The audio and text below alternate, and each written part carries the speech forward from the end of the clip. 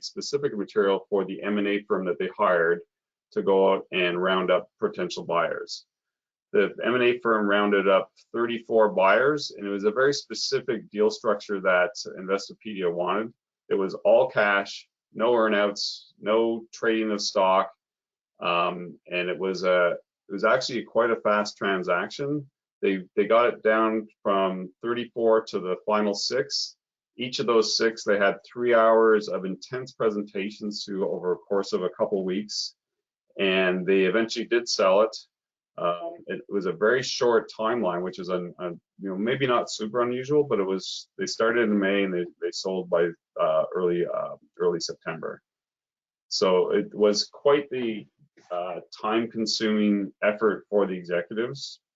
So as founders, you're going to find that, hey, if I don't have this information ready and at hand, going to get acquired is going to take even more time and more of my eye off of our daily operations and our expansions.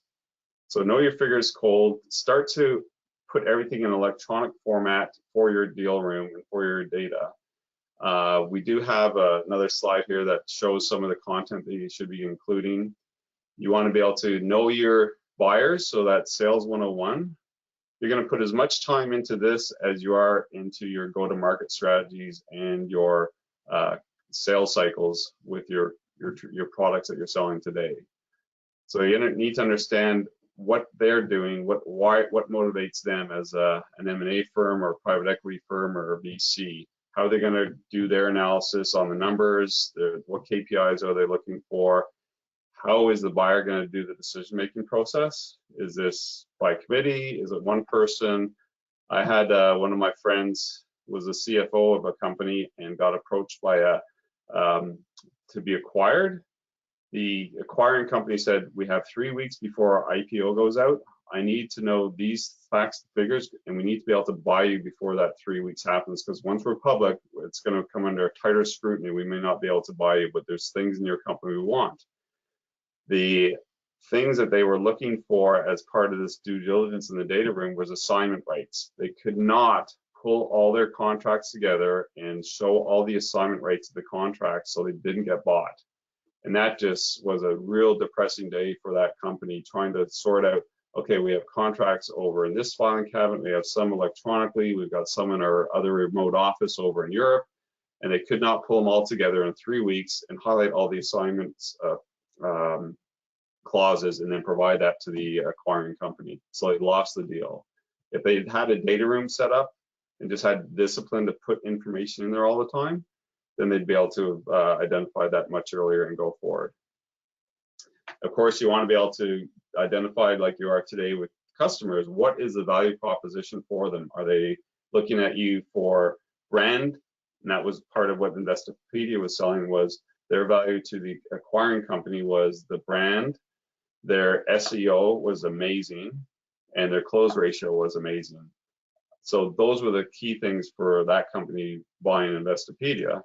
So you need to figure out what it is that these companies are going to be wanting to buy you for. And then Teflon, really make the experience frictionless. I've gotten requests to go in and look at people's data room, and there's documents in there that are contracts that aren't signed. They're not easily sortable. There's no index. There's no hyperlink, so I can jump between sections really quick. They're not making sense of some of their figures. There's data that's missing. So you want to make that data room as frictionless as possible so that people can roam around it quickly and do that effort. An angel will spend, a good angel will spend 20 hours doing due diligence. A VC and a private equity firm is going to spend 120 hours doing due diligence. And I would suggest asking that of the Ventures, TELUS Ventures gentlemen today, exactly how long do they spend before they invest. Here's some of the preparation information. So it's everything that's in and out of the company, all contracts with employees, founders, suppliers, customers, all this type of information. If you want to talk with Danny, please feel free to reach out to him. You can just say, hey, I heard Grant mention your name if you would like to learn more, or if you're looking at some point in the future to understand more about what the process is.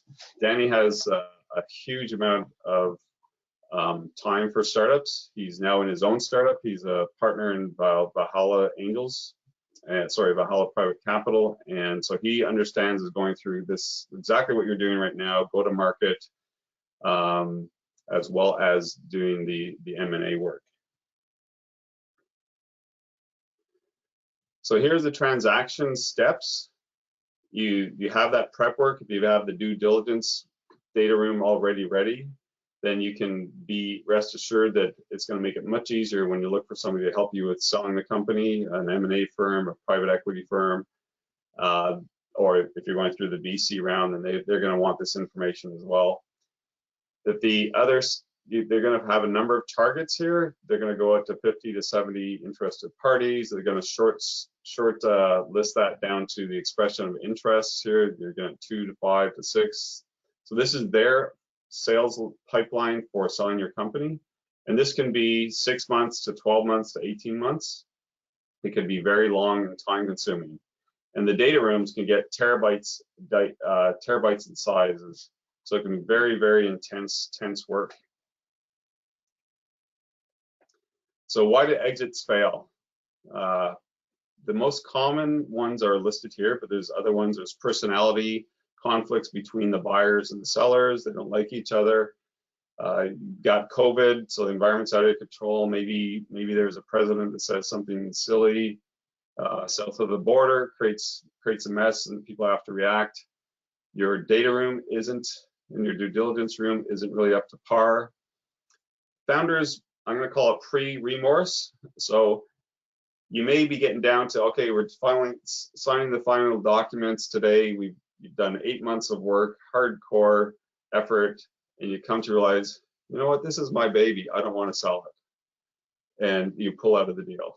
So the why again becomes critical. Be just crystal clear on what you want to be able to do and why you want to be able to do this and why you want to sell.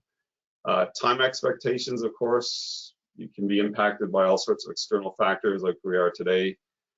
And then the other reason for people buying is they see some advantage from a legal or tax advantage, and then it just doesn't pan out. We've seen that fail.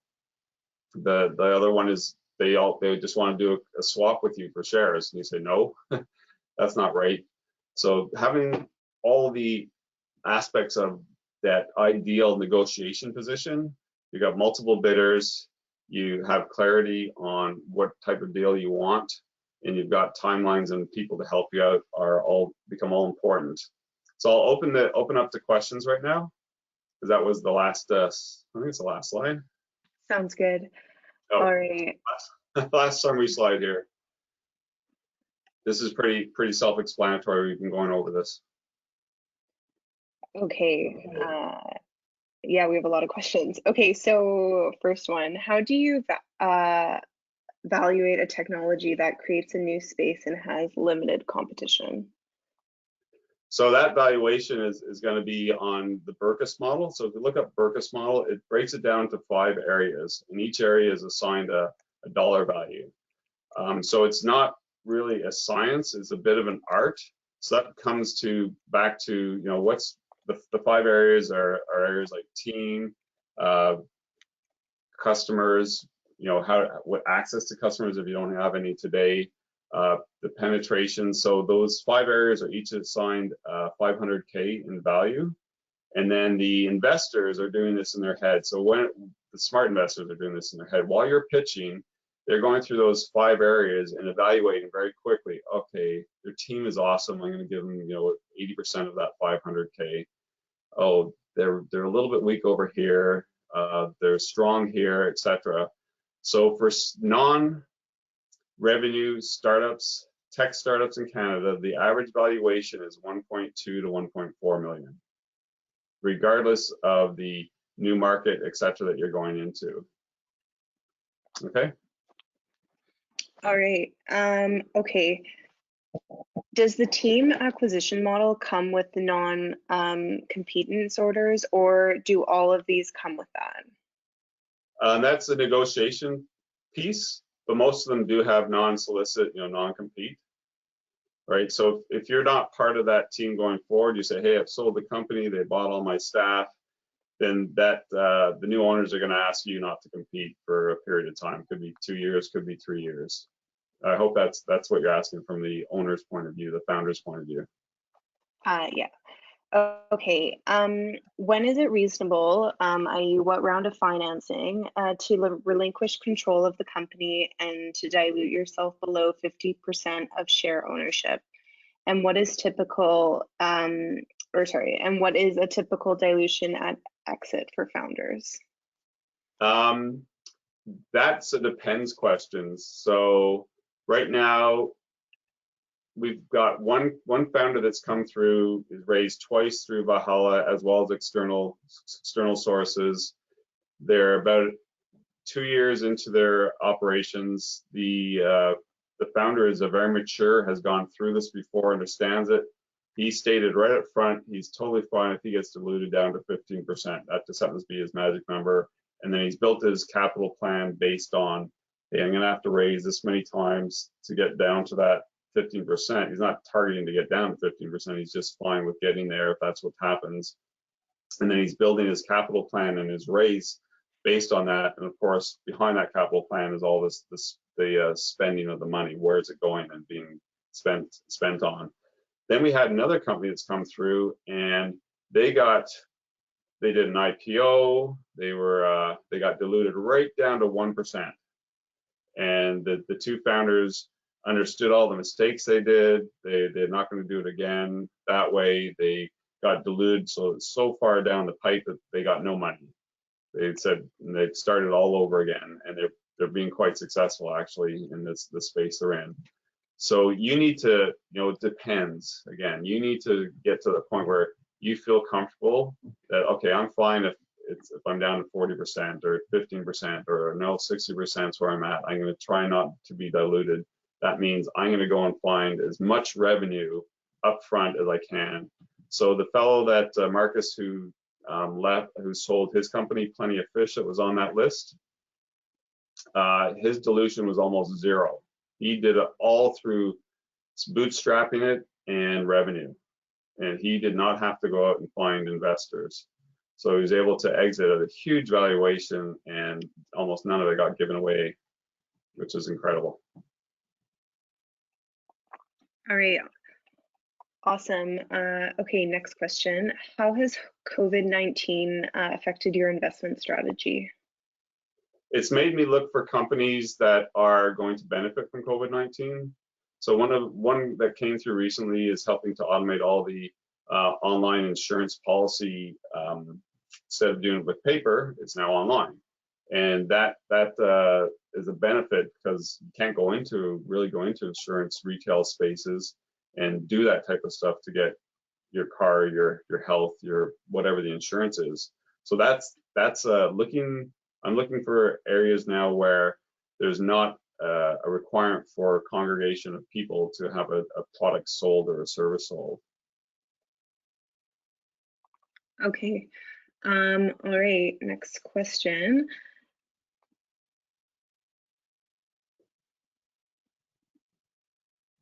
Okay.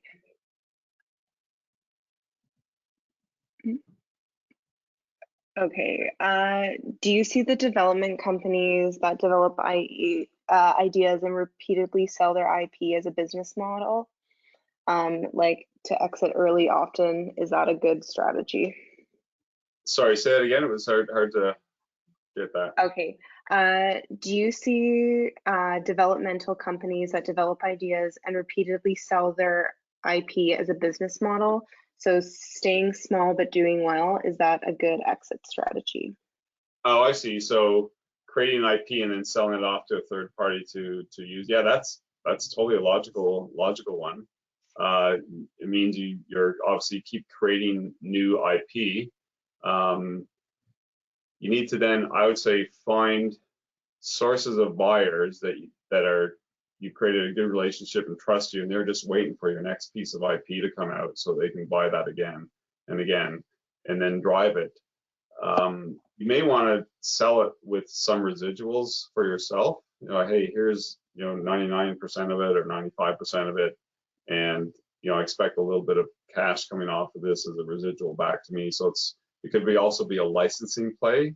You do this IP and say, hey, I'm just going to license this out. We've seen lots of companies that, time to market, because of getting into the market, it's going to be so difficult and so capital intensive that let's just prove the concept, prototype it, and then start to shop around the process and the IP to other companies, because it's going to cost $20 million each time we want to set up a manufacturing plant for this particular product, let's say.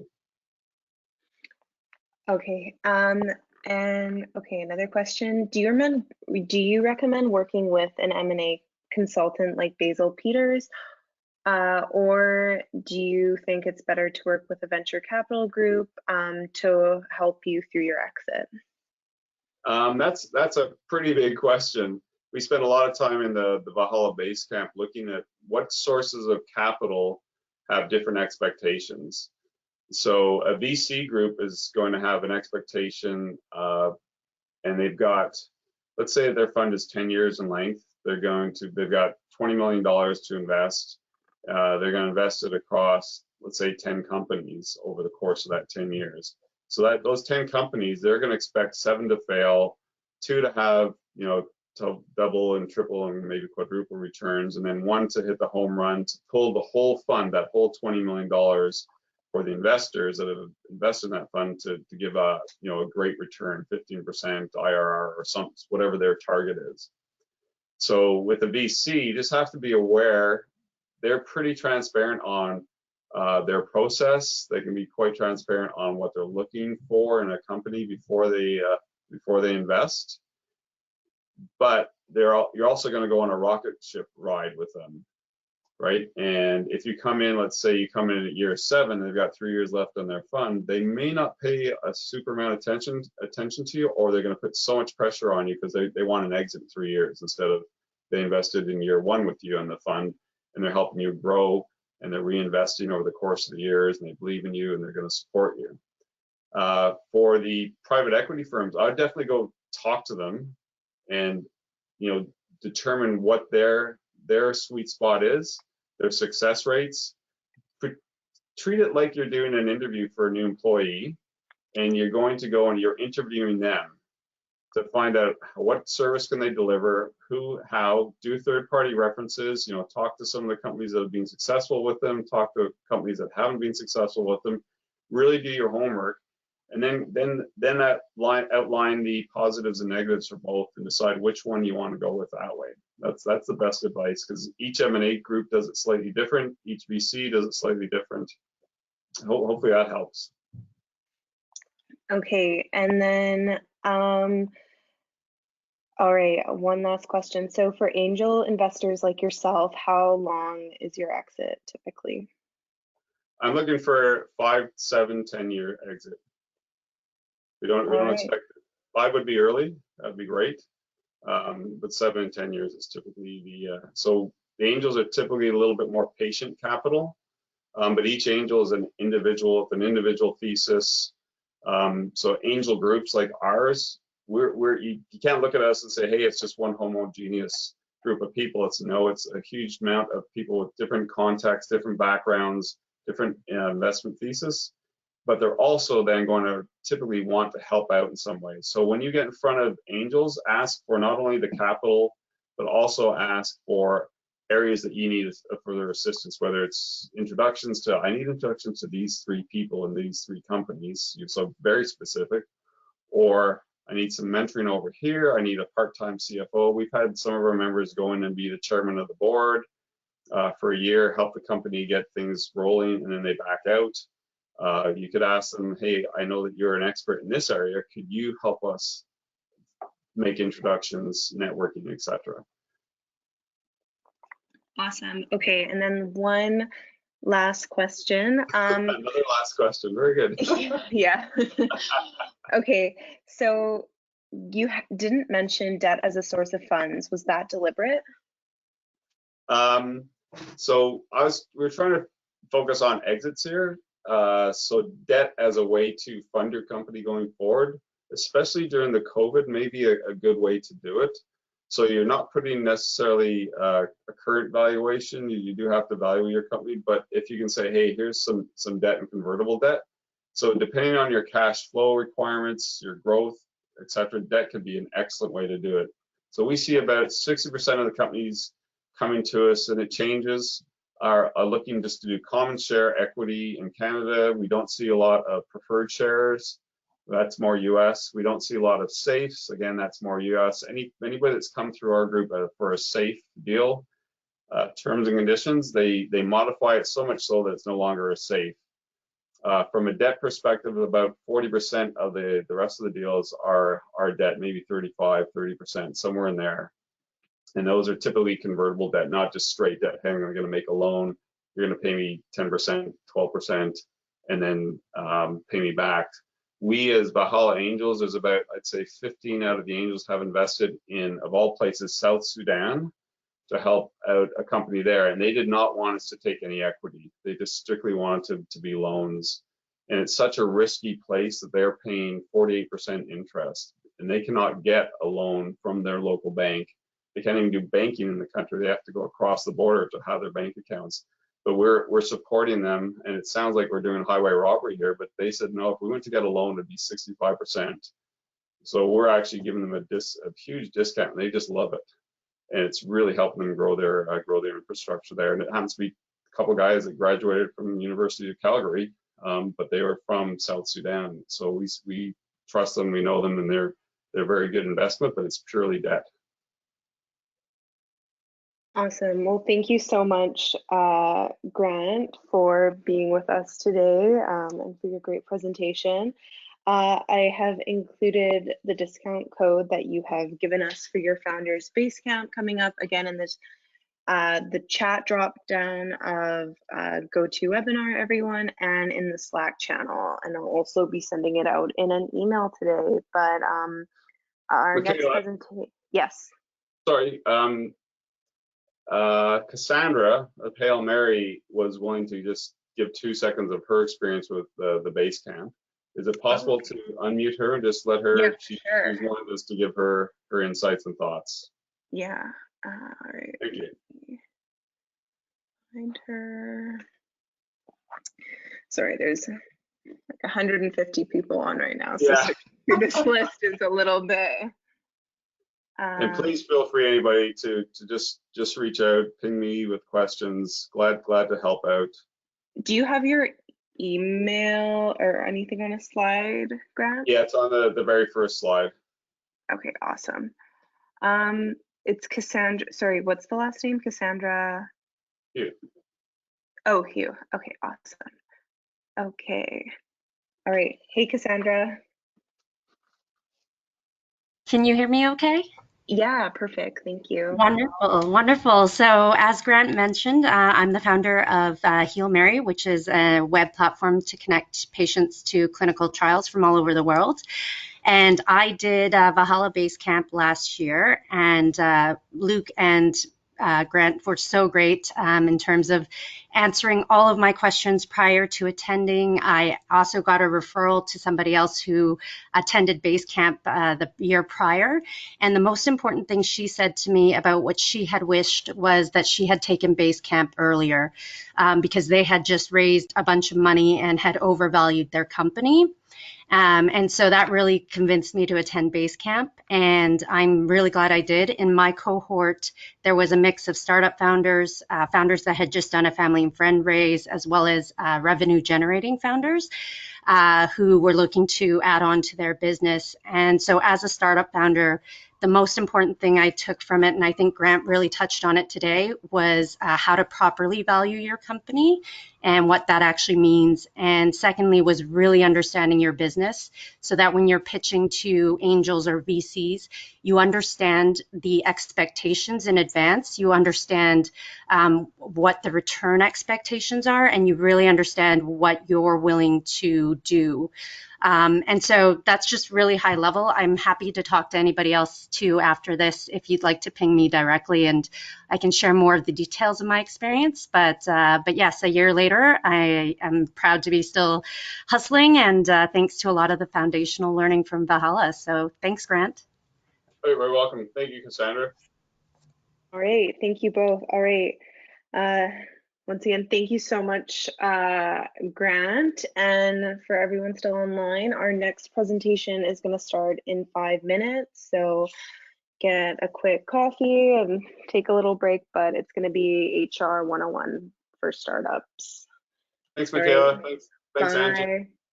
Bye. Have fun, everybody. Thanks, Grant. Talk to you later. Bye-bye.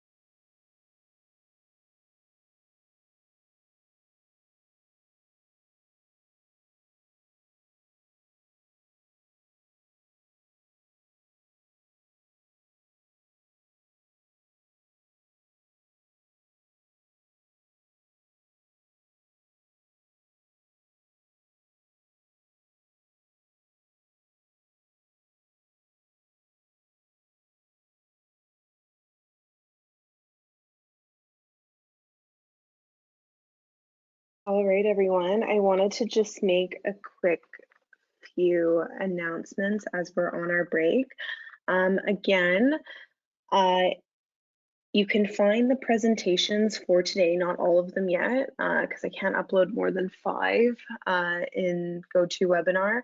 So I have the first few of the day in the handout section. So if you're wondering where the handout section is, it's the drop-down option on the panel of GoToWebinar.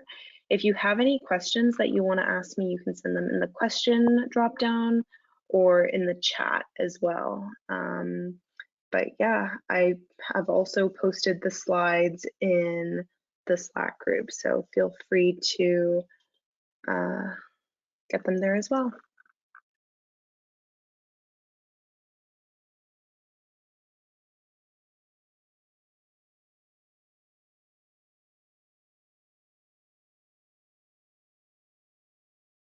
CRA, and which leads into compensation, which you tend to do, and I tend to.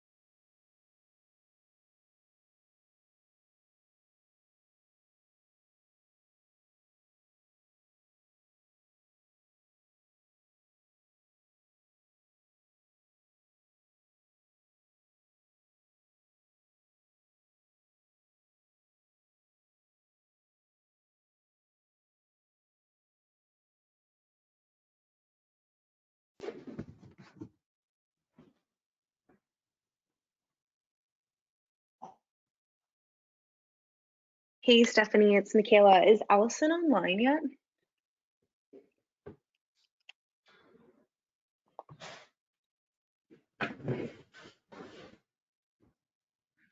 Can't hear.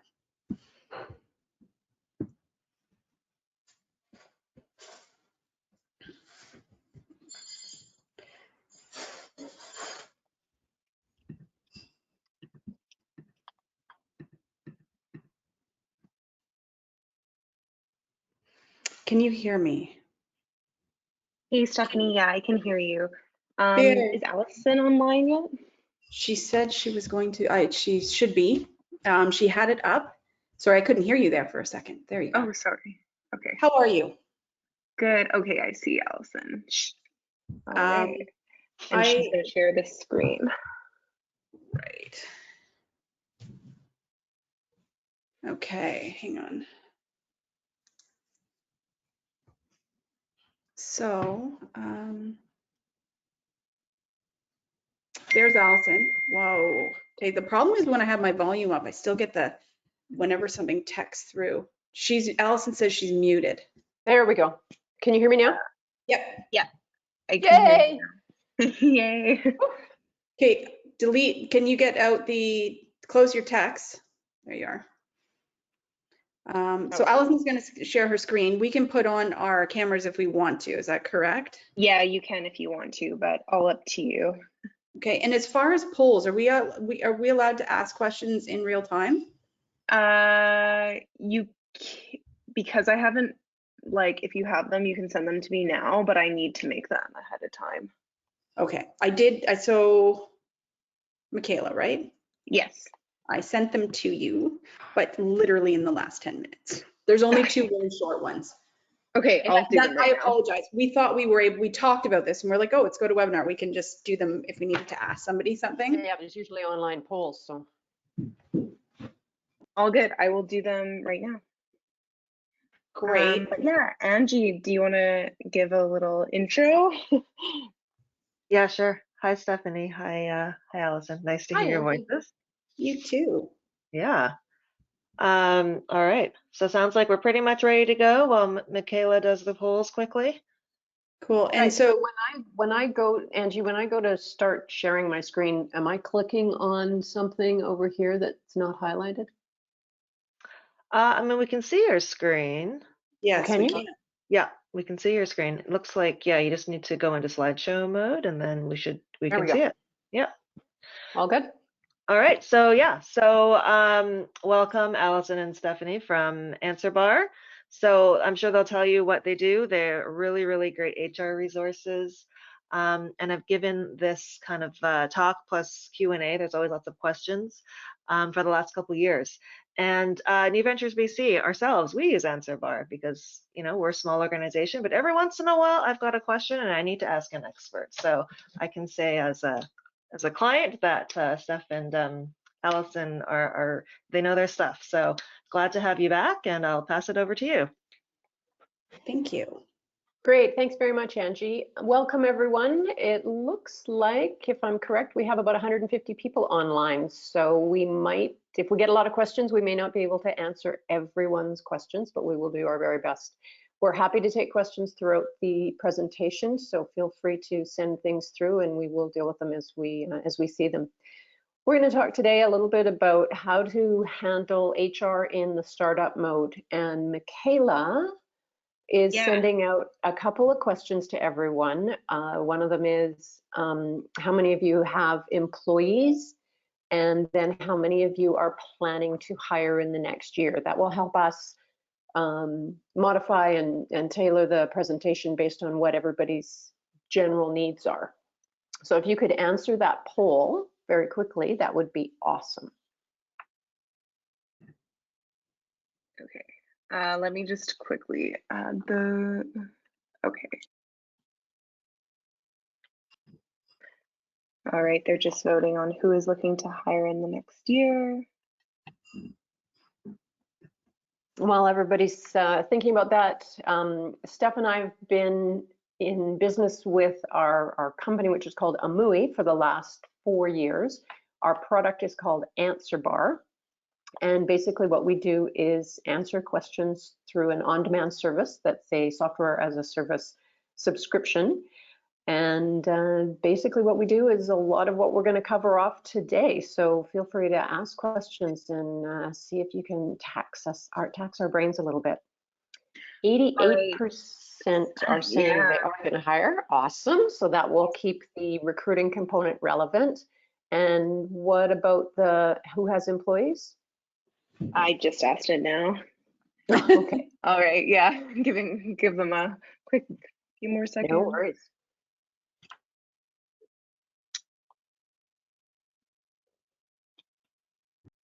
Why don't, while they're answering, we head through to the agenda? Sure, sure. All right, here is the answer. Perfect. I do not, 62. Okay, great. Great. Okay. Can that Super. go We're away? lucky. All right, how do I make my presentation move? Oh, did it pause? Okay. No. Sometimes you can, like, if you just minimize it or like go out of presentation mode and go back in, that helps. There we go. It's working. Yeah. There we go. Okay, so what we're going to cover off today is 4 key areas for people who are looking at how to work in HR in a fairly new or young environment. First one's called workforce planning. Steph's going to cover off that. We're going to talk a little bit about recruiting basics. We kind of call it recruiting 101. We're going to talk a little bit about once you've got them, once you've hired them, how do you onboard them and start off to have a successful relationship. And then as in all relationships, sometimes they come to an end. And so we'll talk a little bit about that. So workforce planning, we're going to have a few of these little bubbles out there. Basically figure out what roles you need and when, and then design them well. Steph. Exactly. So it's great that so many of you are looking to hire. And it's something that we talk about way before that happens. So having an understanding of what you're going to need in a very detailed way, even if you don't have all the information, is very critical to making sure that when the time comes to hire, you do it correctly, and which will help you be sort of increase your chances of being successful with that hire. What we do see often is people making hiring decisions on the fly, which is really characteristics of early stage companies where we're trucking along and like, oh, we have too much work or we need somebody, and we throw together a job description and we hire. And sometimes if we don't pay attention to exactly what that position is and the trajectory or the growth of that position, or even the types of skills involved in that position, what we can end up with is not only the wrong person, but it being a position that isn't actually as long-term as we thought, or even one that we can't afford. So what we recommend is at least 6 months, you sit down and you create a hiring list. You look ahead, you look at things like product development, business development, what your cash flow is, and you make a wish list basically of these are the types of people we're going to need, right from the job descriptions, the skill set, to what you think that the salary is for these positions. You're looking at things like, are they part-time? Are they full-time? Are they contractors? Do you need senior level resources? Do you need junior level resources? And if you need junior level resources, do you have anybody who's going to mentor them? And once you literally go through all these tiny details, you take a look at it and go a little bit further and you say, okay, great. I think I figured it out. It's going to cost me X amount of dollars, and can you afford it? By looking at back to the same things, your business development and your cash flow. And if you can't afford it, which is really often what comes up, how creative can you be in order to make this happen? So one of the things that we say is, once you've identified the positions you need and you've validated them, I'm just going to back up for a second. You need to validate your positions. For example, people create job descriptions and they think they're going to be $65,000 a year, but without doing some research, you have to find out if people actually exist with the combination of skill sets you need, and at the same time, having a realistic understanding of if what you think is correct. And we'll cover that off a little bit more when we get down to recruitment. But do some research online to make sure when you create this wish list, it's as realistic as possible. So if you get to the point where you're like, wow, so I need, based on my wish list, $250,000 payroll, and I don't think I'm going to have that kind of money, you start to get creative with your workforce planning.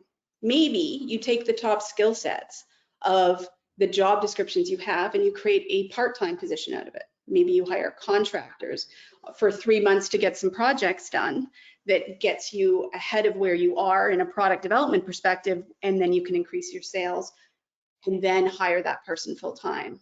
And perhaps as we get, you'll see when we get into compensations, there's different ways to take that $250,000 a year and make it substantially less by being creative with the compensation package you put together. So to wrap up the workforce planning side, and we can have questions in real time for sure, we really want to stress the importance of actually sitting down and doing this and being organized. So when the time comes when you need something, you've actually thought about it in a fully and completely. So when you actually go to hire that person exists, you can afford them, and you're not going to have a job that ends that should have been a contract that you hired full time. And more importantly, you have a better chance of hiring somebody that stays and you don't have to terminate down the road. Steph, I'm just going to interject here. That was a great summary. For everybody's benefit, I know when I'm listening through these things, writing them down, what Steph said in summary is be organized. And when we've done this in the past, when we've been in-house at organizations, we use a spreadsheet. And that spreadsheet we use year over year over year, or quarter over quarter. And just to repeat what Steph said, and Steph, make sure I got them all. You always identify the title. What do you think this person's going to be called? And sometimes in a small company, it might be 2 titles or 3 titles. You might have an office manager who's also acting as facilities, who's also acting as your bookkeeper. That's okay. What you're going to do in this spreadsheet is not going public yet. You can put those 3 things into the title. The second thing you need to always think about is level. Are they junior? Are they intermediate? Are they senior? Third thing, as Steph said, is compensation. How are you going to break that down? How are you going to pay them? Third or fourth thing is timing. When do you need them? Did you need them yesterday and you're behind on projects? Do you think you need them in the next quarter? Do you need them by the end of the year? And then if they're junior, or even doesn't matter what level, but specifically if they're more junior or intermediate, you have to know who's going to manage them, because if they're junior, they need way more TLC than if they're a senior that you can bring on board and say, hey, run to the end of the block, and they run to the end of the block, and you don't have to tell them which way to go. For a junior, you actually have to tell them to put their shoes and socks on and tie their shoes up and then go left and run to the end of the block. So those are the kinds of things that you want to think about at this point in time, and those things will also impact the compensation. Steph, did I get it all? You totally did. Definitely great add-ons there. And I think one of the things to challenge you with here is, as we move into creative compensation, be creative with this workforce planning. Having hybrid workforces is really, really positive for early growth stage, meaning having some contractors and having some full-time employees is a beautiful balance, because as we said, this is a wish list. You can only see so far ahead. So when you have a diversified workforce, you have abilities to be a little bit more flexible when your cash flow is flexible, or if you don't know how long it's going to take from a project perspective. If you don't know that it's going to go on for a long period of time, don't hire a full-time employee. So be creative and be organized.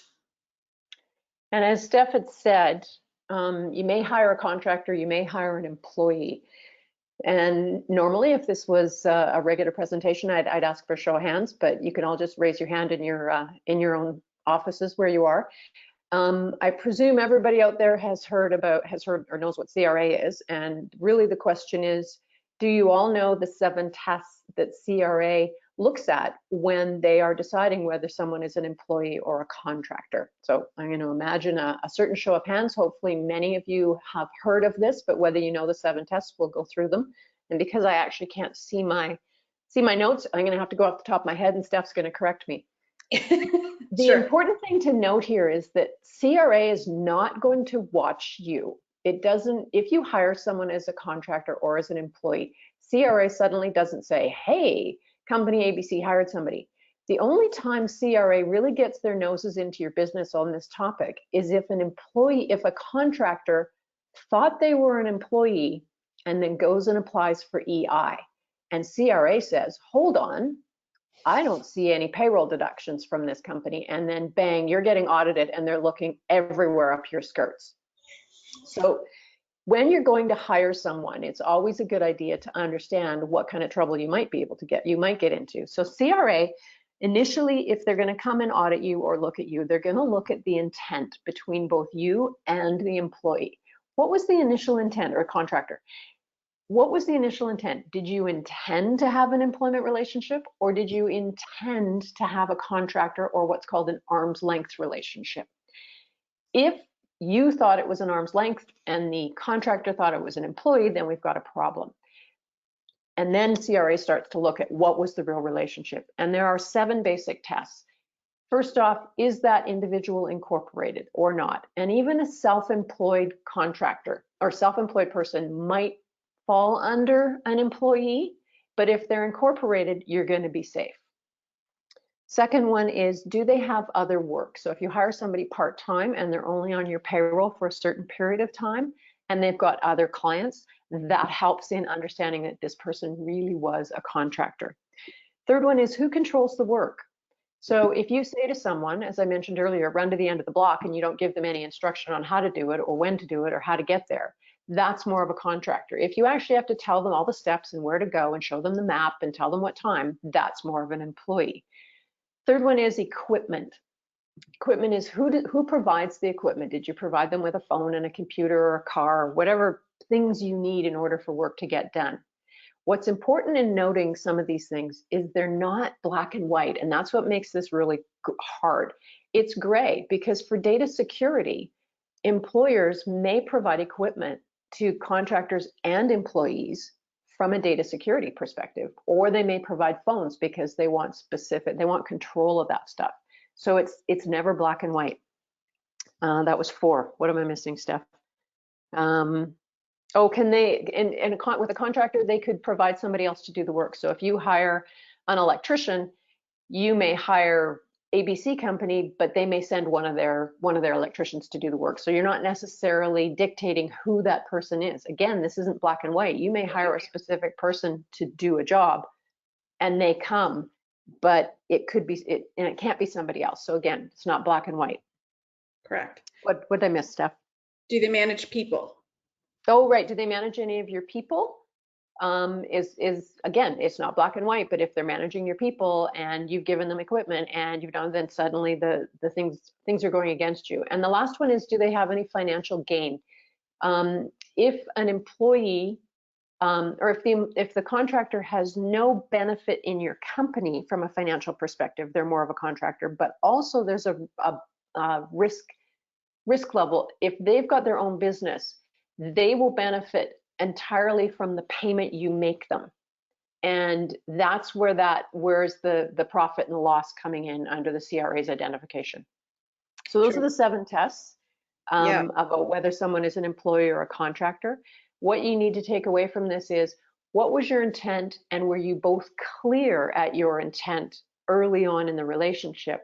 And in order to be super clear at the intent, you should always have your employment agreements in writing, and you should have a separate agreement for employees and for contractors. And when we write them, we have a contract that says you are an independent contractor, or this is an independent contractor agreement, and there are certain clauses in there that say repeatedly, you are an independent contractor, you are an independent contractor, you're going to pay your own taxes and your own EI and your own CPP. And then on the employee one, it's like, we're going to be really nice and we're going to take care of all this for you and we're going to give you benefits and all that good stuff.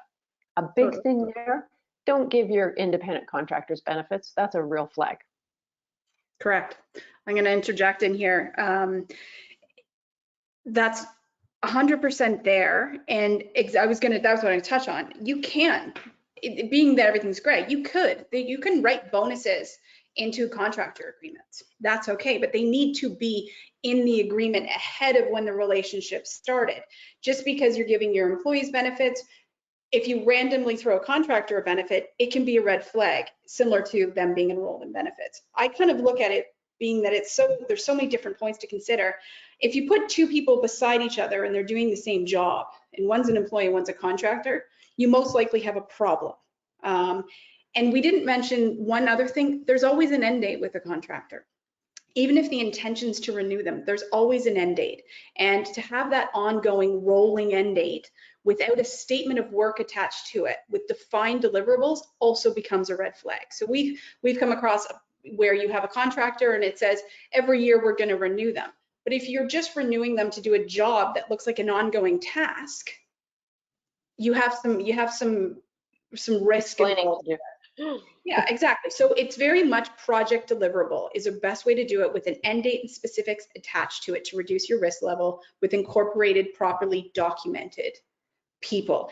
And lastly, this is sort of a new thing. We haven't talked about it before, but it's come up pretty frequently because this hybrid workforce is becoming more common, kind of like our culture of more people working from home, is you don't have to have a segregated workforce culture because some people are contractors and other are employees. I think people worry that if I hire a contractor, they're not dedicated, or they're not part of the team, or especially in early growth companies where we need everybody, all hands on deck and committed to the end goal. The truth is, if you onboard your contractors and create that level of inclusivity, despite what their agreement says, your culture can be just as strong with both employees and contractors. That myth of contractors being at arm's length away is only paperwork. It's not cultural at the same time. That's it. Okay. Okay. Money, money, money. Money. So yeah, Steph's going to talk a little bit about that creativity she mentioned at the beginning under workforce planning. So one of those buckets on the spreadsheet was money, and if you can't afford, what do you think about, and how to actually be creative. That's right. So that's a great segue. So we go back to our spreadsheet, which is how we started this. You're doing your calculations, you're doing your research. And by doing research, we're talking about there's going online and looking at tools. There's PayScale, there's, Allison, you'll have to run it. There's, you can pay for compensation surveys, but I would never recommend it in this day and age. I used to pay for Radford and the Western Management one here in BC.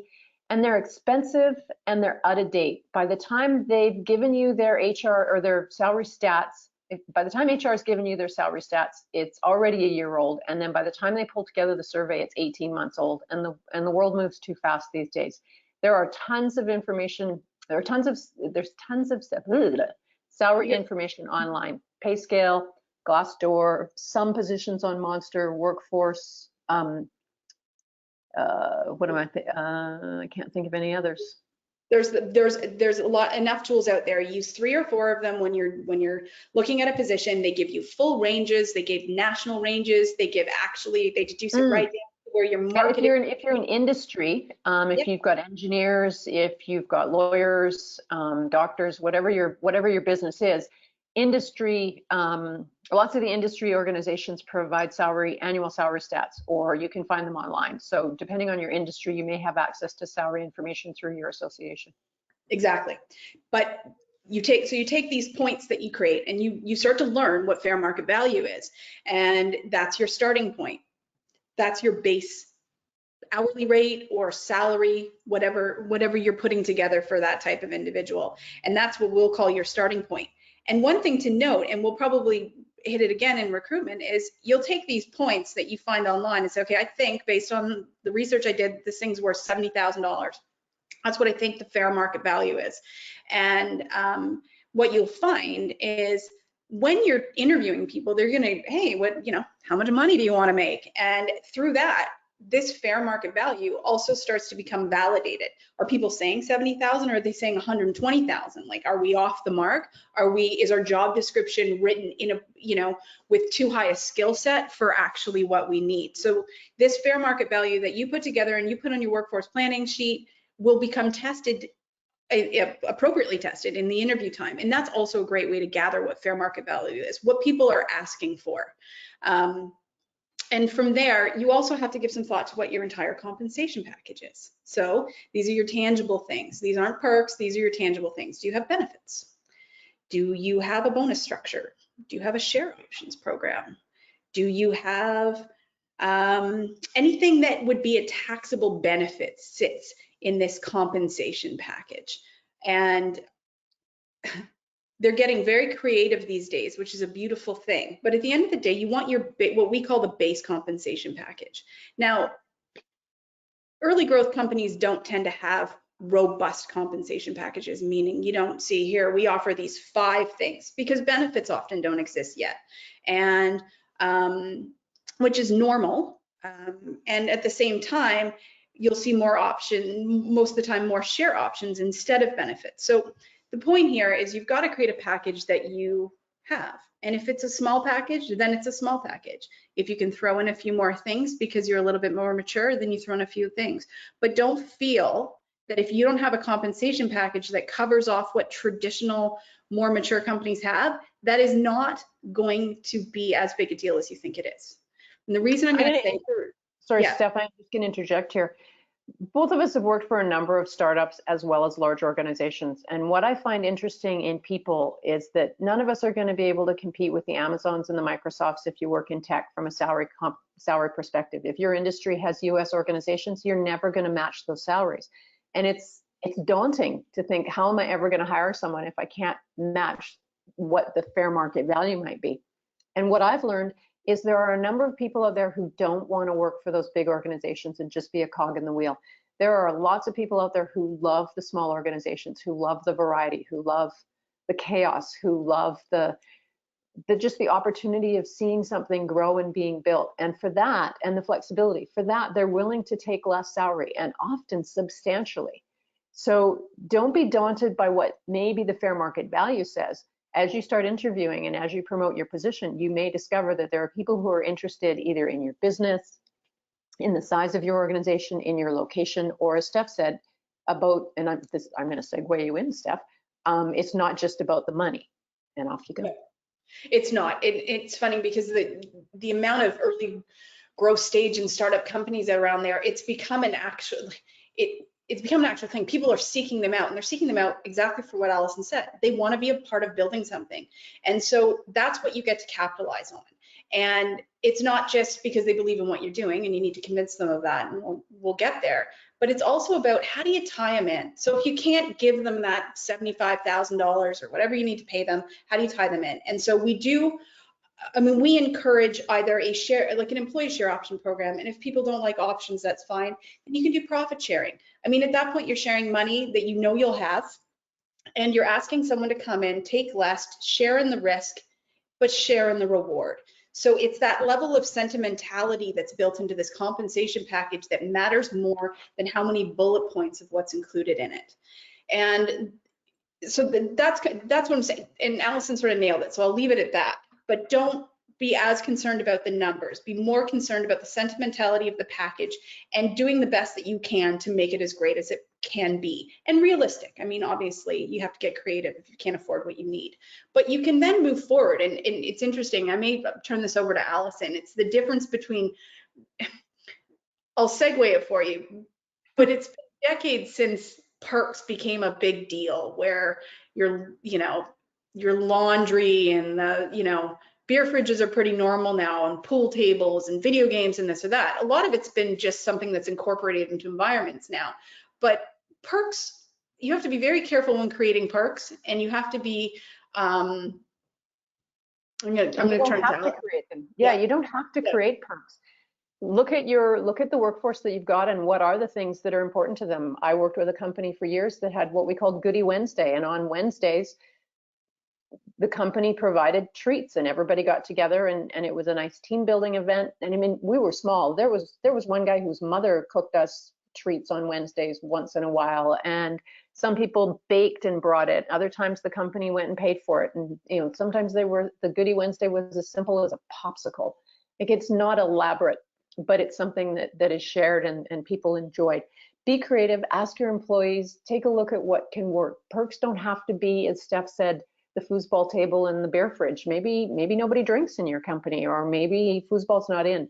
Those things were there to attract talent in the 90s and the early 2000s. And really today, it's about what value can the individual contribute, and then how flexible are you willing to be in order to accommodate what the current generation of employees are looking at. Vacation is something you'll have to decide on. Standard is 2 weeks in BC. You can do, we're not going to get into it, but we've certainly worked with unlimited vacation and seen it very successful in startup organizations. If you're interested in more information about that, then talk to Michaela about getting our emails, because that's a whole different topic. I'm going to touch very briefly on benefits. As Steph said early, not all small organizations can afford them. For small organizations, One of the starting points would be what I call what is called a health savings account. It allows you to control the cost of benefits for your employees while giving them some money to help with things like glasses or physio or whatever's important to them. A health savings account basically is a bucket of money that you pay annually. The number that I've used is 1,500 or 2,000. It could be 1,000, could be 500. Like, it's entirely up to you. You basically say to your employees, I'm going to give you $500 per year, and you can use it on whatever from a health spending account. And you can manage it and ask for receipts, or you can have an organization manage it. But it's a really good way to start up benefits. Absolutely. Hey, I have a quick question that I think is a good fit to ask now. Do you mind if we Not at all. Go ahead. Okay, so regarding early employee compensation, under what conditions should you offer someone common shares as part of a 10% of equity that you've put aside on your cap table for employees / advisors / contractors? Stefan, I'm going to start. You can jump in. There is no right answer. It is entirely up to you. But what we have identified is the role key? Are you not able to compensate them based on what Steph talked about earlier, that, you know, this position's worth 70K, but you've only got 50K to pay? Do you want to up that with some options? You got to really manage your option pool, and you got to look at your growth over the next 5 to 10 years. And if you give away a bunch of money early on, or a bunch of options early on, you may not have options later on when you hit a real hockey stick growth stage and you really want to start attracting talent. So you can talk to your financial advisors and determine what really works, but it comes down to planning. And from our perspective, we share options with the people who we think are going to be key and long-term. You can also manage your options and give them away pretty freely. If the employee leaves, they come back to you, so there's a little risk there. And you can also create the vesting period to be fairly long. That's true. I think more important, understand what you're trying to do, right? So are you going to be a company that every single person gets options, to Allison's point, or are you going to have it for key players? Including contractors is a really interesting decision. And again, it's one that there's no right or wrong to it.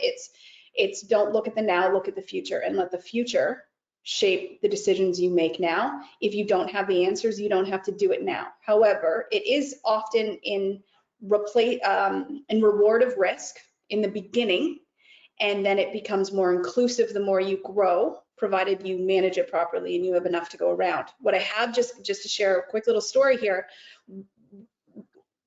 I had a situation where I have a company that put out options to a small group of people in the very beginning stages for the exact same purpose. They were a services firm. They didn't know, exactly what their business development pipeline was. They knew they needed key players. They didn't have tons of money. They brought them on board and gave them options, okay?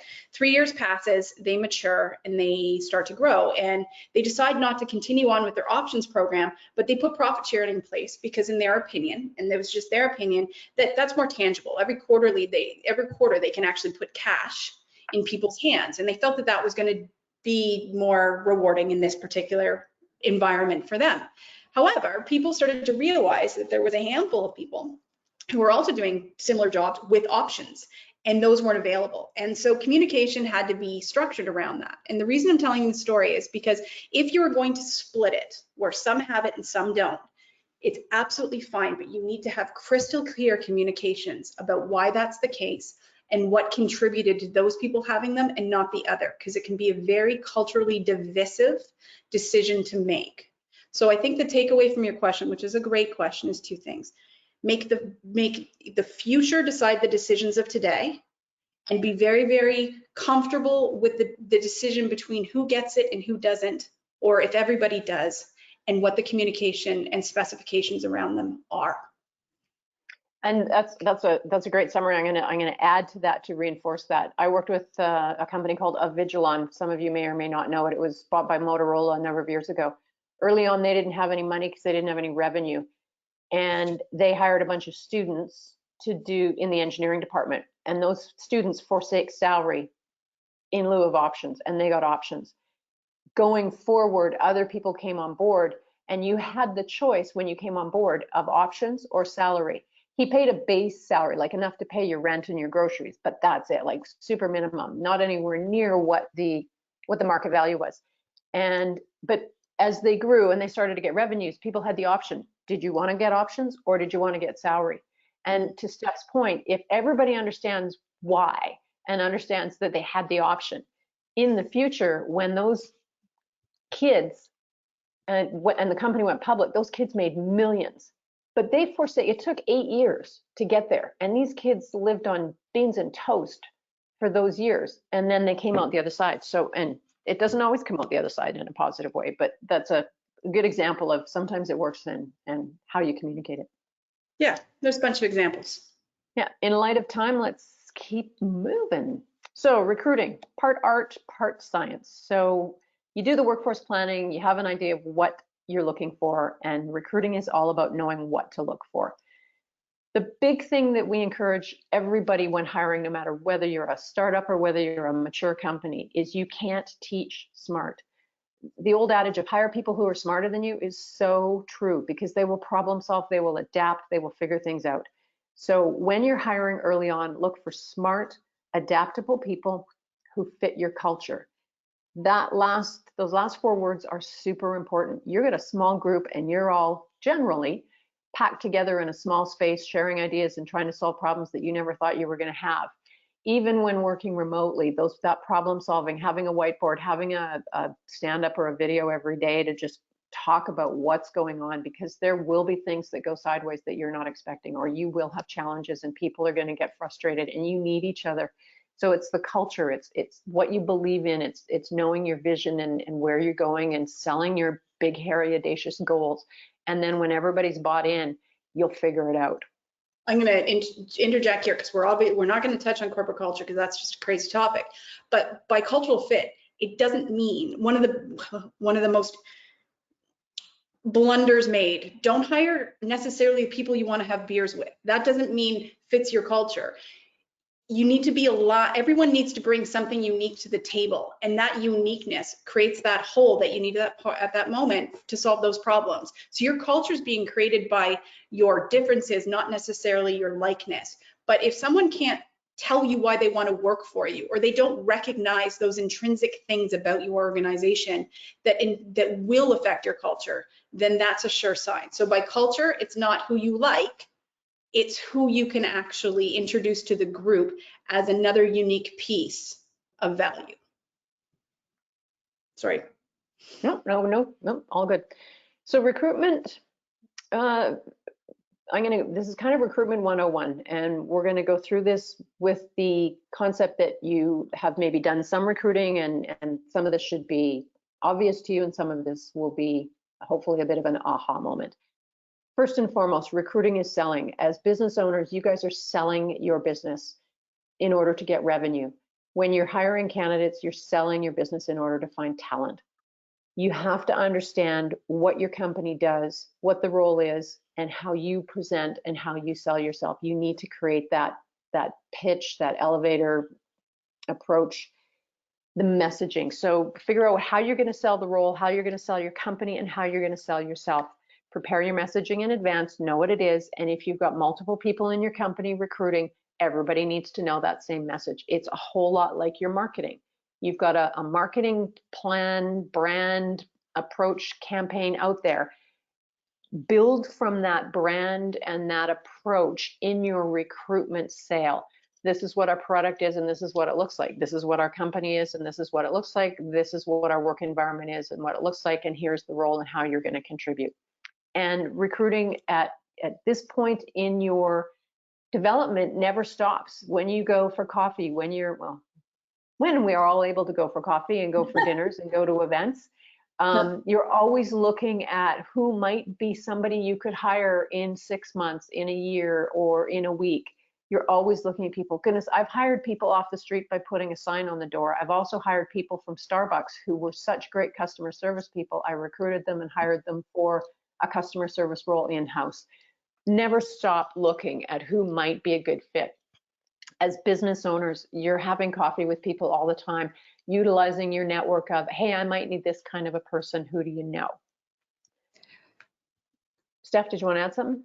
One of the best, as you grow, the best sales recruitment people you will ever have will be your own employees. So make Oh, sure yeah. you set up an internal recruitment process as fast as you can, because if provided you've created a great culture, they'll be your best people to bring people in.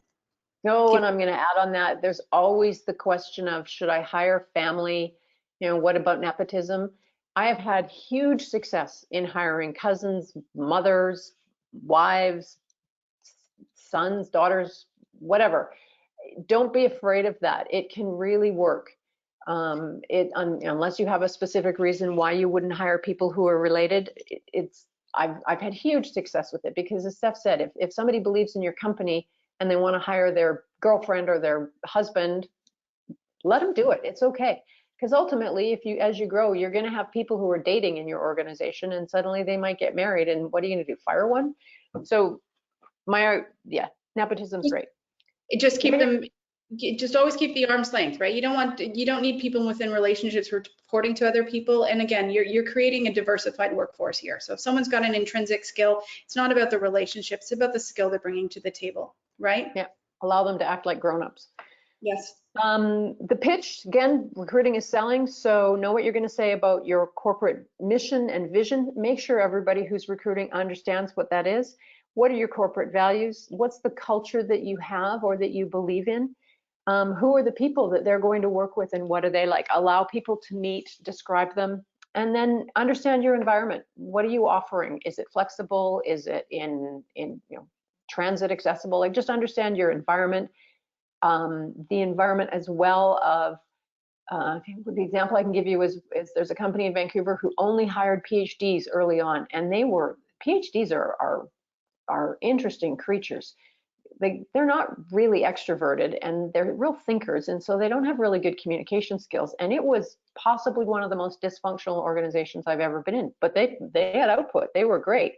They then decided to hire a project manager and some salespeople, and they couldn't figure out how to get these people involved in the environment, because the PhDs were like, well, you're not as smart as me, and they didn't talk very well. So know your environment, know who's going to work together. Absolutely. Finding talent.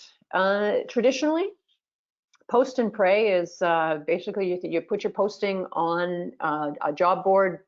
There's lots of them out there, but you pay to put it up on a job board, or you should all use Indeed, which is free. Don't ever. You can choose to use the cost component of it, where you pay per posting or you pay per click on it. But you also have the option on Indeed to not pay. And I would encourage you to always start with the not pay. And if you're not getting any traction, then consider the payment of it. But Indeed, you can post for free. You can also pay to view resumes on Indeed, it can be useful depending, again, on what you're looking for. But post and pray is basically post on a job board and pray people see it and apply to you. Headhunt is going out and identifying people in competing organizations or similar organizations and identifying people who you think could be a fit. That goes along with my don't ever stop recruiting. If you see someone at a trade show or an event and you like them, invite them for coffee. Figure out if you actually really like them. If you're desperate and you just don't have time and you have the money, you could hire an agency or a recruiter, and they would work either on what's called a contingency basis or a retained basis. A contingency basis is you would only have to pay if that recruiter found you someone who started work. A retained basis says you're going to pay about 25% of that person's salary, and you're going to pay a third up front to start the search, a third upon a list, and then another third if you hire someone. At your stage, I would never recommend using a retainer. Always use a contingency recruiter, or you could choose to use a recruiter on an hourly basis. Use your network. Steph touched on it. Your employees will be your best recruitment team. Everybody should always be aware of what openings are out there and encouraged to talk to or invite people to apply and come and talk.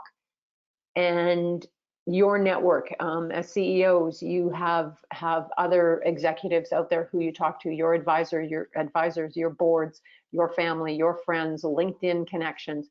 Let everybody know that you're hiring as best you can. Sure. Steph, did you want to add anything? I do. I think people think of recruitment pretty traditionally too, and we need a recruiter to do this, even if we pay them on an hourly basis. And the trend today, being that technology is so great, and we've got so many HR administrative-based tools out there. The reality is a manager needs to be recruiting, not HR. I mean, these are the people people are going to be working for. These are the people that understand exactly what the role is going to do. These are the people that are going to be working with the people that you hire. It needs to be internal. Any manager who doesn't have time to recruit needs to find the time to recruit. And in doing so, you have to make sure the right recruitment process and tools are in place to allow your managers the time to hire. So early on in this entire planning phase, figure out what's the recruitment process, who looks at a resume, who reaches out, who screens them, who actually does the negotiation, how many people in the team do they need.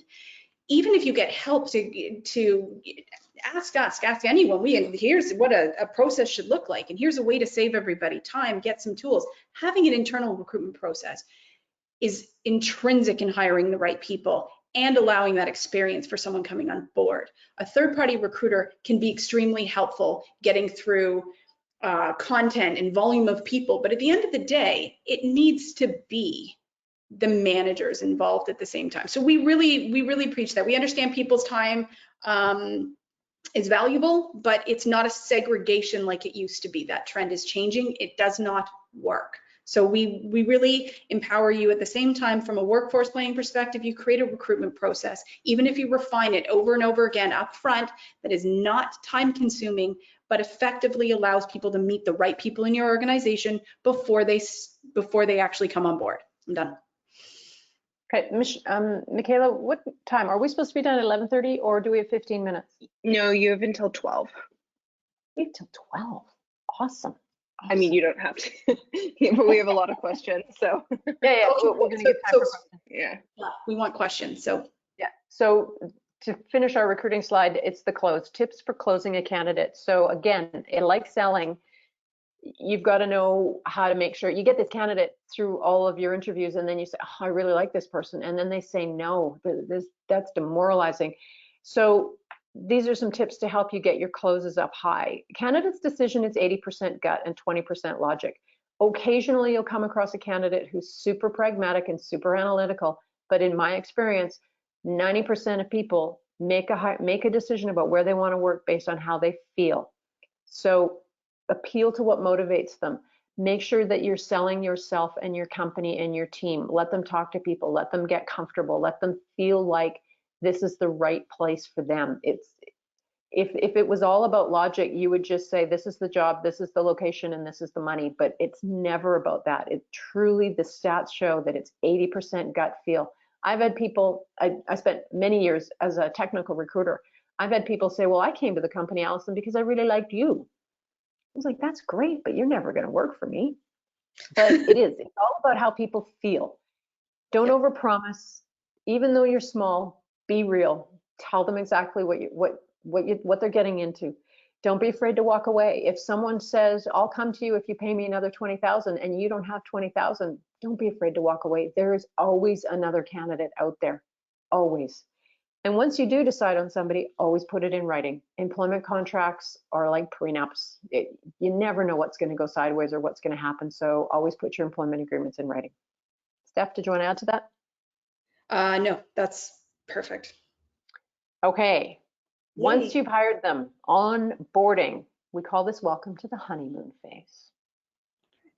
If you've done as we build this here, if you've done your planning and you're organized and you've built the right role, you've got an effective compensation package, you've recruited the right person, you haven't overpromised, this should be easy. You should be good to go at this point because you've already opened up the kimono and they know what they're getting themselves into. However, you still need to make them feel welcome when they walk through the door. First impressions are everything. Even if it feels like it's the sixth impression, the day they start it doesn't have to be the day they start. Welcome emails ahead of time. Managing expectations is really what onboarding is about. First impressions and managing expectations. So you do need an onboarding process. It doesn't have to be fancy. It doesn't have to be PowerPoint presentations, but it needs to be organized and effective so people feel welcome. They know what's going to happen on the second hour they're there, and they have equipment. Okay. So when planning your onboarding, it's basically, we have a checklist that we use, and it is huge, and you just have to check the things that apply. What do people need to know?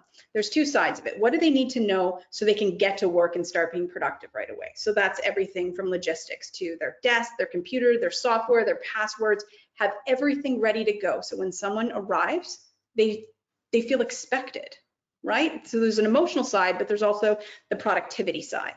Okay, so they can sit down and get to work. On the other side of it, there's the company and cultural side. What do they need to know to play in a sandbox? Some will call it your policy manual. Some will call it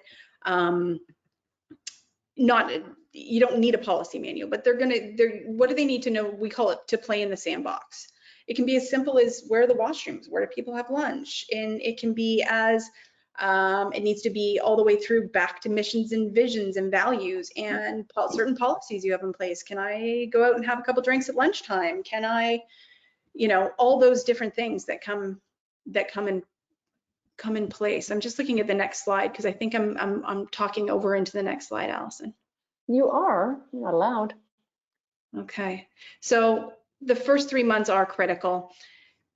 You need to, so once sorry, I'm gonna back up there just to summarize the last slide. You need to be technically organized so people can get to work right away.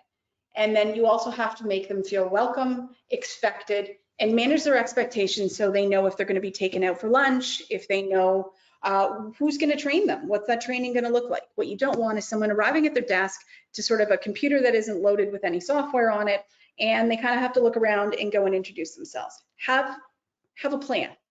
And so after they're there, onboarding doesn't stop. The first 3 months are critical. What's your stat, Allison? You have a great stat here about people still looking. Yeah.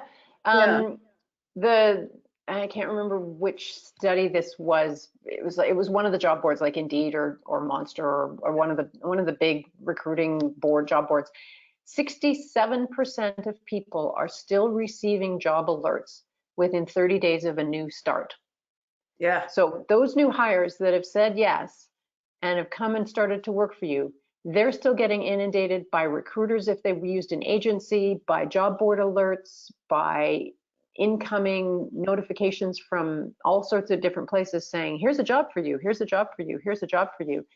And if I want all of you to take a moment and think about in your career when you've taken a job and you've arrived on your first day. Write down all the things that you recall that went well and write down all the things that were horrible. But if you remember that first day in a new job where you either were made feel welcome or you weren't, you want to eliminate the risk that someone says, oh my gosh, I made the wrong decision. And then ping, a recruiter sends them an email and says, hey, I got a great job. You're going to lose some people to that if it's a location issue or if really they've made the wrong decision on the job. But you really want to minimize the risk of people leaving because you're not onboarding correctly. And again, back to the stat of 80% gut and 20% logic. If we've got 80% of feels going on here, they're going to care a lot more how they feel when they sit at the desk. Like, do they feel, like I said, do they feel welcome? Do they feel valued? Do they feel like they can put their best foot forward? Are they set up for success? That's 80%, right? So after that, you have to keep that momentum going through that, ideally forever, but for the first 3 months, right? You want to have that two-way communication open. You want to know if they're feeling that way. You want to correct it if you haven't done it properly. And not everybody's the same. Some people take a lot longer to settle in. Others are happy to be thrown into the fire. So don't assume anything. Make sure that you know. Make sure people are talking. Make sure you know if they're having issues. Make sure they know what's expected of them. And be organized side of this. Like, say, hey, listen, in 2 weeks, we're going to sit down. But in the meantime, come to me if you need to. Manage those expectations. Don't have people sitting there going, I wonder if, do you think they're going to check in on me? Do you think I'm doing a good job? If you eliminate doubt in people's mind by being there and communicating and letting them know, that 80% of feels are really, really positive. So have that checklist of whoever is in charge of this person, and in smaller companies, pretty much everybody. Make sure everybody is doing their job to manage the expectations and the welcoming this individual all the way the first 3 months. And this isn't just about probation, because probation is a little bit false. Even if you have someone on probation, you can't just terminate them because it didn't work out. You still have to have that trail of expectations and communications of trying to make things work. And I'm going to interject there. Steph's raised a really important point that is fairly new. What was it? 2016 was the court case, Steph? I think Yep. it was 2016. It was. So in BC, BC Employment Standards has how much notice you have to give when you terminate. We're going to talk a little bit about this, but I'm just going to reinforce this right now. In the first 3 months, you don't have to give any notice. If you have probation, if you have a probation clause, you are then bound by this new legal case that came in that says you have to do a whole bunch of things in that probation period to prove that you did everything possible to make this person successful, and you cannot terminate with no notice in that window. So it's an important legality that you should be aware of, that 0 notice in the first 3 months does not apply if you've given any kind of indication that you have a probation period. That is correct. And honestly, though, the real sentiment behind it and the reason it was brought in was don't try people on for size. I mean, that's the disorganized person hiring the wrong person, okay? And it happened a lot. It was literally like walking in out of a change room. Oh, that doesn't work. Sorry, see ya. And it putting that level of responsibility. And honestly, if you act with any element of integrity when you get out of bed in the morning, you're not doing it anyways, all right? And the last part of this is be organized. We say that a lot, and as I'm going through this, but it's true. And I think it's a huge differentiator between companies who make it and companies who don't. So we may sound like a broken record, but there's a theme here. And this is the legal requirements from an HR perspective. At the bare minimum, in these early stages, you need to have the proper records, employment contracts, reporting of performance, your payroll, your WorkSafe BC, and it needs to be done in the proper timing, and it needs to be held safe in the appropriate places. And so if anyone has any questions regarding this, any people who need employment contract templates, etc., absolutely get in touch with us. We're happy to send them over. It doesn't cost anything to reach out to us, but make sure that these things that you need to be legally sound, you have. And to that point, if you terminate them, you have to keep those records on site and in a safe place for 7 years, or is it 2? No, it's 7.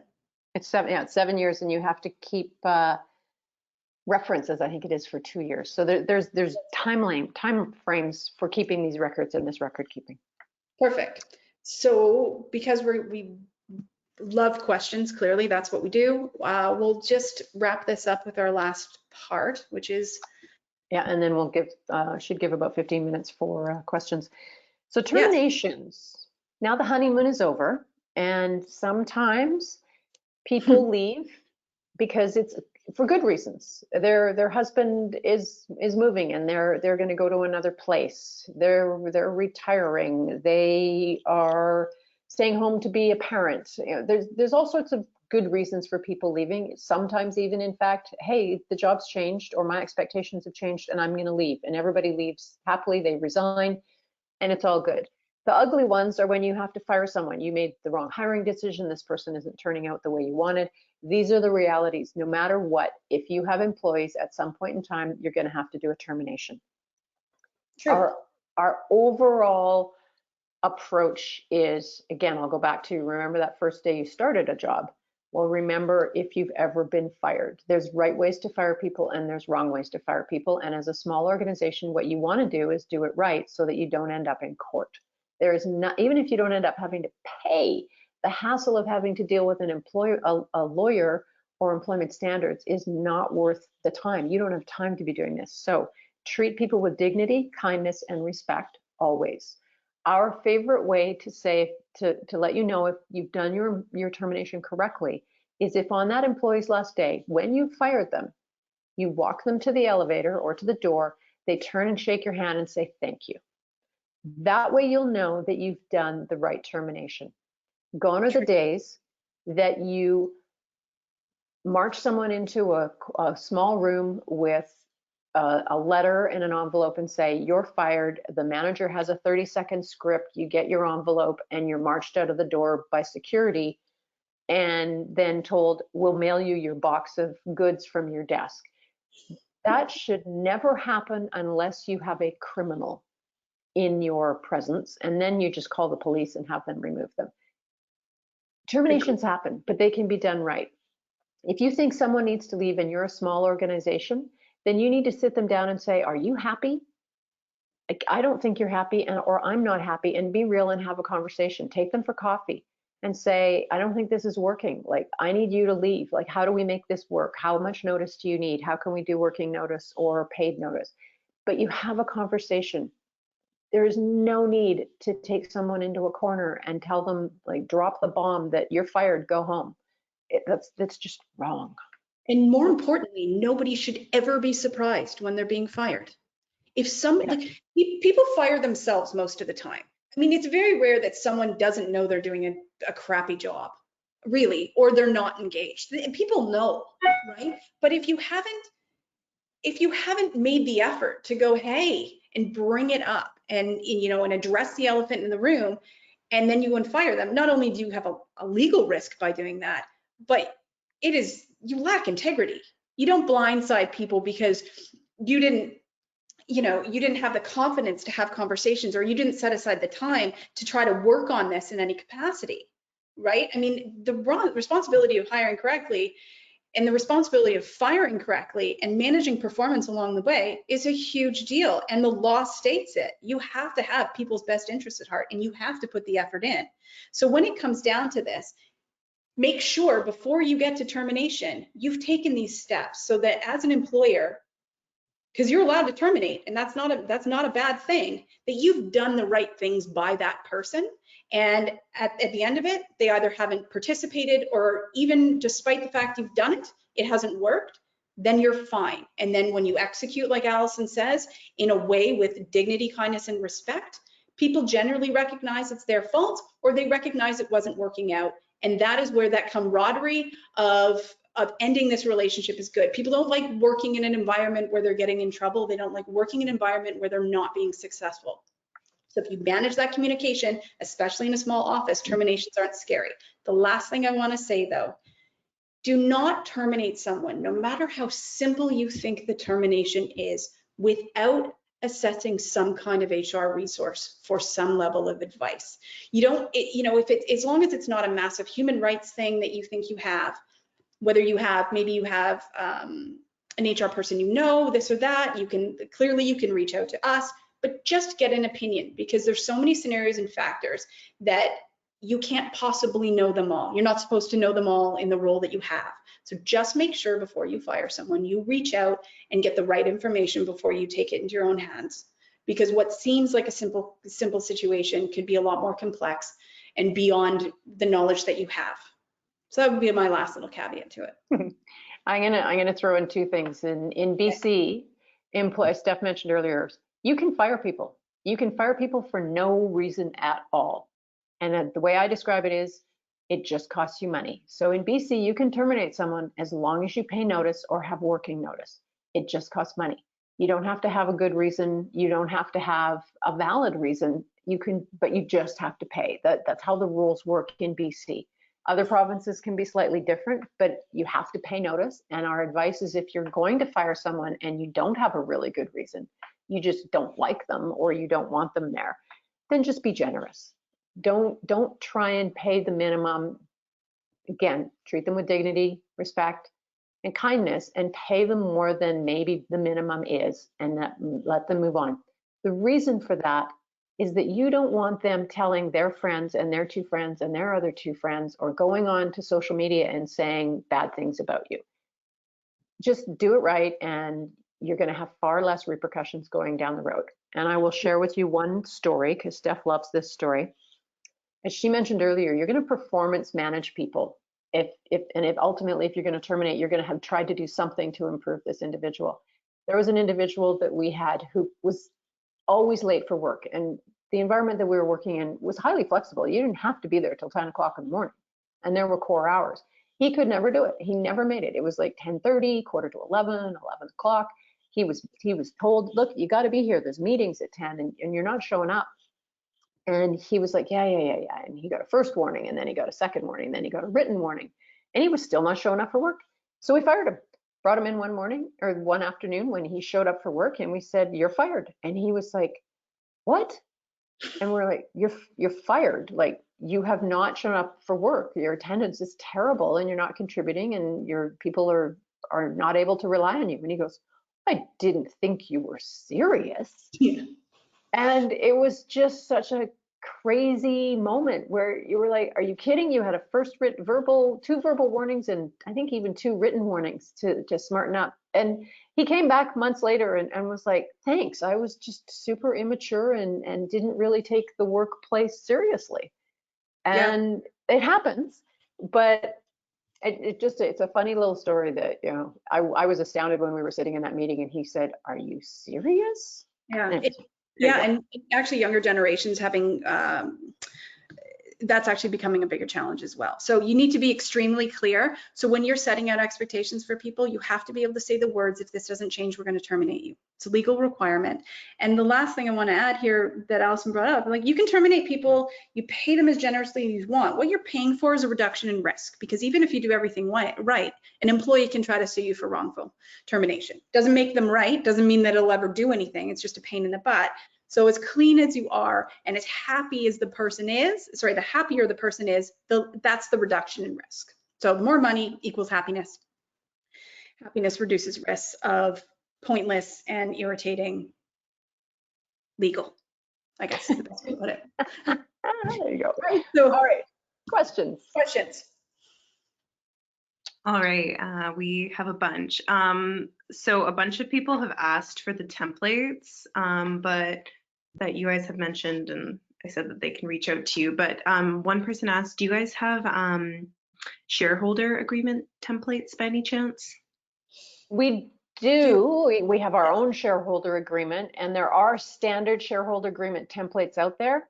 But our advice to you is go to your corporate lawyer who has set up your corporate structure and your options and ask them for a share option agreement. There are standard ones out there. But Steph, what do you think? I mean, we have one, but our best advice is you should talk to your corporate lawyer. We have one, and it's usually from a comparative. Like what we use it for is to give people an idea what's included in it. But I mean, like with many things, it needs to be tailored to what you're doing, right?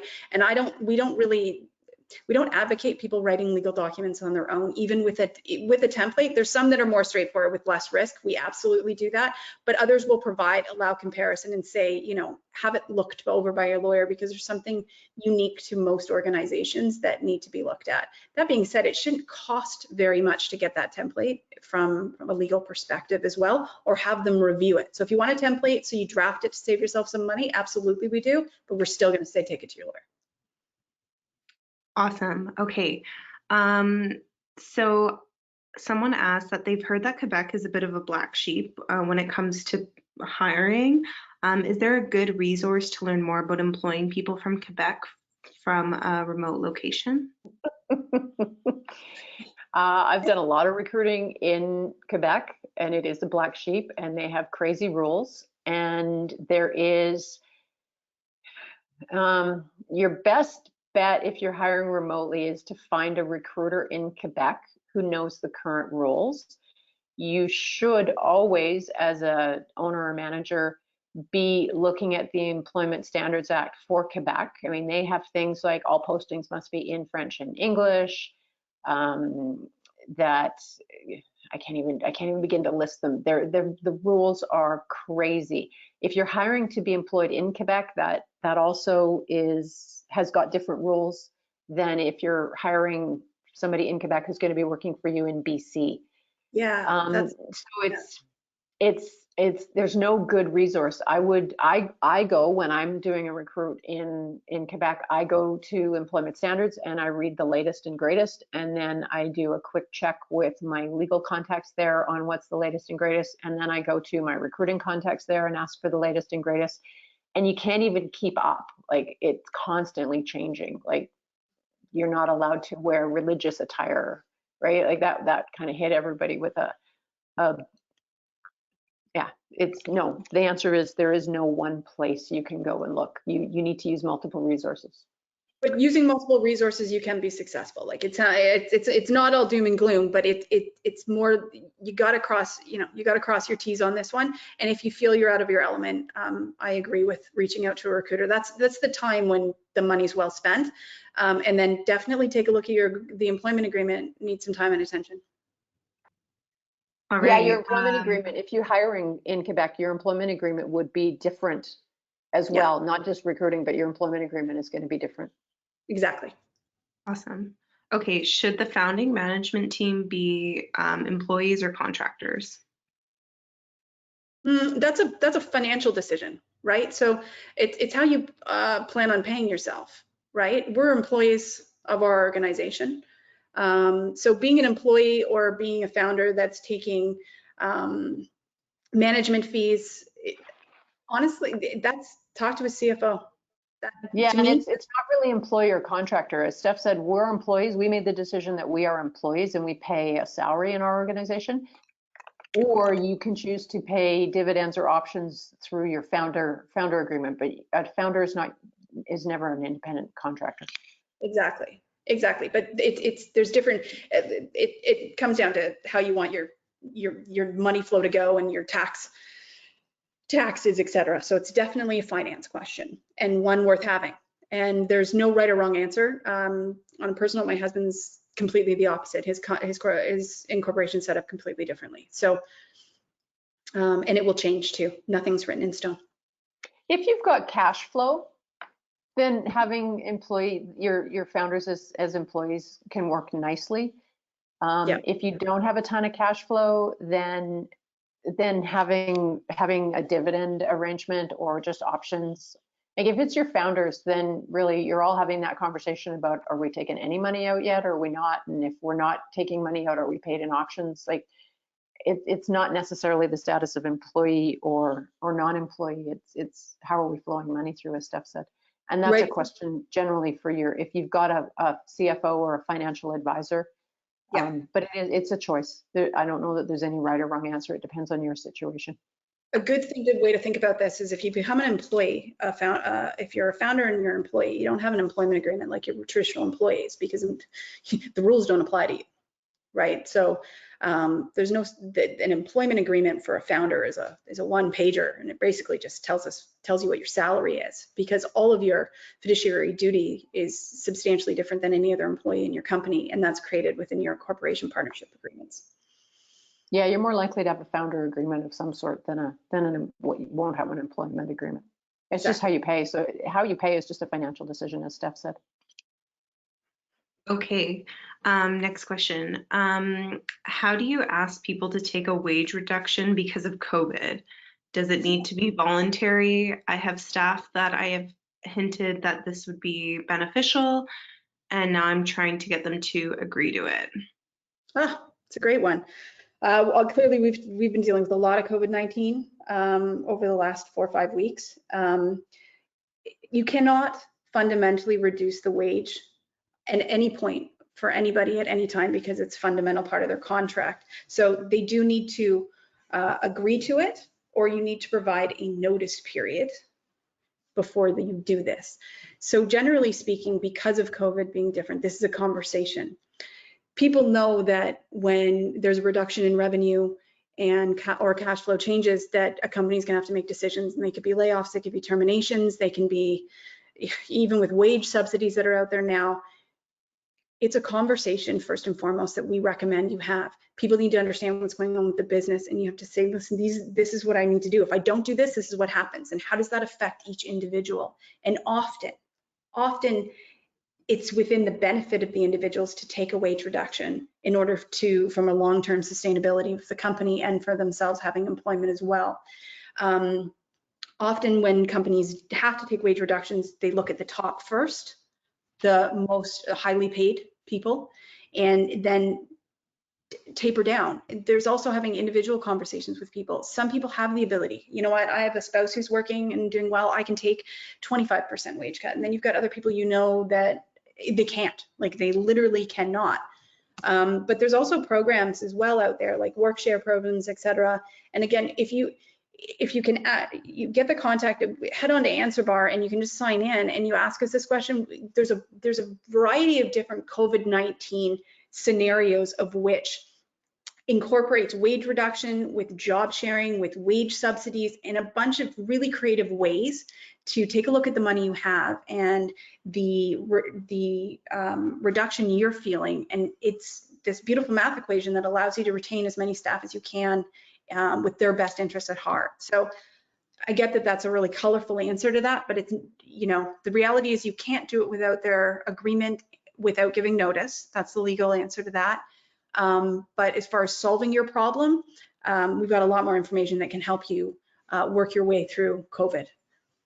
Yeah, and I'm just going to add to that. Your question was, you know, how do you ask people to take a wage reduction? And Steph's nailed it, and it's super important. You can't force it. They have to agree. That's how the law works. And if they don't agree, then you basically give notice as if you're terminating, that you are changing a fundamental piece of their employment agreement. So how you ask people to take a wage cut is you sit your entire staff down and say, here's the reality of what we're doing. Here's the reality of what our revenues have done, and here's my reality. We either, certain numbers of us, agree to take a wage reduction, or I will be laying off. And those layoffs could become permanent. And that's when you start looking at who could you let go and not have come back, because they may take other jobs. So it's as Steph said, it's a longer conversation. But how do you ask them? You be as transparent as possible and tell them your reality. And then say, ask for volunteers first, who's willing to take a reduction. And those that don't come forward, then you have to sit down with them one-on-one and have another conversation, or determine if you're going to give notice.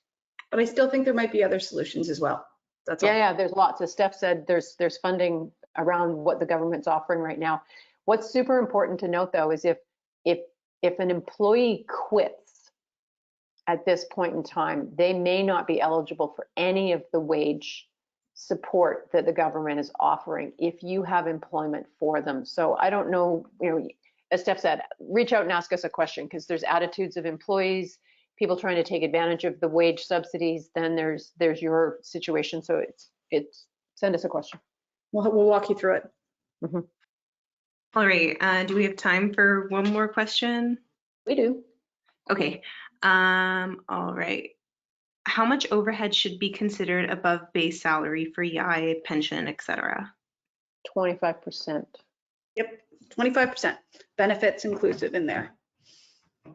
That usually covers, the way I've done it in the past is that you take a look at what your utility rent, your facilities costs are.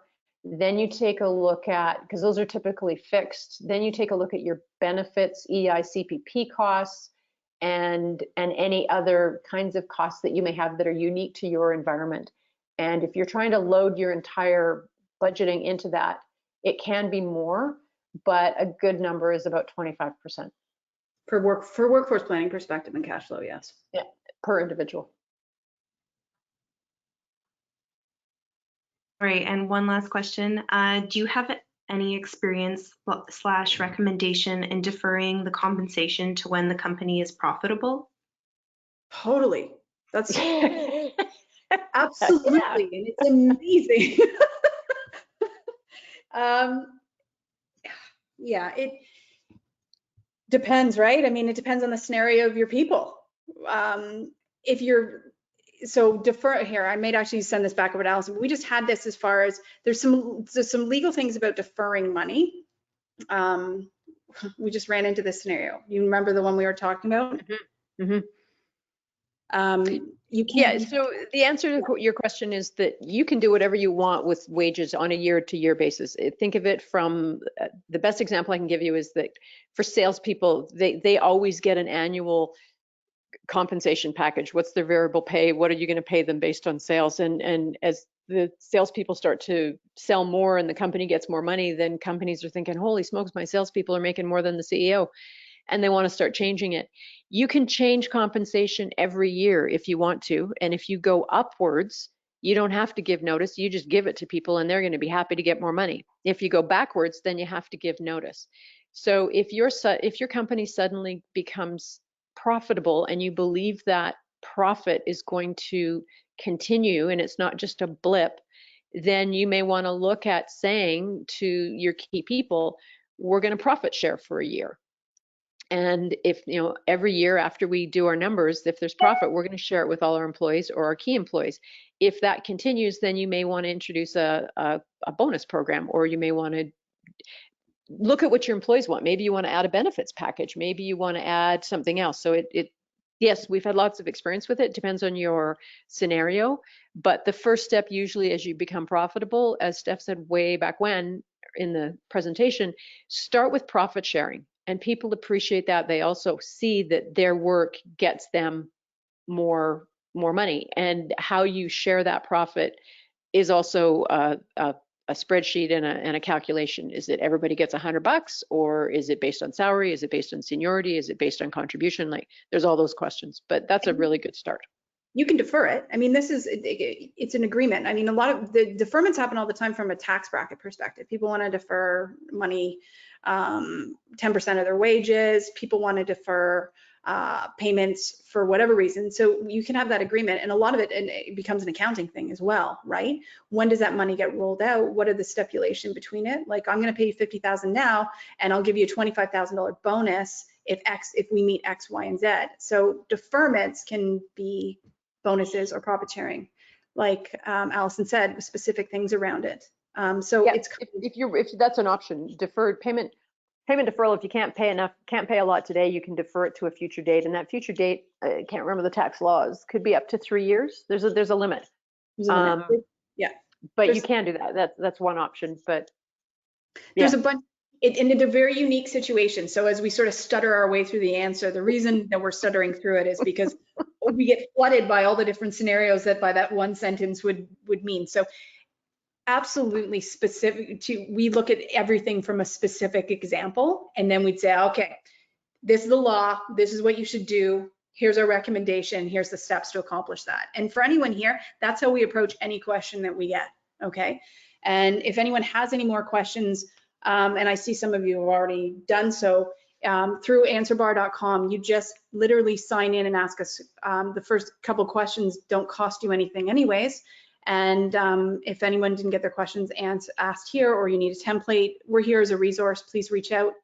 We're happy to help. yeah, Michaela, how many unanswered questions do you have? I can't see because I'm sharing. We had about 10 more, so I've given them all your answer bar online, and for everyone else, I've put Stephanie and Allison's website link in our Slack channel and in the chat channel here on GoToWebinar. Those 10 that were out there, can you send them to us? And if those individuals, if you have their contact information, we'll deal with those 10 right directly. Okay. We can do that directly if they don't reach out directly through as well. The reason we prefer you to go directly through AnswerBar is because you click our terms of service, which says happy to provide advice, and it just helps us allow you to keep your answers within your own interface, so you can reference them and share them with others if you need to. Yeah, and just so everybody knows, the first 2 questions have no charge, so you can come in and ask a couple questions if you have them. Yeah, exactly. Awesome. Well, thank you so much, both of you, for your awesome presentation today. We're so grateful that you joined us online. But for everyone else online right now, this is our half-an-hour break time. We'll be back on at 12:30 with Keith Ippel from Spring Activator. So yeah, come and take a break, everyone. Thanks again, Allison and Stephanie. Thanks, Michaela. We really appreciate it. Thanks for having us back. I think it's year 3. We love it.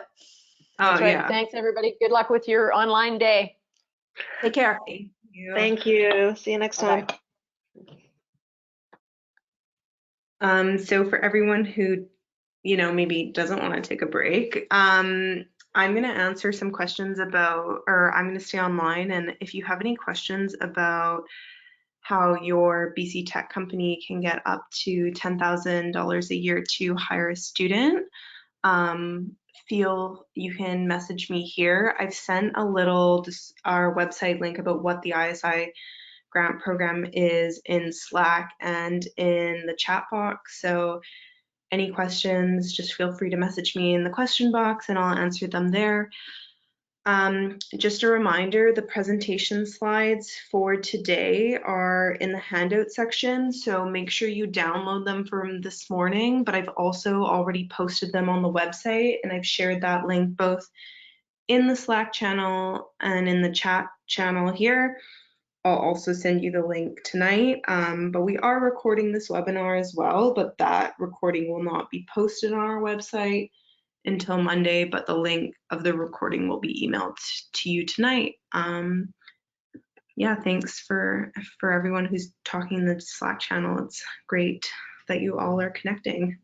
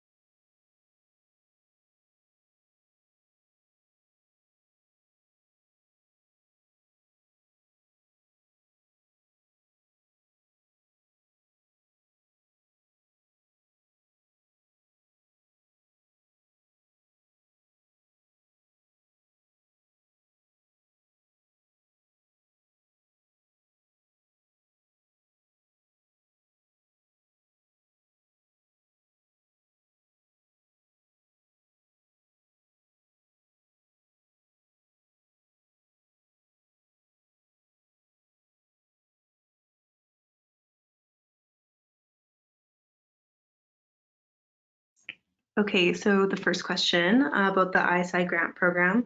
Can I apply for an ISI grant without having a student? And will I get approved before I hire? Yeah, so with our grant program, you can get conditional pre-approval, which essentially means that before you commit to hiring, we can guarantee that you're going to get the grant money. And it's conditional, the pre-approval though, because obviously the student still has to meet the eligibility requirements. So it's really broad. Luckily for the ISI grant program, the student eligibility, they just can't be a co-op student, and they have to be attending a BC accredited post-secondary school. So yeah, thanks, Peter. All right, next question. Can I stack the ISI and MyTax with other student grant resources? Yeah, so the ISI grant is stackable, Jeremy. The only thing is, depending on how the MyTax funds are dispersed, like if you have to pay the students, so we just have to be able to see that you have to just disclose how much MyTax funding you're getting or other grant funding you're getting, so that in our application, we calculate the proper amount to give you based on what other funds you're receiving.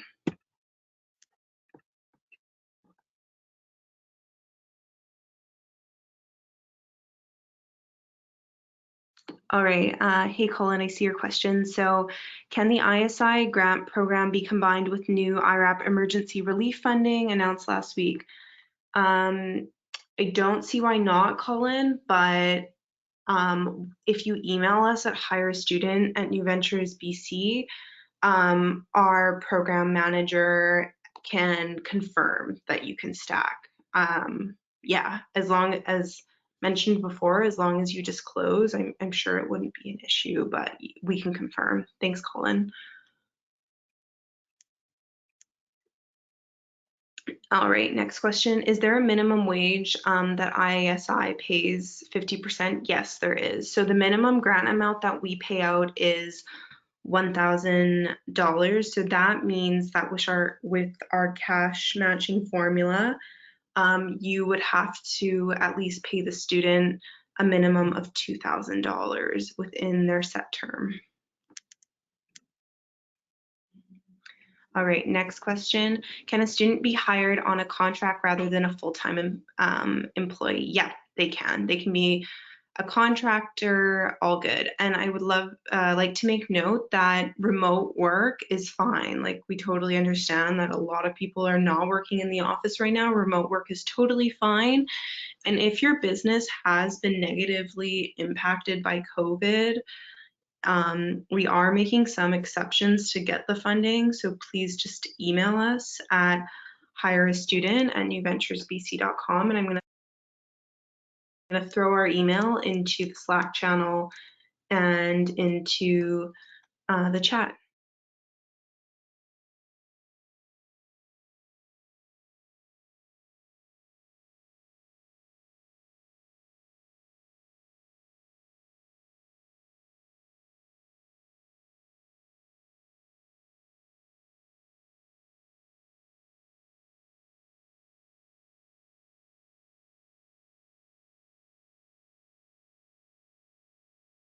All right, I have another question. So what stage does the company have to be in to be eligible for the grant? Would a pre-revenue startup be eligible if they wanted to hire a student for marketing help? So any stage company is allowed to apply for the grant. Obviously, you have to be able to pay the student because we will not pay you the grant money unless we have proof that you've paid the student. But yeah, like, we've had anywhere from like 1-person startups get the grant money to huge companies like Traction on Demand. So it's super flexible. Thanks for your question.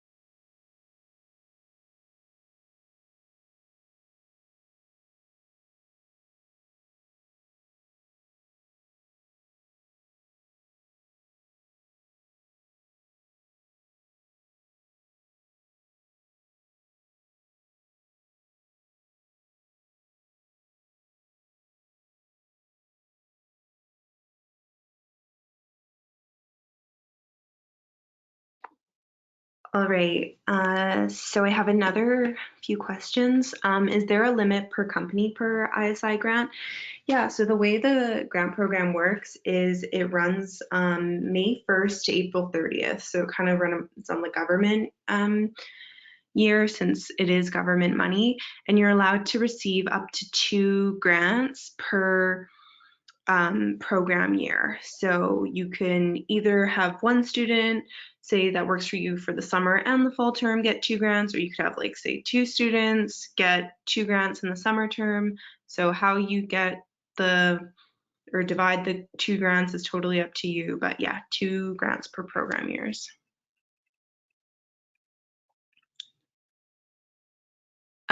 Okay, so the question is, another one is, how long does it typically take to get an ISI grant? So we review grants daily. Usually if there's any issues with your application, we let you know within 1 to 2 business days, I would say. But to get full approval, like not just conditional pre-approval, but full approval from Innovate BC, I would say that that's around 3 weeks at this time.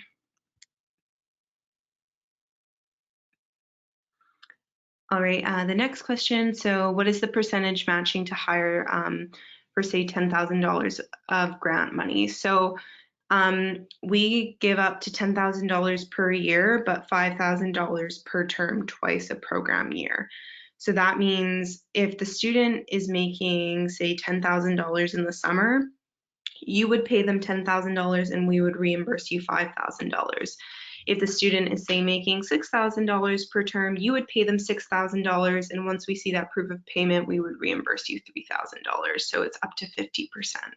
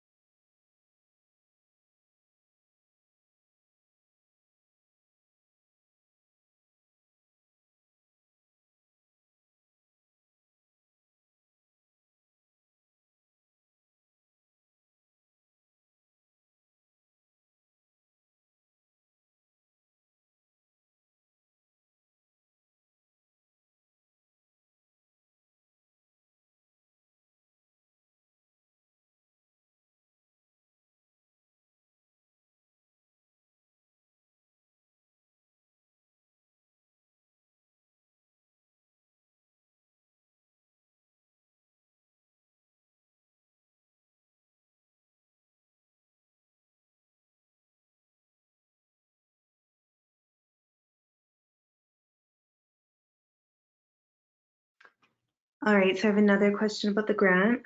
Can you hire your children? No, family does not count. It's considered a conflict of interest, and yeah, we unfortunately cannot pay out grant money for children.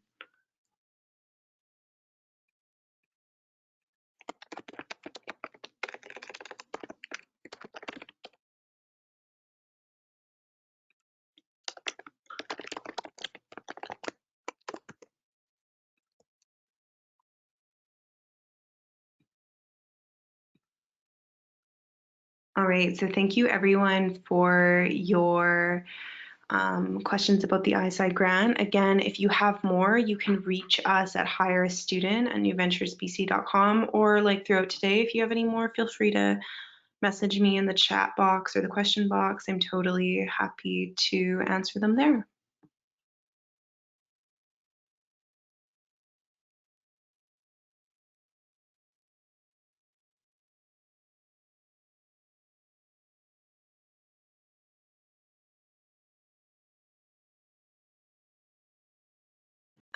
But for now, I'm going to have our friend Colin from Vancouver Startups chat about his upcoming event. Colin?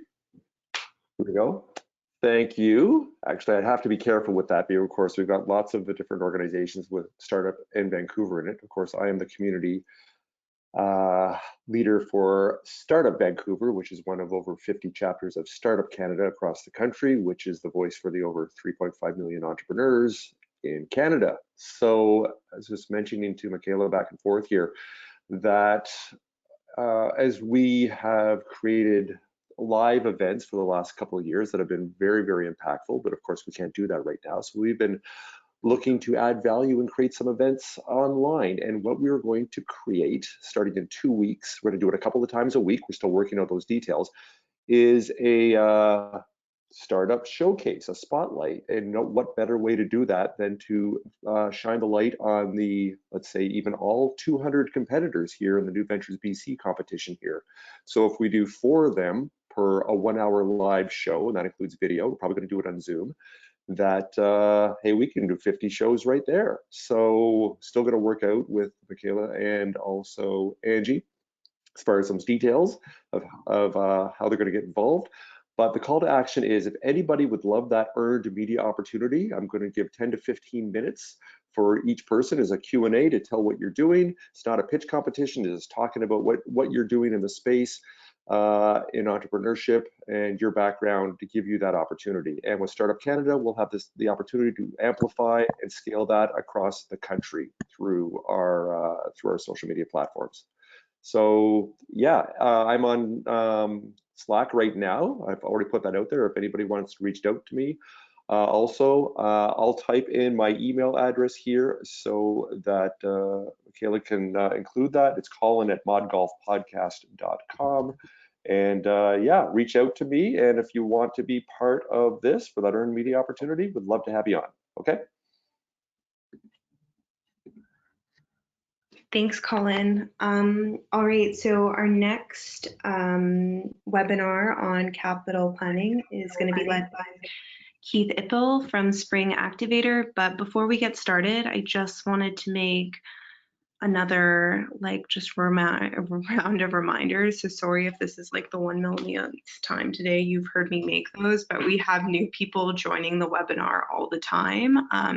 We have a lot of you online, so I just want to make sure everyone knows where they can get everything. I will be posting Keith's presentation slides later this afternoon, but we're going to have them for sure on our website by Monday evening. The webinars are being recorded. You'll be sent a link to the recording this evening, but it will also be on our website by Monday evening. Yeah, if you have any questions about the webinar that you want to ask, say at any point, feel free to message me in the question box and I will relay your questions to the presenter. We are not using the hand up function, just in the interest of saving time. And yeah, thanks to everyone who's chatting on our Slack group. I've sent out the link in the chat box for this if you want to chat on our Slack channel this afternoon. But yeah, we'll get started in a few minutes. Thanks, everyone.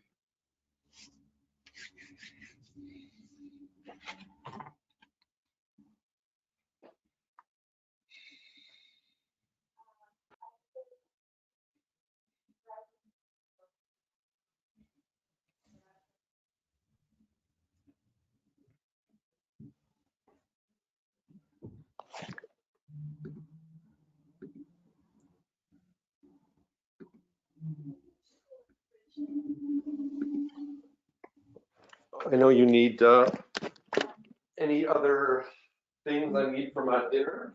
Yeah, I just gotta pull up that.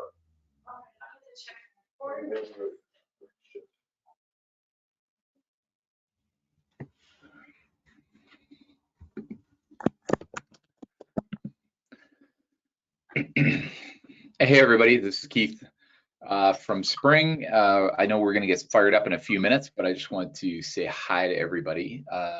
As we go through, we've got 1 hour, which should be a packed amount of time, and so I'm excited to, I'm excited to dig in on this. So definitely, if you guys have any questions, please do point the questions in through the question feature, I guess.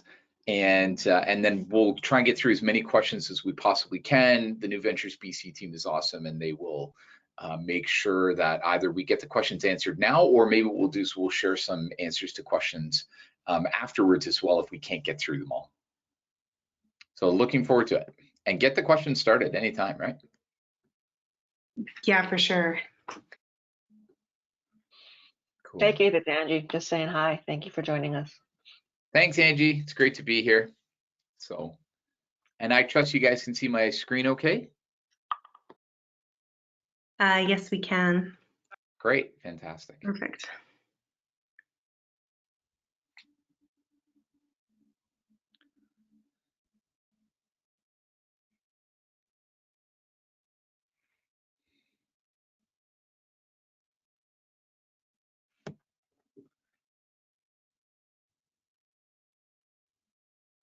Hope everybody's having a great start to this session today, first half of the day.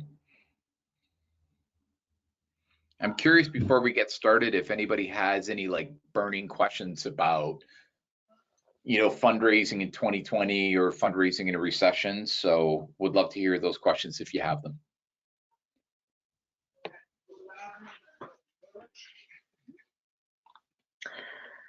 Keith, you've got an hour. You're good for an hour?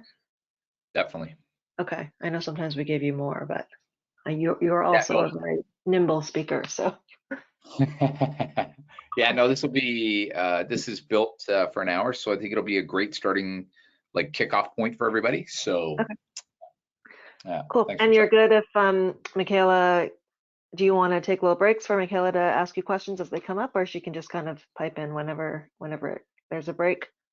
Yeah, I think if everybody wants to pop the questions, are they popping them into GoToWebinar? Or are they popping them into Slack? Where are they putting them? They pop them into GoToWebinar and I can read them out to you, or Slack, but yeah, I'll field them for you, Keith. Great. And then what I'll do, Michaela, is I will probably pause at least briefly after every slide, just in case questions popped up. Awesome. And keep an eye on the question tab as well. All right, well, we do have a question already for you, so since you've asked, so yeah.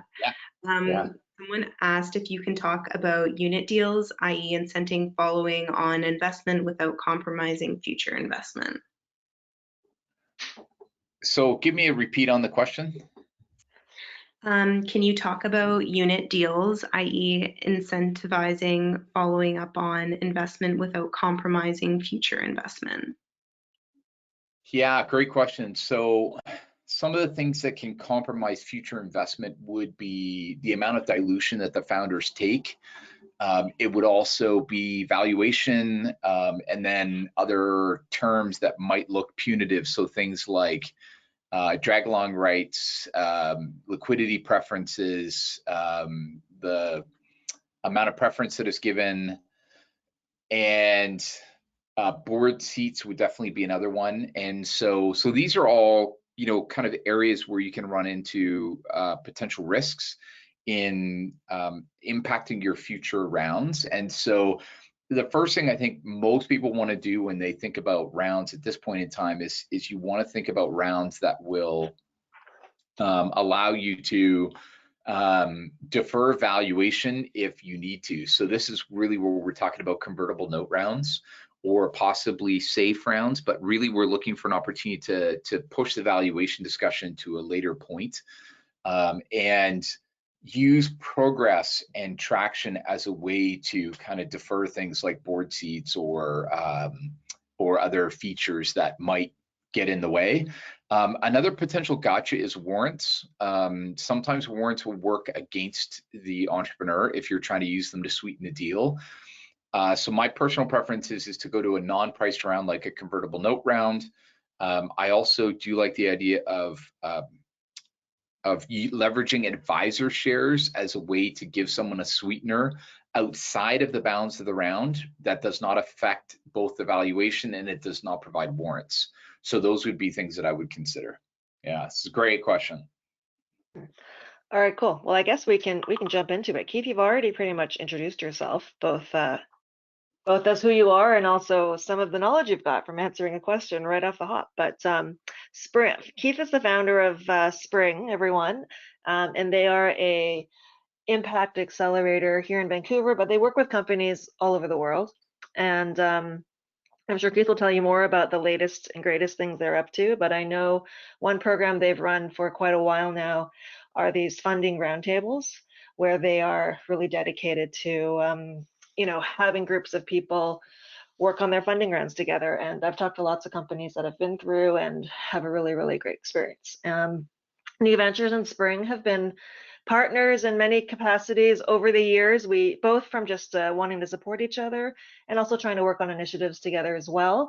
I think we work together a lot because we both are really dedicated to helping startups first and foremost. You know, you can often get bogged down with a whole bunch of other stuff that goes with all of this in the tech ecosystem, but at the heart of the matter is, you know, are we actually helping people? And I've always found that Keith and I are on the same wavelength with that. So we're always really, really happy to have Keith or someone on his team join us. I really find this funding and financing presentation quite good. Like, it's probably the best one that I've seen over the years, and I've seen a lot. So I'm really glad that you're here, Keith, and I will pass it over to you. Amazing. Thanks. Yeah, thanks, Angie. That's great. And so you guys are actually going to get a bit of an updated version of this presentation. And the reason for that, of course, is we are in the midst of a COVID-19 crisis and a recession. And so you're going to get a flavor of this proposal that really will speak to the current state of things and how we can all as entrepreneurs step into it. So let's dive in. And my encouragement to you is do get the questions coming.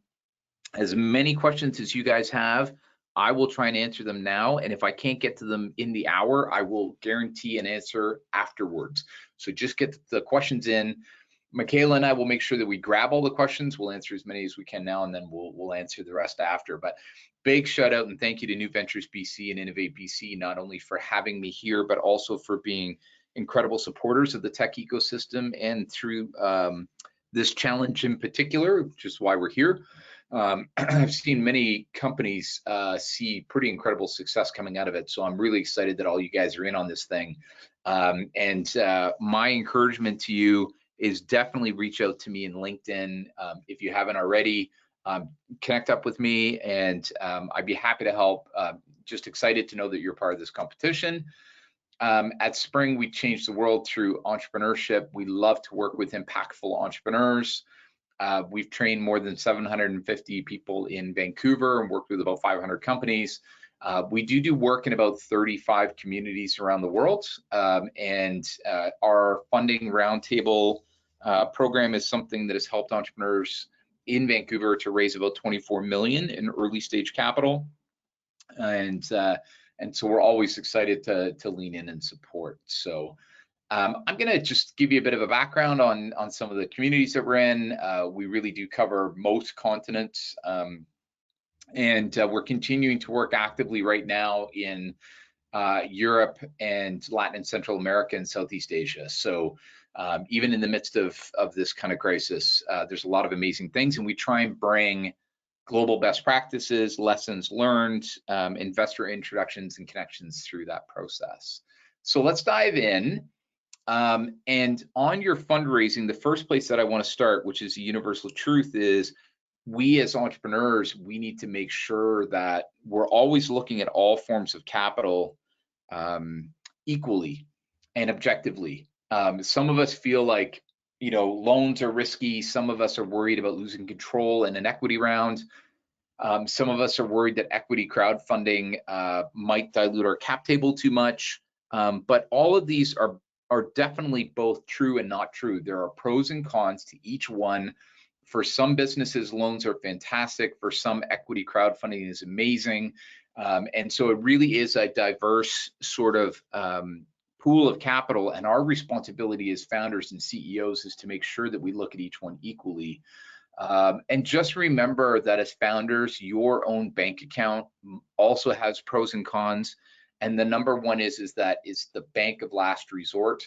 So in a crisis, in a pivot, you know, when no one else will invest, it will be you. And so make sure, you know, my guideline always is for, you know, whatever amount of money you have that you want to invest in your business, invest a maximum of half and keep half aside, because that's the bank of last resort when no one else will chip in. So do keep that in mind as you go through. If you have any questions about any of these categories, I'm definitely more than happy to go through them. But one of the key criteria of looking at different funding types is the amount of time that it takes to receive that funding. And so one of the critical pieces through this process is we also always need to make sure that we understand where we are in our cash flow and where we are in runway, because some things can happen quickly and some can't. And equity typically is a good 6-month adventure for raising a seed round of capital. It's not uncommon for it to be 6 months to a year. You know, on a personal level, I've helped people to raise $80 million myself. The fastest I've ever seen in $1 million round is 3 weeks. But we don't build our fundraising strategy on winning the lottery, right? You know, that was very, very lucky. And so we do is we plan and you know, kind of play the odds, right? We're trying to maximize probability. And so my encouragement to you is look at your cash flow, look at your runway, and then get clarity on what options exist for you. And then that way you can start to align things accordingly. Now you will see that under revenue, I just put it depends. It obviously depends on not only the sector that you're in and your solution, but it also depends on where you are pre and post launch. And so just keep that in mind as you go through. This gives you a bit of an arc for the types of funding sources that are available in typical times. And so there's no real surprise here, I think. You know, we're fortunate to live in Canada where there are a lot of provincial and federal programs available, you know, in regular times, and obviously, you know, new things now. But it is important to note, and I do really want to highlight this to people, is that seed VCs are rare in the world of VCs. And so therefore they are very rare overall as investment partners for your business. So in these early stages, you're really in the domain of, you know, angels, angel groups, competitions, large accelerators with checks like Y Combinator and Techstars. And so don't look to VCs to solve your problem anytime soon. Some of us get lucky and are able to secure that funding, but sometimes not. So what I'm going to do is I'm actually just going to pause here for a minute and just see if there's any early questions on, you know, what types of funding might be the right ones at the right time for your particular organization. So don't be shy to ping that question over to Michaela and she will get it to me. So I'm just going to pause here for a moment. Yeah, we already have some. Great. So, for fundraising before like profitable inflation, is debt-based funding more of an option? So debt-based funding, I think, is really in two domains. The first is I really like small amounts of debt. When you're pre-launch up to, say, about a year after launch. And when I say small amounts, I mean like up to 100 grand. This is really the sweet spot for the futurepreneurs of the world, Women's Enterprise Center. And the reason for that is because typically in the very early stages, you will be personally guaranteeing the loan, and obviously sometimes with collateral. It's one of the reasons why Futurepreneur is so powerful, is because you can get 60 grand without providing any collateral. So it's like a $60,000 credit card, which is pretty amazing. And so, but more than that, really starts to speak to your own personal risk profile and whether or not you're willing to mortgage your house. And the second place where loans are really valuable is once you have kind of established that you have a known revenue model.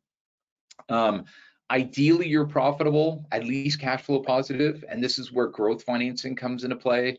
This is really where BDC starts to flex its muscles and provide a lot of value.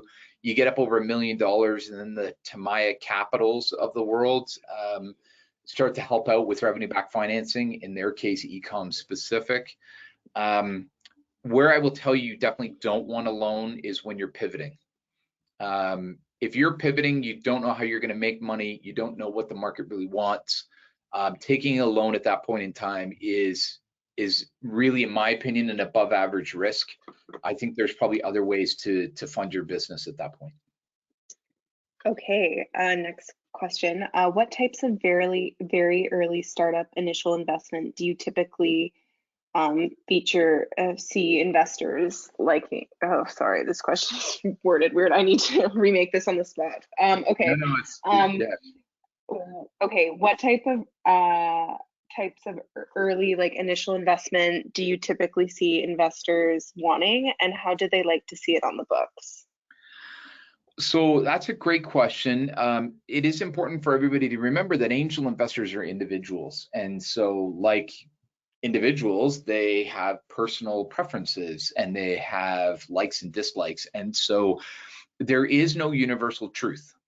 Your goal as an entrepreneur is, as you start to pitch your company, what you want to do is pick a form of funding that is considered, most common, and then get feedback from the investors as to what they like and don't like. Now, what I would personally say is that in very early rounds, the two primary vehicles are consistently common share rounds and convertible note rounds. And they expect that because they expect to have a reasonable amount of equity opportunity, which is the common share round. And then always in a very early stage business, sometimes finding common ground on valuation, it can be a little bit hard. And so that's where the convertible note comes into play. Both vehicles have been around for a long time. Both vehicles are vehicles that people are very comfortable with. I have seen in Vancouver, for example, that people have been edging more towards common shares than convertible notes in the last year, but that's a little bit more potato as opposed to like hard yes and no. And so I would say usually in an early stage, also no board seats. There tends to be not a lot of extra preferential treatment, for example, like no liquidity preference. Drag along rights would be typical. And if you hear me say typical, you can either ping me in LinkedIn and ask what that is, or you can ask your startup lawyer, but pretty standard fare stuff. But that's probably what I would say. Yeah. Okay, do you want to answer one more question? You bet. Okay, are there funding sources / structures that you would avoid at various stages, and why? So good question. A few things that I would say. Pre-launch, I love the Futurepreneurs and the microloans. At pre-launch, I would say Futurepreneur, Women's Enterprise Center, and Vancity seem to be best at microloans right now. I think crowdfunding, and in particular traditional crowdfunding, is also possible, especially if you're B2C and product oriented. Once you get to launch and early launch, then this is really where you can get into angel rounds. And And I think personally, that's a great place to go. Friends and family, you know, right around launch is a good time because they can kind of touch it and feel it and know what you're doing. And then early angel round would be post-launch is the ideal time for you because it helps you with valuation, right? You're able to push valuation a little bit higher when you are able to get to launch. And so personally, I don't like loans post-launch, but pre-product market fit because of the risk around pivoting. I think loans come into play when you can move, and venture debt come into play when you're actually at product market fit, probably more than 50 grand a month in revenue. That would definitely be where venture debt would come into play. And then once you get pushing into 50 to 100K a month in revenue, that's when venture capital firms would come into play. So that would probably be the arc that I would expect from my own perspective. I love angel investors if they're a great fit, like they understand your industry and business model. I love them at all times. But just know for your own sake, you kind of want to wait on angel investors until you get post-launch, because then you can control things like the terms of the round and making sure that your valuation, your dilution makes sense. Yeah. So yeah, all great questions and keep them coming. Maybe what I'll do is I'll trip through a few more slides. And Michaela, I'll just pause after each slide just to make sure you can throw a question my way. Awesome. Thanks, Keith. Cool. So I do want to highlight one thing. Raising money is going to be hard. And I'm actually going to demystify why it's hard. You guys have probably heard this from other entrepreneurs. The classic, it's a full-time job on top of a full-time job. And it is work, but what I want to do is over the next probably 20 minutes or so is I just want to demystify it a little bit so that you guys actually feel like it's work, but it can be efficient and it does not need to be frustrating. That's the aim that I'm looking for here. And the number one reason why it's hard for people is because they actually don't put structure around it. There's this kind of interesting thing. We as entrepreneurs, we go through customer discovery, MVP, launch plan. We have target marketing for our customer base. Like, we understand how to put structure into our startup, but we actually don't put structure around our round. It's almost like literally when we decide we want to raise a round is we go stand on the street corner and just wave at anybody who looks rich and say, hey, invest in my company. And all joking aside, that's kind of what it's like, is people just start raising their hand and say, wow, like that guy's an angel investor, maybe he invests in my business.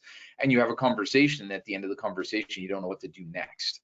And so our goal is to actually take this kind of process of just standing on the street corner and raising our hand to actually a sales process. And it is important to note, it is a sales process like every other sales process. And our goal is to create our sales funnel and manage the funnel. The only difference is we're not selling our software or hardware. What we're actually selling is a share certificate, right? So just selling something different. And in our particular case, it's kind of a solution sell. And so we're going to talk about that.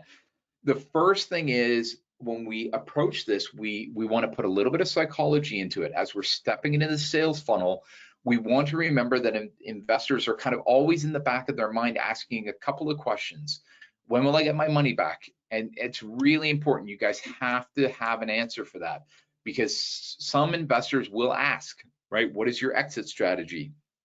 And I will say that question, when I was doing my tech startups, that question used to drive me crazy, and it would drive me crazy because I was like, well, A, obviously I'm trying to build a business, and B, if somebody comes along with a big fat check at the right time, of course we're going to take it, right? Like, that was kind of the mindset. But it is important for you guys to remember your investor is also your customer, right? They're buying shares. And so as your customer, what you need to understand is, what is their profile? Some investors are 3-year and out investors. Some are 5. Some are legacy investors. They actually don't care when they're going to get a return. What they want to do is leave a legacy. But your goal is to align your message to say, hey, this is my exit strategy, and allow investors to say yes or no. And it is important to note, guys, that when we are selling our product and service, the best answer is a quick yes, the best answer is yes, and the second best answer is a quick no. It is the exact same in fundraising, right? If someone is a fit, including on exit profile, then they'll say yes. And if they are not a fit, they'll say no. Good, because then we can focus on the ones that are really focused on us. And it is important for you guys to hear this. In my experience, raising 4 rounds in my businesses, plus helping about 75 entrepreneurs so far, is maybe is the death of a round. If somebody says maybe, the very first thing you do is say, great, thank you for saying maybe. Tell me exactly what I need to give you for you to either say yes or no. And if they can't give you an answer to that question, then the answer is no, and they're just being too Canadian. So don't let them be Canadian. What you want to do is say, tell me what it's going to take for you to give me yes or no, get a clear answer, and then you can deliver it and let them decide, right? But maybe is the death of this whole thing. So then ultimately, remember as well that every single meeting you have with an investor, they're going to ask the question in their own mind, not out loud, what can I do to trust you and your team with my money?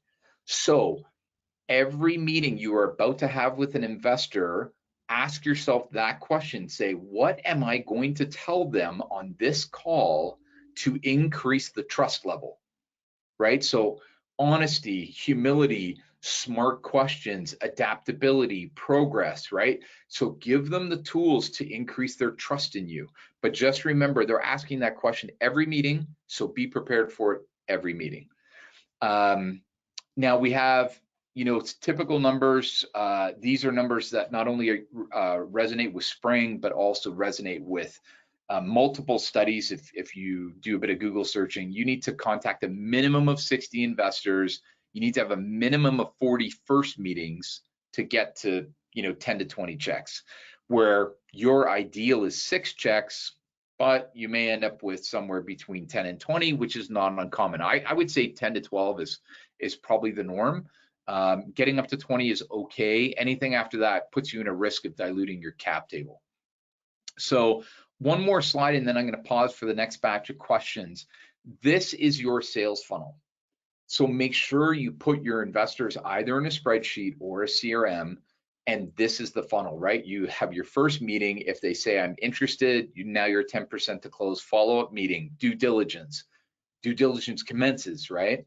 At some point in time, which should be no later than the end of the 3rd meeting, they should give you some sense of verbal commitment, yes or no. And if the answer is yes, just remember it's only 50% of the way there, because there's a lot of things to cause them not to write a check between them saying, hey, I'm good for 50K, through to actually giving you the check. And that includes things like seeing other companies they like better. And by the way, the examples I'm about to give you are real life examples I personally have experienced. One is they find a better company. Second is they have to renovate their bathroom. Third is their wife has an inoperable brain tumor. Fourth is they get killed by a car crash. These are 4 real life examples I have been through myself. I had a guy climb a mountain in Nepal, disappeared for 3 months. We didn't even know where he was. He was safe. We just didn't know where he had gone. And all of a sudden, 3 months later, he popped up and he's like, oh yeah, sorry, a friend of mine called me at the last minute to climb a mountain in Nepal. Oh, all right. So just know that's verbal commit. And then what we do is we walk the rest of the funnel. And the benefit of walking people through this funnel is you allow yourself to gate the funnel, minimize frustration, build up some patience, and know you're running a process. So what I'm going to do is I'm just going to pause here now. And Michaela, let's see if we have any new questions that have popped up. Yes, we do. Okay, so what is the average check size for these 10 to 20 checks? Yeah, so good question. The average check size is 50K. I am, by the way, I am agnostic of currency. So if you're in the US, it's 50K US. If it's in Canada, it's 50K Canadian. So just know that. So 90% of the checks are actually 25 to 50K. And then the other ones are kind of like 100 to 250 for angel investors. Most seed VCs, on the off chance you catch a unicorn, will write a minimum 500K check. Up to say 1.5 would not be uncommon for a seed VC. So basically what I'm saying is if you're raising 500K, average is 10 50K checks. What will practically happen is you'll probably end up with a half a dozen 25K checks. you'll probably have somebody pop in at about 200, 250, and then everybody else kind of rounds out at about 50 each. So that's kind of the way the model works. Yeah. Next Okay. question. What's the difference between bootstrapping and self-funding in this context? That's a great question. It's a bit shades of gray, and I'm going to explain. Bootstrapping is really the external facing revenue centric focus for not taking external capital. So this is where we're trying to, bootstrapping is really about trying to drive funding into the business through revenue. Self-funding, in my opinion, is where you're actually digging into your bank account, maybe some friends and family money. You're leaning hard on like grants. That's kind of more self-funding, and the reason is because it's not revenue funding, but it's non-dilutive. Or especially like in your particular case, because you own 100% now, if you put more money in the business, you still only can own 100%. And so that's really the distinction. Now, what I will tell all of you is that in this COVID/recession world we're in, just know that the bonus marks for bootstrapping, i.e. revenue-backed funding and revenue-backed growth, that bootstrapping will give you significant bonus marks. Investors really like to see how you try and extract revenue out of the market in tough times. It's not a requirement, but significant bonus marks. Yeah. Any other questions? Awesome. Okay. Yes. So is it true that nowadays investors are hesitant to invest in startups because of COVID and the unpredictability of the future? If so, what are your recommendations? Cool. I'm actually going to address that in a structured way in a few minutes. Okay. So maybe just hold that question and see if there's another one that I could kind of pop answer right now. Okay, so what kind of investors do you talk to for the first like 60 to 40 meetings that you mentioned, like angels or VCs? What do you recommend? Thank you. Fantastic question. Probably one of the most important questions, which is now we're talking about target marketing and segmentation for our round. We do it for our company, we do it for the round. So what we're looking for, in my opinion, is we're looking for angels first. And the reason is because they tend to be easier to reach, they tend to be easier to talk to, and their due diligence process can be a little bit quicker, sometimes a lot quicker, but a little bit quicker at a minimum. So the criteria that we are looking for, first, people with industry experience. So people who either have been successful or who have invested in our industry. Second, people who understand and have invested in or have done our business model. Enterprise SaaS, hardware, software, wholesale, retail, e-com, marketplace. So that's what I'm referring to there. The third one is we're looking for investors who have a network of other investors who can help us close this and or future rounds. The fourth is people who have a network of potential customers and partners. And so those are the key ones that we're looking for. Now, there is something that is kind of layered on top of all of that, and that is people who are values aligned. So however we project our company and our vision and our values, because we want to make sure we get along. And then the last one is that they have good references. So remember always, for every single investor you bring in, you are selling shares, you are married until the day you exit this business. Please, please, please do reference checks on everyone. And I would say 98% of investors that I know, when you ask them for reference checks, you will immediately gain their respect because they know that you're selling a share and you should be doing that homework. That's a great question. Cool. Awesome. And then we have one more. Do we want to answer it now or later? Yeah, okay. One more, and what we'll do yeah, just kind of fits in. So does it make sense to reach out to angels and VCs at the earlier rounds if you're a more capital intensive business like hardware? So hardware has changed a lot in the last 7 years in particular, in that depending on the type of hardware, you can do there's a lot more lean that you can do. You can do lean around things like working with maker spaces and maker innovation centers. There are hardware specific accelerators. And then depending on if you're, kind of edging towards B2C, of course, there's the crowdfunding side of the funding model. So there is an expectation you will explore those different options. Whether or not they're a fit for you, you will be able to answer that question. But just know the expectation is that you will have explored those.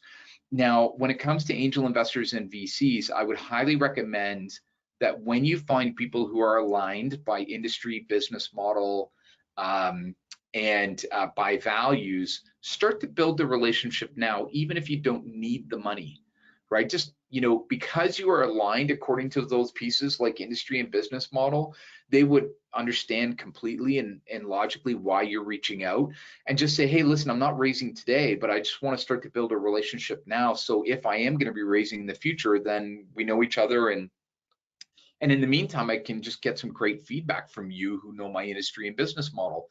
And that tends to be a message that goes really well because you're not pitching, right? Not yet. And so the pressure's off and they're willing to have a conversation. So my encouragement is reach out early, start relationship building so that when you need the money, the relationship is already warm. Yeah, fantastic questions. So what I'm going to do is I'm going to dive into a couple more pieces, and I'm going to get to the COVID crisis question, because that really is the elephant in the room in this particular session. So just to be clear, you guys are going through some pitch training. As a matter of fact, I think you're going through some this afternoon with Paul from Volition, and they really, really know how to build a deck. But I just wanted to highlight from an investor's lens of all the slides you create, just remember these are the big six, right? So what's the problem you're solving? So it's like, why do I care, right? As an investor, I'm asking, so why do I care? And you're like, well, it's because there's a problem. And then I'm like, really? Is there really a big problem? And then you're like, yeah, because the space is this big, right? So it's like it's a big problem to solve. Cool. Now I care. So then I'm like, so why am I talking to you? And then you say, well, because we solved that problem, which then leads us to number 3, which is the competitive framing. And what I will tell you is, in all presentations, that is the place where you get caught out, because most entrepreneurs, including myself, right, it's our baby, our company is our baby, and so we tend to not see our own flaws. And so it's important to note that what we need to do is really have an objective, honest assessment on where we are in the competition. So show some humility. And the trick behind this, if you want to, is do 2 slides. How am I different today? How will I be different in 1 year? Because then that shows that you have the humility to know where you are today, but you have the hustle and the focus and the execution to increase that competitive advantage. Of course, number 4, how you make money. Make sure you're clear on that. Ideally, in your pitch, plan A, plan B, plan C, right? Show them that you know you might be wrong, but you're ready to move. Which, by the way, for all of you guys, like I was one of the first advisors at Hootsuite. That's how Hootsuite really hooked investors, and frankly was outright successful. Is they were like wrong at first, like the original revenue model was wrong. It didn't matter. They were ready. In 2 weeks, they moved. And so that adaptability won the day and won investors' hearts. How amazing is the team? Remember, the team is only capital A amazing if you've had a big exit, right? So if you're Jack Dorsey, sure, put your team slide first. If not, put it second last, and then the ask. And be clear on the ask. If you are pitching American investors, please, please, please remember, American investors only know one currency, American dollars, right? And this is not a criticism. That's just, they're just thinking American all the time. So if you're raising around, put everything into American dollars when you're pitching anyone across border, because once you talk to Americans, Singapore, London, it doesn't matter. Sample due diligence process. You guys are going to get a copy of this deck. I don't need to go through this, but just remember the theme. Pre-diligence is the first meeting. Phase 1 is about me getting more excited about you and the opportunity. Phase 2 is about skeletons in the closet, right? Like phase 2 is where, like, I want to temper my enthusiasm and I want to make sure I'm not going to make a mistake when I invest. And then phase 3 is just ticks in a checkbox. So if you remember that theme, then when you go through the due diligence process, you'll be fine. And if anybody needs an actual due diligence checklist, I'm more than happy to give it either through New Ventures BC, or if you just ping me in LinkedIn, I could do it that way as well. So it's just your choice. So what I'm going to do is I'm going to dive into raising now, and then I think that I'll just leave it open to a bunch of questions at the end. but I do want to touch on a couple of things. So first is fast cash, right? And so this includes things like friends and family, your own bank account, the Government of Canada emergency bank account, grant like salary subsidies, all that fun stuff, right? And so I just really want to make sure that when you guys are pitching your business, just remember, do not pitch these grants and loans as being instrumental to your survival, right? Grants and loans won't save your business. They never save a business. What they do is they either give you the breathing room to adapt and change and therefore survive and thrive, or if you do nothing, they just delay the inevitable, right? So just make sure that when you're pitching, you want to make sure that you convey and communicate to investors that you are taking advantage of what is available, but your driving force is launch, revenue, scaling, equity investment, right? Like that's the language and that's the tone. So just make sure that you do that, because sometimes as Canadian entrepreneurs, it's really easy for us to just kind of lean in hard on things like IRAP and SHRED and some of these other things. But you know, in a crisis, investors are expecting you to take advantage of that, but they're going to get pretty tone deaf on it if you're not talking about how you're going to get to revenue. So that's the key. And maybe I'll just pause here for a minute in case there's a question related to this topic, Michaela. And you can survey the questions first if you want to answer. Yeah, there wasn't any that came in right now. Yeah. Okay, great. So loans, we've talked about loans already. I just want to reinforce it. And for all of you guys, and you know, and when I say guys, men and women, of course, but for all of you who are here, the case study here on the pivot is BuildDirect, right? So with BuildDirect, Jeff Booth, they took a large amount of loans when they were pivoting. And that ultimately cost Jeff the company, right? Like he, you know, as a part of that process, they stumbled and he lost his job. And he has documented that online. You guys can read the story in detail if you want to, but that is not saying loans are bad. It's just right place at the right time.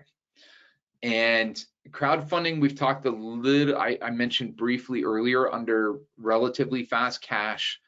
Great for B2C companies, great for products with a story, great for pre-launch. Don't hesitate to go there if these are some of how your company profiles. It doesn't work really well with B2B, and if it's not tied to a launch.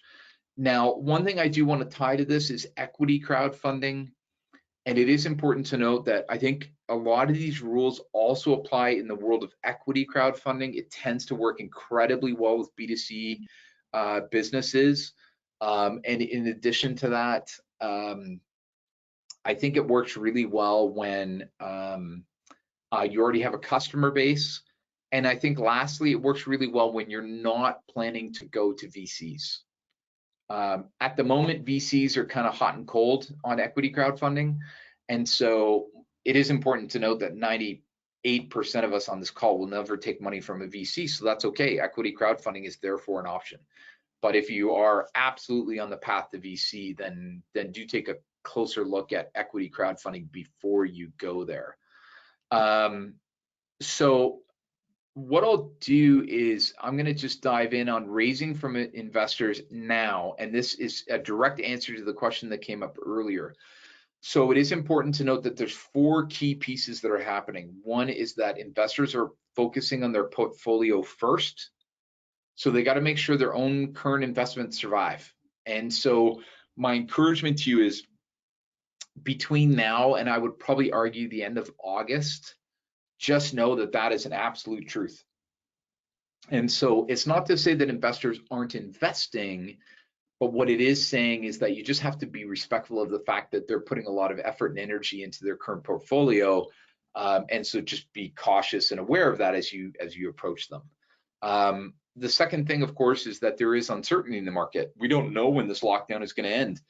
And we don't know how big the recession is going to be. And so that will cause some investors to hesitate for a little while.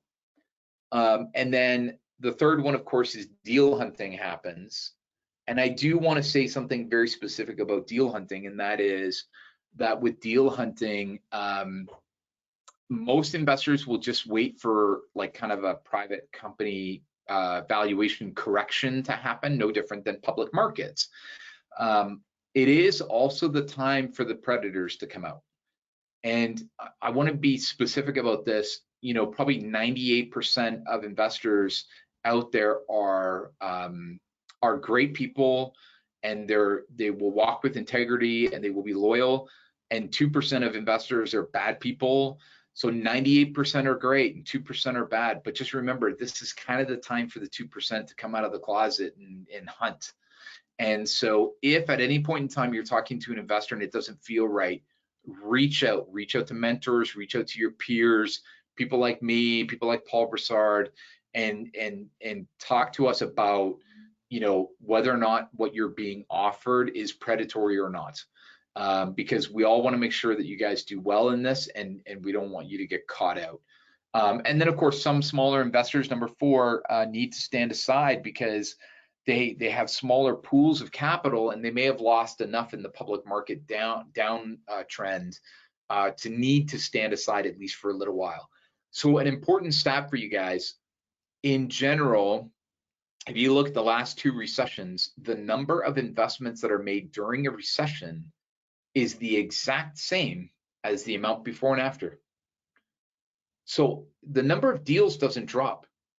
Interestingly enough, what it is it's the check sizes that drop. So people tend to stay active, but their check sizes drop from conservatism.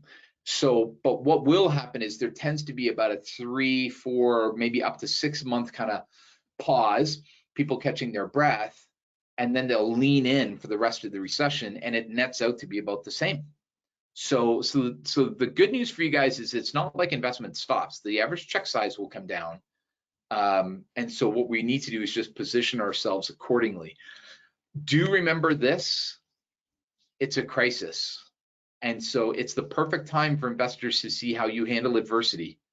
So your goal is to make sure that when you're pitching investors, you talk about how adversity is impacting your company today and how your team is handling it. So if you guys want an example, GoJava is a K-cup coffee, you know, those little plastic K-cups. They are a recycler of those. And so they're based out of Toronto. Their run rate pre-COVID-19 was about $400,000 a month in revenue. In 2 weeks, it went down to $40,000 a month. And what they did is they pivoted their product service mix. They pivoted their channel strategy and how they were going to market. And in 2 weeks thereafter, they were right back up to 300 grand a month in revenue. That is an outstanding story to tell investors when you're raising money. So it's just a working case study for you guys. So I'm going to pause here because I'm actually going to talk about how you respond to those concerns, which is the second part of that question was asked earlier. But Michaela, let's hit a couple of questions now. Okay, can you share your experience with toxic investor relationships and how you've dealt with it?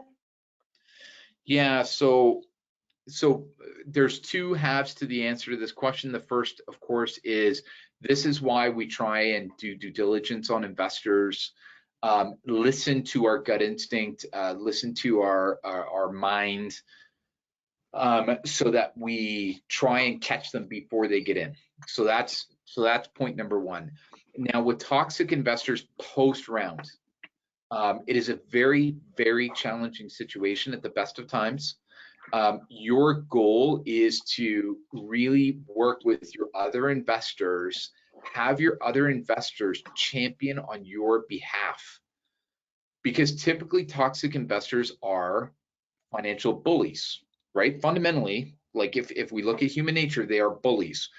And so, but what happens is they're trying to bully you, the CEO, and they believe they can. As other investors get involved, where they start to talk about things like validating the progress in the business, validating what is happening in the next round, validating who you're approaching for as investors, validating who is on the board, the external validation from the other investors really takes the wind out of the sails of most toxic investors. And then at an appropriate time, which usually is when you're trying to close the next round, you can have a bit of a conversation with some of the other investors that are in the round about whether or not there could be an opportunity to take that investor out of the company through a secondary share sale. It is important to note that it is very rare to do a secondary share sale until you raise at least 10 or 20 million in a round. And so my encouragement to you would be leverage your existing investors, leverage your advisory board or board to spread the pressure from the toxic investor away from just being about you, and kind of dilute it by having everybody else kind of validate around it. So that's my encouragement to you. And happy to have a follow-on one-on-one if you want to poke me on LinkedIn, because that's a big and important topic. Next question. Awesome. What is the best equity crowdfunding platform for VC? Oh, wow. You know, I'm gonna caveat my answer here by saying that I personally have never done an equity crowdfunding campaign. I will say that I have advised a number of organizations to go through it. They have been through Seedups, and they have been through FrontFunder, and they have been through Wayblaze. Those would be the three platforms that I personally have seen companies go through. What I would say is that all three have done a competent job of the process. What I mean by that is they know how to run the paperwork, which is the most important part. It is also important to note that they don't bring you the investors, right? Like Kickstarter, you got to do all the heavy lifting to make sure your round gets done. Recently, like most recently, I've seen deals of material size go through FrontFunder. So in FrontFunder, things like 150 to 500K. So they clearly have the capacity to do that.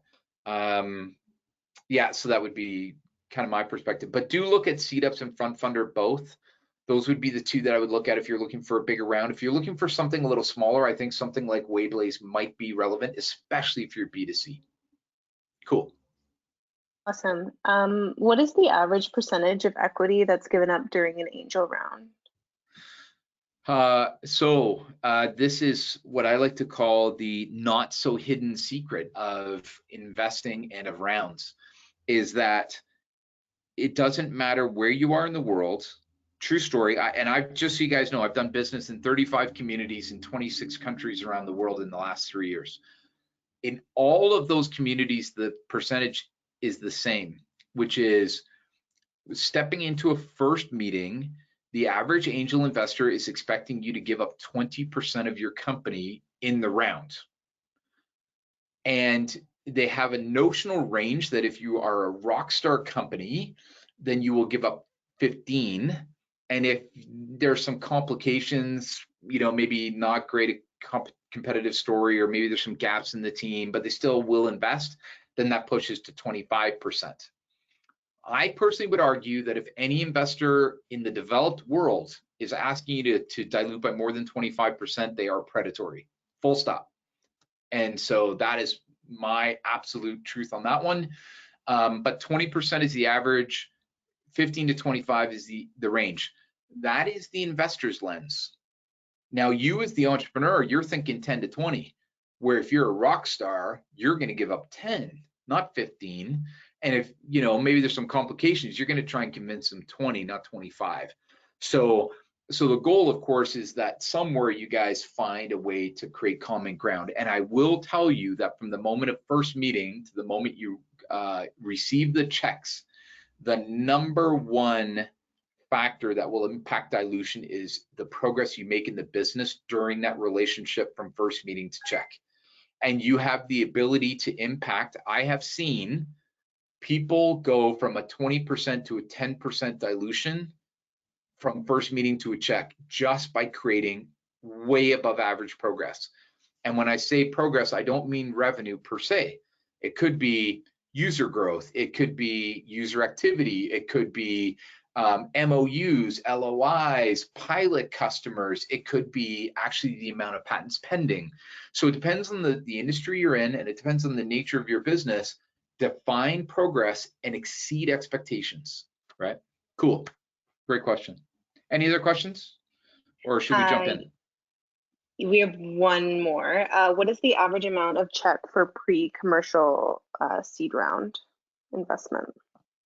So that will depend. And what I mean by that is it will depend on it's a big fat, it depends. It depends on the industry you're in. It also depends on the location of the majority of your investors.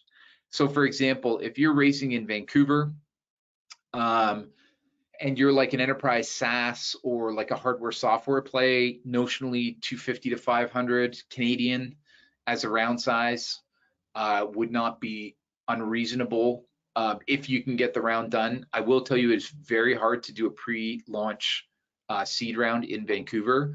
Canadians are more conservative than average. There's nothing wrong with that. That just is what it is. If you were to go down to the Valley right now, you're looking at 750 to $1 million US. So notice the difference, right? Because a 500K Canadian round today, you have to lop 40% of that off. That's a 300K US round. In the US, it's 750 to $1 million US or 1.4 million Canadian. So the check sizes are very different, but the reason for that is there is geographic difference around risk profiles, the expectation of venture scale.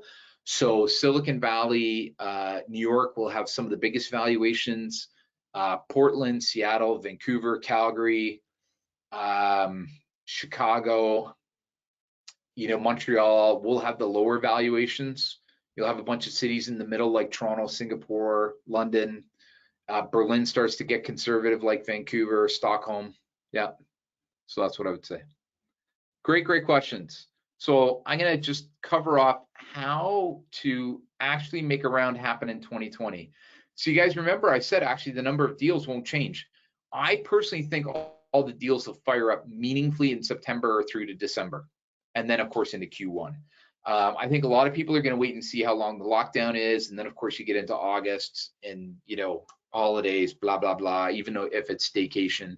And so assume that the stuff's going to happen in Q3, Q4. What you need to be able to do is show that you have built a new normal plan. So how have you reset the entire business according to the crisis and recession? Have it ready to discuss, right? Show that you're planning ahead. Show that you guys are adapting. Access those fast funding sources we talked about.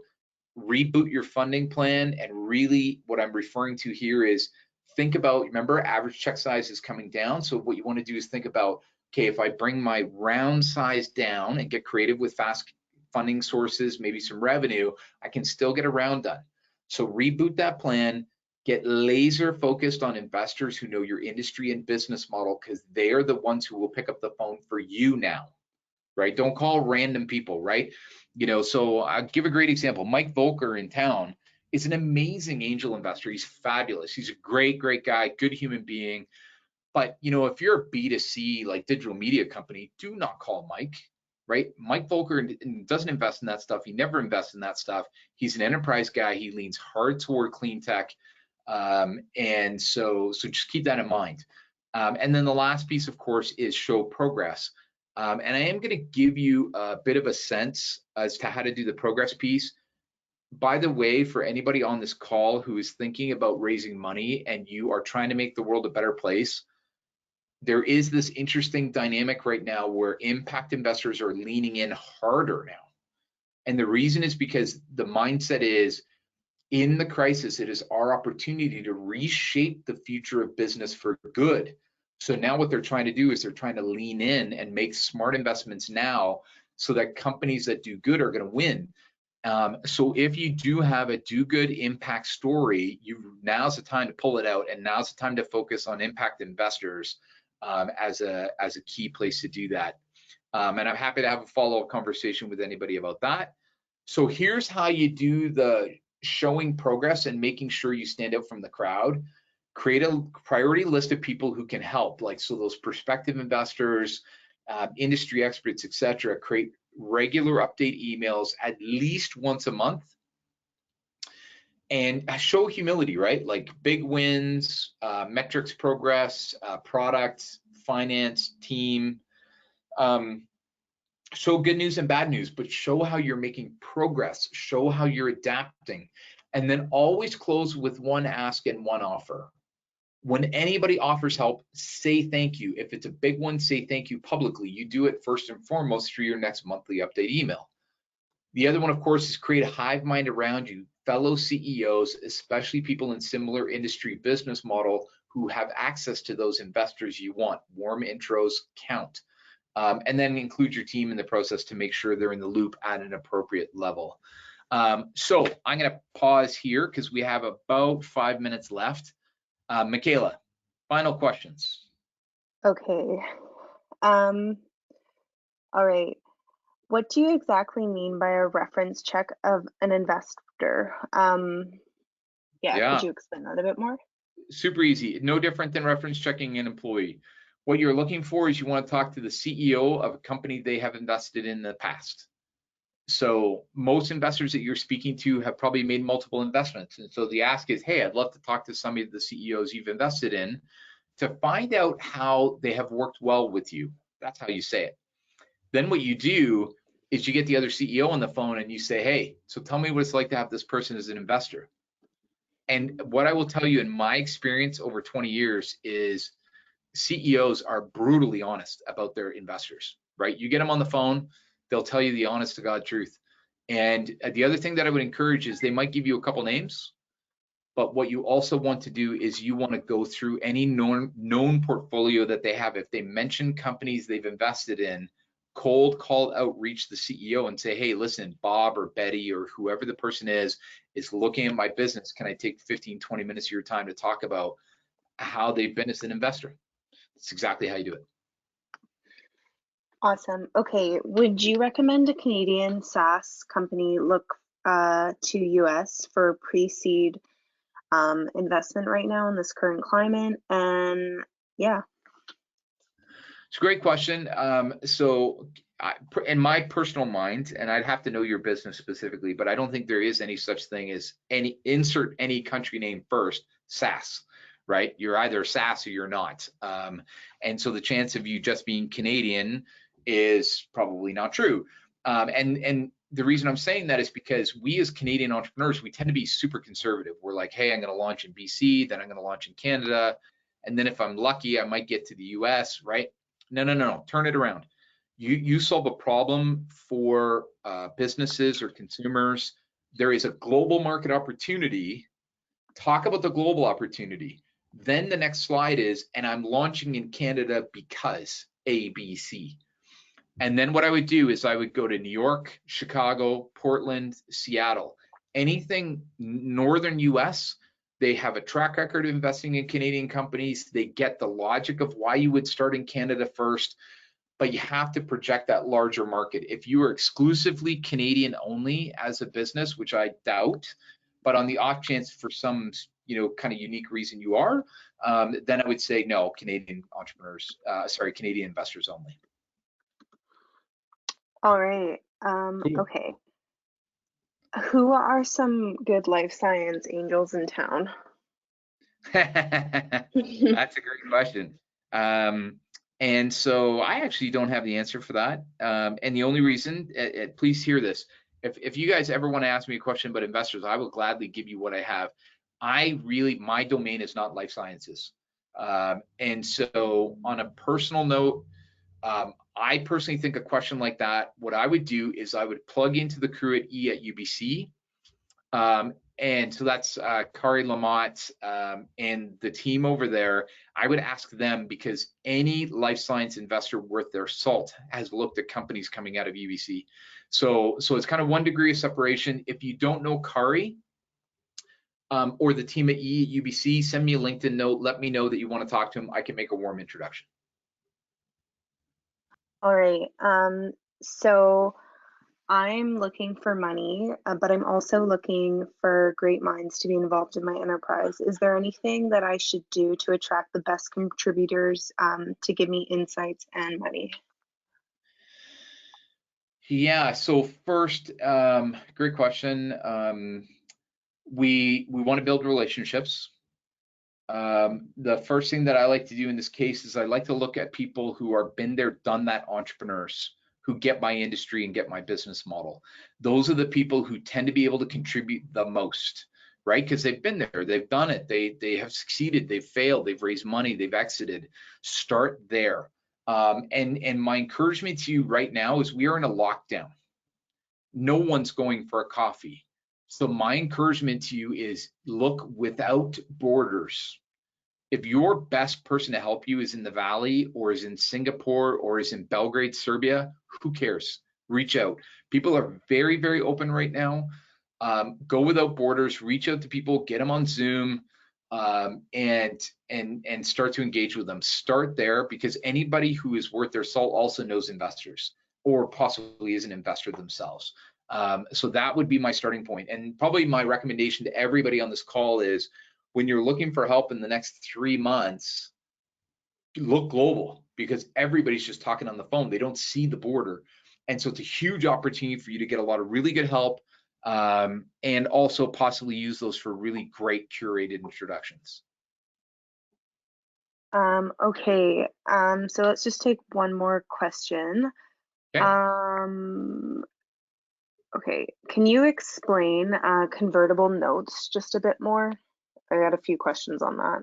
Yeah, so thank you for asking, and everybody, there definitely is a whole set of terms and terminology that comes along with this if you have never raised money before. And one of the great starting points is Investopedia. So if you ever come across a term while raising money that you don't know, like convertible notes or things like drag along rights, then just go to Investopedia and type it in. Their definition list is second to none. Amazing. So convertible notes is a short phrase for convertible note payables. Convertible note payables are convertible loans. They have a set structure, and that is typically a convertible loan that has a 2-year term. It has an interest rate. Right now, the market average is 8%. Annual, and that interest rate is accrued as additional equity. So think of it almost as like an 8% discount, right? Like an 8% sweetener. It also includes a discount on the next round. So the idea is that if I invest today, I'm taking a higher risk. So give me a sweetener, and that is give me a discount when you raise the next round so I can actually take more. The notional average discount today is 20%. So a 20% discount on the valuation of the next round. So it's a 2-year term. There's an interest rate. Right now, the market average is 8%. I've seen it as low as 5. I've seen it as high as 12. And then the discount on the next round is another sweetener. The average is 20. I've seen it as low as 15. I've seen it as high as 30. And then the last piece is what we call the cap. And the cap is a final key term in a convertible note. And the cap says that when you raise money on the next round, even if your company takes off and is a superstar unicorn, the maximum valuation that my loan will convert at is set at a maximum. And the reason for that is because the idea is that it reduces the risk of these new investors to dilute if your company happens to go unicorn in the future. And so those would be the 4 main terms that get included in a convertible note, which is what we call a convertible note payable or a loan, convertible loan. Yeah. So fantastic question. Yeah. Okay, well that we'll wrap things up now. There were just a few questions left, Keith, but I told everyone that you are free to connect with them and we can provide that introduction if they don't just connect with you via email or LinkedIn. But thank you so much for your great presentation and for everyone's engagement in this webinar this afternoon. Yeah, fantastic questions, everyone. Once again, do connect up with me in LinkedIn. The good news for you is that there's only 2 Keith Ippels, IPPEL. in the world. And so I'll actually just quickly show you mine. So this is my LinkedIn profile. And the other Keith Ipple, by the way, is my dad. And so he's a wonderful guy. Feel free to connect up with him. But if you need funding help, I'm the one. So reach out to me anytime. Really excited to support you on this journey. Absolutely best of luck in the competition. I'm really excited to see how you guys do going forward. And enjoy the rest of today. Awesome. Thanks, Keith. All right, everyone. Our next webinar is going to be from TELUS Ventures, and it's going to start at 1:45. So feel free to take a little 10-minute break right now. See you back online soon.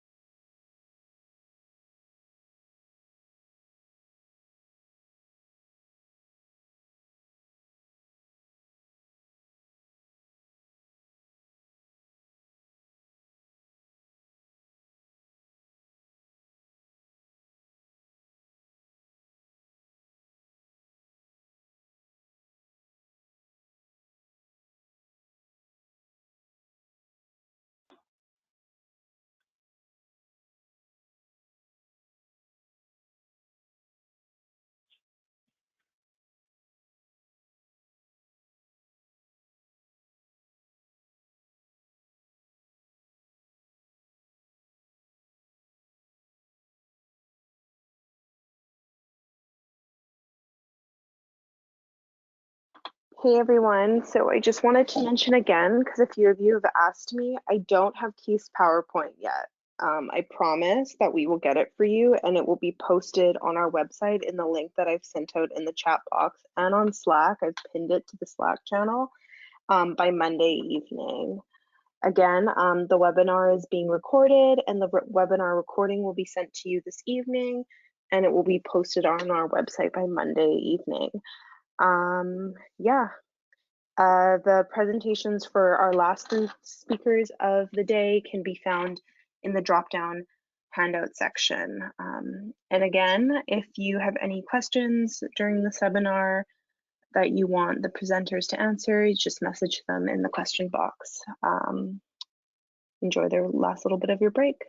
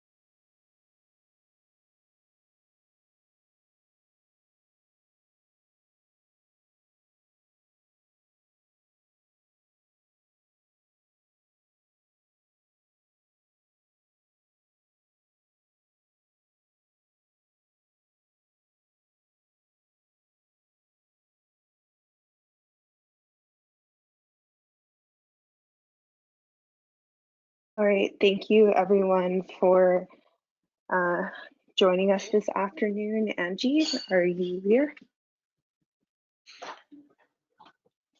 Oh, hi. Yes. Hi, everyone. All right. So on to the next presentation. We are very pleased to welcome Jay Crone to our virtual stage. Jay Crone is an investment director at TELUS Ventures. TELUS Ventures is, he'll tell you all about it, but they are an investment arm of TELUS, which I'm sure you all know. And TELUS Ventures has been a sponsor of the competition for the last few years as well. So it's been really great partnering with them on different levels. Jay himself has also been a volunteer for the competition for the last couple of years. So he knows what you're all going through. And I think he'll have some good insights with his talk. So Jay, thanks for joining us. And I'll pass it over to you. Jay, the new Ventures BC team. Can you hear me? And are we good to get started? Yeah, we are. I actually just launched the first poll, Jay. So your first question was, do you work for a startup? And I will share the results. 63% of our audience said yes, they do work for a startup.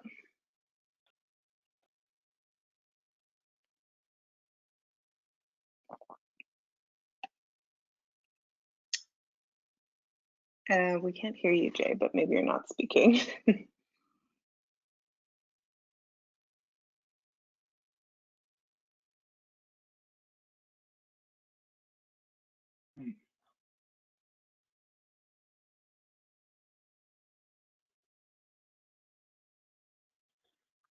Hey, Jay, we still can't hear you.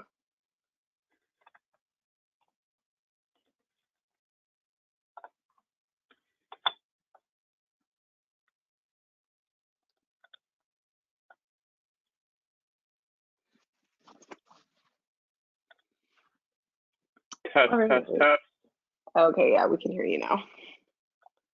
You're back. Oh, there we go. Hi, can people hear me? Yeah, we can hear you. Ah, perfect. I think maybe you guys could hear me before, but I couldn't hear you. Where are we? So I just said that I launched your first poll, and 63% of our audience works at a startup. Great. Okay. And are we ready to get started here? Yep. Hi, Jay. It's Angie from New Ventures. Yes, we gave you a great intro, which you didn't hear, but everyone knows you're here and you're ready to talk. So great, awesome. Well, thanks very much for having me, and it's really great to be here. And I'm excited to chat with everyone. So I'm hoping this will be interactive. I know that Angie and the team will be sort of fielding questions, but please do ask them. And yeah, today, we're here to talk about different types of investors. So friends and family, angels, and institutional VCs. And I'm really trying to take the lens of, someone who is somewhere between thinking that they want to start a company and in the process of raising their first institutional seed round. So that's the kind of angle that I'm taking here. And, I think anyone who's in that boat, which I think applies to a lot of you, given the responses to the poll,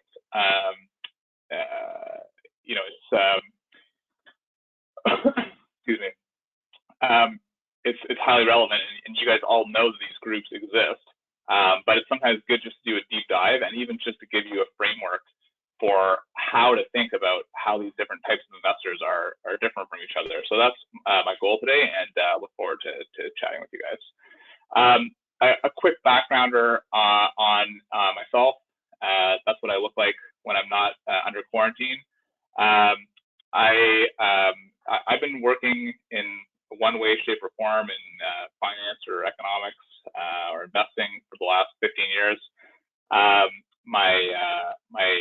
I started my academic background as an economist, shifted more towards a focus in finance, and really started my career working in investment banking and M&A for Scotiabank in Toronto. Did that for a number of years. So served primarily as an advisor, helping people raise capital and acquire and be acquired by other companies. And left investment banking after a couple of years and ended up starting my own company, my sort of first foray into being an entrepreneur. And basically a friend and I built what ended up being an online course to prep people for interviews in the capital markets in Canada. So that was a great introduction to me to starting a business, to subscription businesses, which was probably my biggest takeaway from that. Subscriptions are the absolute greatest thing, and getting paid a second time after you signed up a customer once is really amazing and rewarding. I did that for about 2 years, then moved on and worked in the business and corporate development group at Hootsuite, where I helped them look at partnership, sort of reseller, referral type opportunities, and also managed their M&A pipeline, so looking at companies for Hootsuite to acquire. And for the last 2 years plus, I've been working at TELUS Ventures. So TELUS Ventures is one of the longest standing, most active corporate venture capital groups in Canada. Been around since about 2001 and made around 80 investments since then. My role on the team is I primarily focus on our health tech and agriculture tech investments, and so it's kind of on me to lead the outreach, sort of first calls, deal due diligence, and right through to execution to get deals done in those spaces, and also to support those companies after we invest, and board observer for a number of companies that are in our portfolio today. Other than that, like to do lots of outdoorsy types of things that people from Vancouver do. I'm an Ontario transplant in Vancouver and take advantage of all the great amenities that we have here. So quick background on me, and if there's no questions about me, I'll move on into the content for the discussion here. Yeah, So, no questions. Okay, great. So pretty straightforward introduction.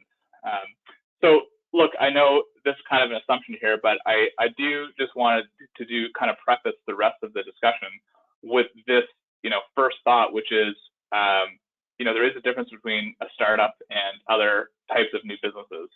And really the kind of key feature of a startup is that you're trying to prioritize growth over profitability. And that means that the amount of capital that you need to raise is likely to exceed what you've got in your bank account or in the bank account of your friends and family for most people. And the important sort of consequence of that is that, it really puts you into a situation where you're creating a business model where you're expecting to be constantly running out of money for, probably a number of years. So I kind of phrase that as you're being on a cash burning treadmill. And the implications of that are significant, right? So I really want to highlight that if you decide to go down this path of building a startup, it adds a high level of dependency on your investors. So your current investors, your future investors, because you running out of money means bankruptcy and the end of the whole experiment. It means that raising money, dealing with your investors becomes, not just critical to the survival of the company, but it becomes really an important part of your life.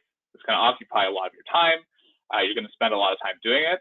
And all that just to highlight that if you're going to embark in this journey, just be ready to be on the clock. Be ready to be responsible for investors. Be ready to be moving quickly so that you're showing progress, and be ready to spend a lot of your, what used to be free time focused on your interactions with your investor group and potential investors. And you don't necessarily have to do that. You don't have to build a startup, but if you do, be ready for that, your life to take that kind of a path.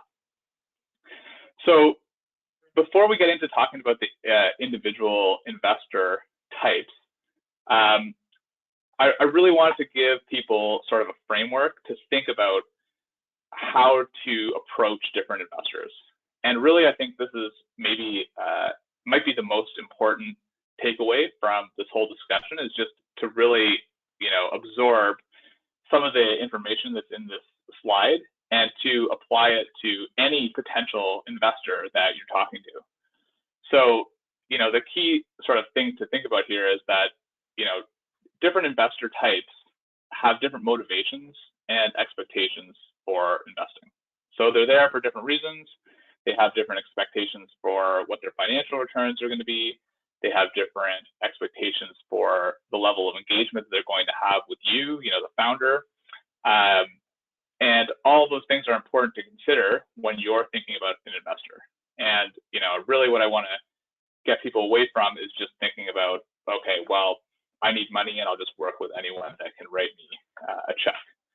So in the purple boxes here, I've tried to highlight a couple of different ways to sort of think about your potential investors and how that's going to influence your relationship and how you work with them going forward. So whether it's an angel, whether it's a friends and family, or whether it's an institutional VC, how are they going to think about these 4 different aspects, and how does that impact you? So on the ownership and valuation front, what are their expectations for how much of the company that you're going to give up? What is their expectation around valuation? Are they going to have, is what they're expecting in terms of valuation going to impact your ability to raise funds in a future round?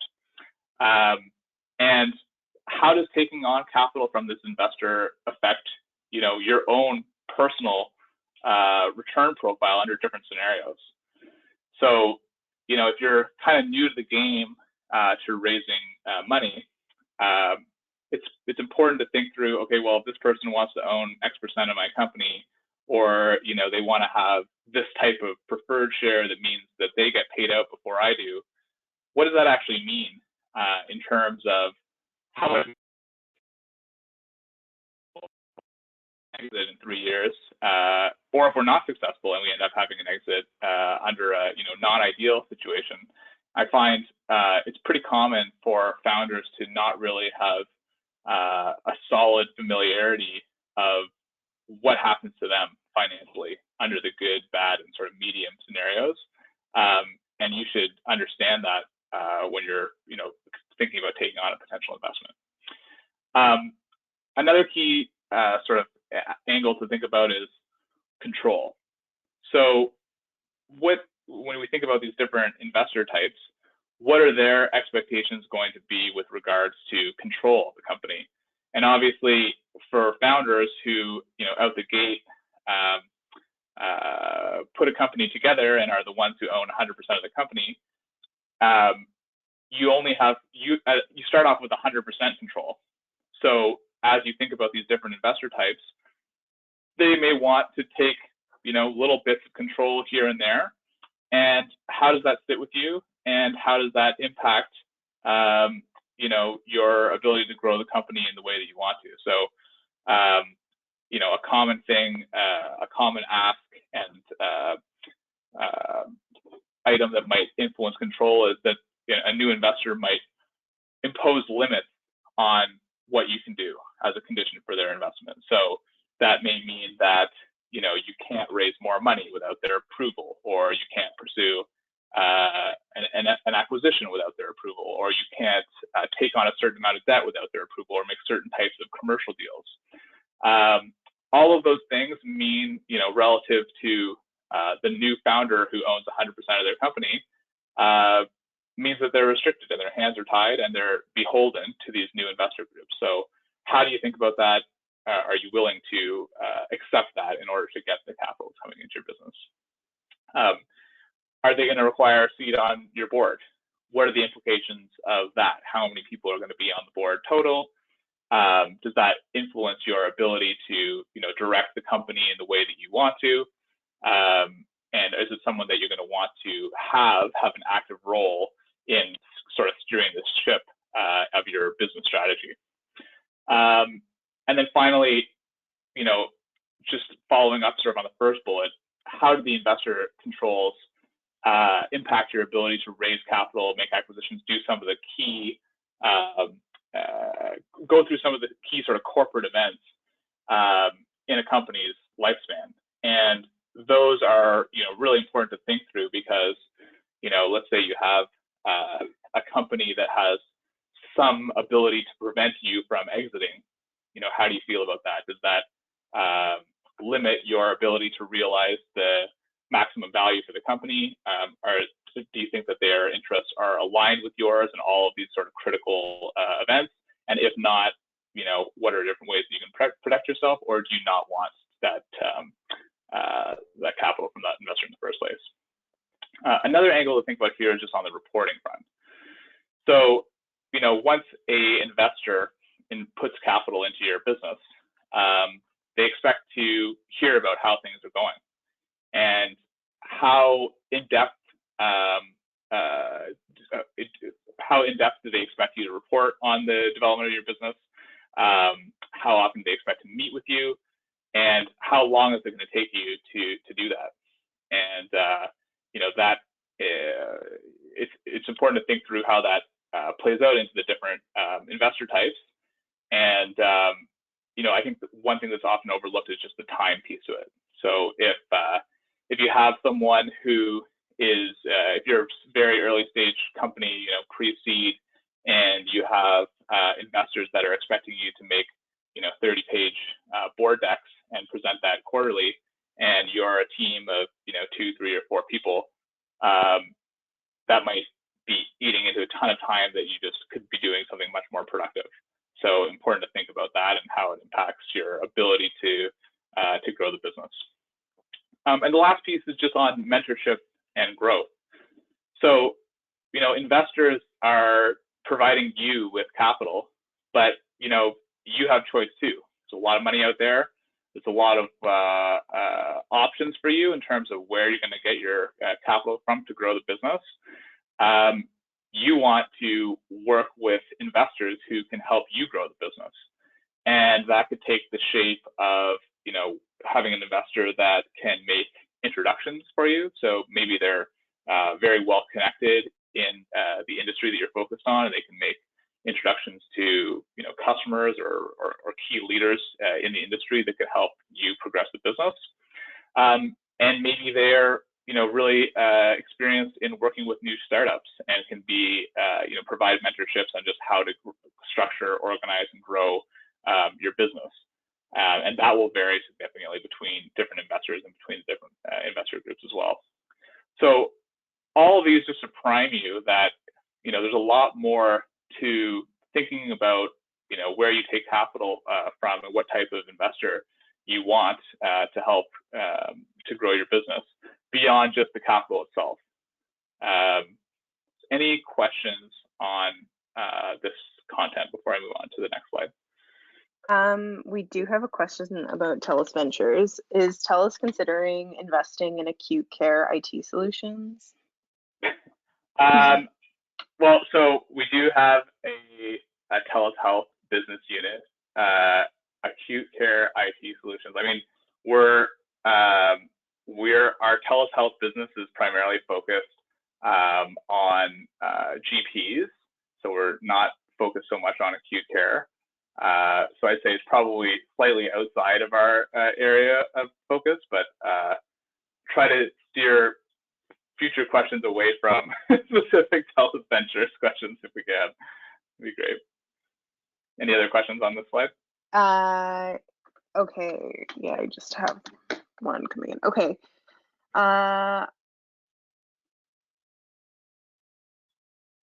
Okay, no, you know what? I'll get them to rephrase that question, so none right now. Sure.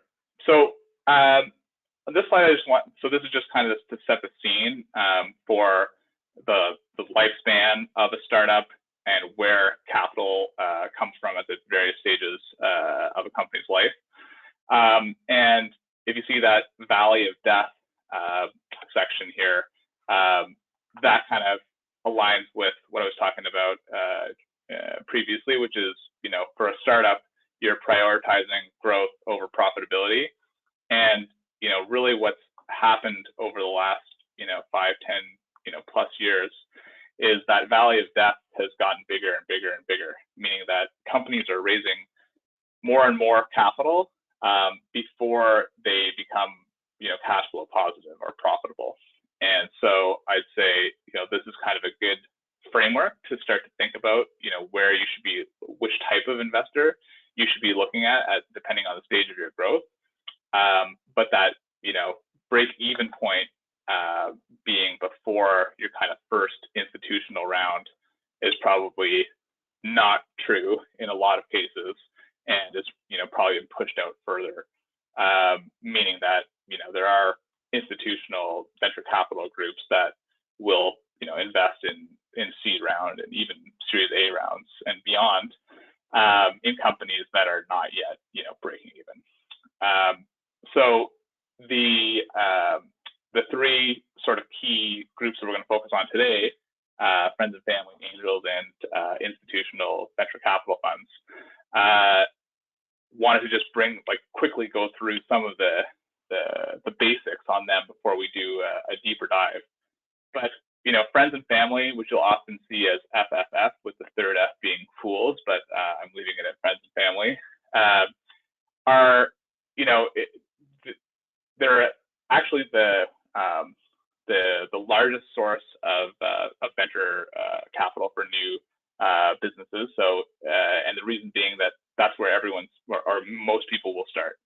And the reason you go to them is because they know you and love you, and so they're willing. They already have a lot of information about you, and they should be willing to take a loss. So they're really putting capital into the business to support you, and it's not necessarily a financial decision. And in terms of a timeline to exit, they're probably not too concerned about it. So your mom or dad or uncle or something is giving you money, it's really in the hopes of getting something started, but they're not going to be pressuring you for a 3-year or 4-year turnaround time to get their capital back in most cases. Angels are high net worth individuals of all varieties, and they're typically, their motivations for investing are often so there will be a financial piece to it. So they're usually looking to make a return on their investment, but they often have an interest or passion or fun angle to what they're doing. So and it's important to keep that in mind. So they may have sort of multiple angles for why they're interested in talking to you, but there's usually something beyond just making a financial return, which means they probably have an interest in the underlying business you're trying to build. In terms of return expectations, angels are making a very risky investment. So they are hoping to have or many of them will hope to have a many-fold return on their capital invested.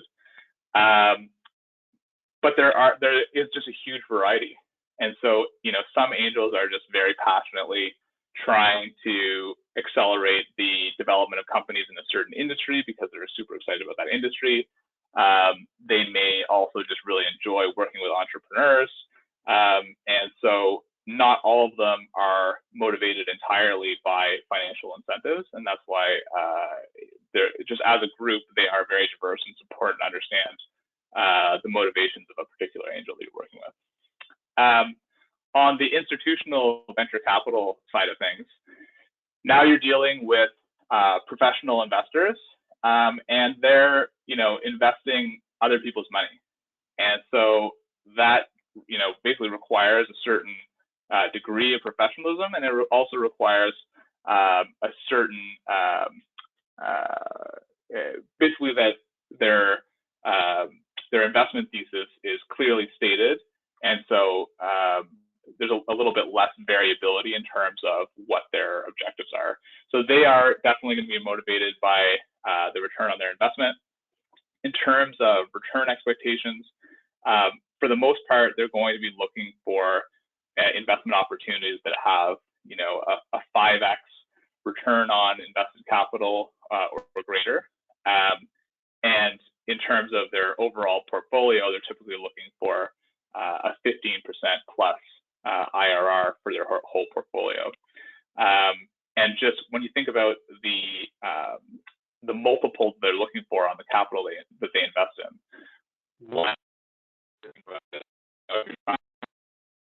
15% IRR on your whole portfolio, and let's say you have a sample fund that makes 10 investments. You know, venture-backed companies, a lot of them are going to fail, and so times plus on the entire size of your fund, and you know that a couple of the investments that you make are going to go to zero. A few are going to sort of fizzle out and go, you know, return somewhere around the capital that you put in the first place. In order for the whole portfolio to return at that 15% IRR, you need to have those home runs. And so you need every company that they look to invest in, they have to believe have the potential to have that sort of 5x plus return. They're also going to be a lot more focused on what the timeline to exit will be. You have set life of, it's typically less than 10 years, or some that'll go a little bit beyond that if they're focused on a particular type of investment that takes longer to reach an exit. But you've also got to look at where the venture fund is at in the life of their fund. And if the fund is, you know, 3 years away from closing up, then they're going to be looking for, excuse me, investments that they can harvest in those next 3 years. So as you kind of progress through, you know, there's kind of growing level of, you know, professionalism and growing level of consistency in how they're going to approach their investments. Any questions here on the slide before I move on and jump into friends and family? Yeah, there's a few questions. Okay, so what does TELUS Ventures deal flow look like right now and normally outside of COVID? And what does your own pipeline look like right now? Yeah, so I'd say in terms of TELUS Ventures, like we're probably very much going through the same sort of situation as many other venture funds are right now, which is we're spending a decent amount of time looking at our existing portfolio. So if you think about it, any venture backed company that's burning cash and was burning cash before the COVID outbreak started, they had a financing plan which assumed, you know, a certain amount of revenue and expenses over the next whatever 6, 12, 18 months, however long they expected that capital to last. With the advent of COVID, all of a sudden, many companies are now expecting that the revenue side of that formula to be significantly less, which means that their cash burn is going to be quicker, and so they're going to run out of money faster. And also, you know, the impact on the private capital markets is such that people are, you know, being a little bit more risk off. So all of that means that, you know, if you're the founder of or CEO of an early stage company, you're probably looking to sort of bulk up your balance sheet with some capital right now so that you can extend your runway. And because it is a kind of scary time, the people you're most likely going to go to are your existing investors. So that's where we're spending a decent amount of time right now, is focused on our portfolio company and ensuring that they have the capital that they need to get through you know, enough time where we think the private capital markets will sort of return to a normal status. And then also, you know, from given that TELUS Ventures is a corporate venture capital investor, and we're not we don't have LPs other than TELUS, it's also in some ways opportunistic for us. So we are looking for new opportunities out there in certain areas of focus. And I'd say we still have companies that are reaching out to us. Our deal flow has probably gone down in terms of companies that we've never heard from before, but it's probably gone up in companies that have been on our radar for a long time, but that we're not already investors in, because they are doing the same thing as I mentioned before with TELUS's portfolio companies. So a lot of companies are out there right now trying to bulk up and are looking for either their existing investors or people that are already quite familiar with them to put capital in. Awesome, thanks, Jay. And then one, nope, that's it actually right now. Thanks. Okay, great. So now I wanted to jump in a little bit further on the friends and family side of things. So, first off, they actually are, I think I mentioned, the largest suppliers of capital to startups. They're an important part of a new business's sources of capital. And normally entrepreneurs start with them for a couple of reasons. So one is they already know you, and the trust is assumed. So in any other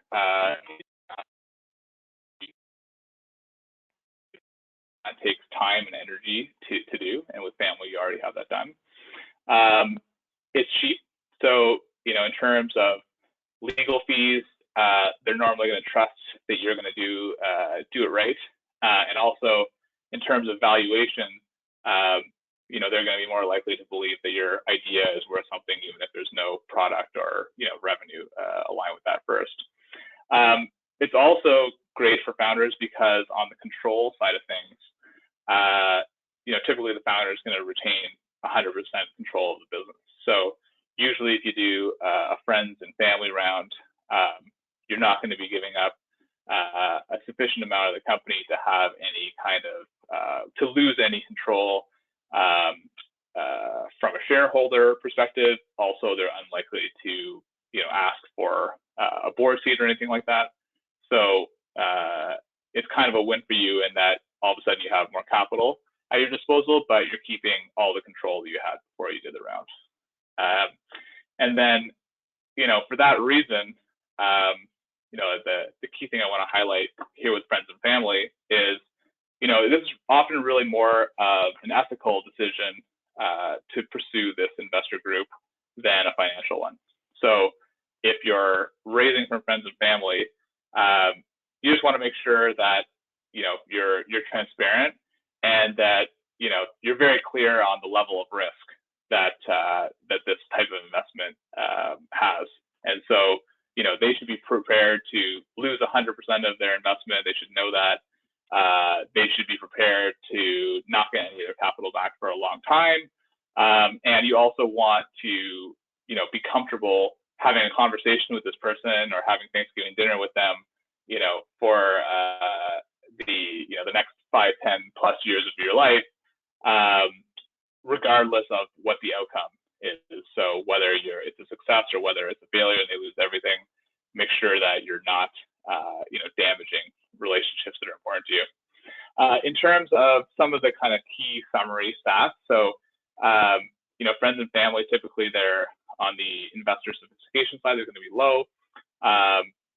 Normally if you do a friends and family round, you're probably going to have a pre-money valuation of the company that's under $1 million, and the total size of the round that you do be sort of in the $25,000 to $150,000 range, with individual checks being in the kind of $10,000 to $150,000 range. In terms of which type of securities you issue, it'll normally be common shares, which is good for you as the founder, so they're not getting any preference to you in terms of payout post investment.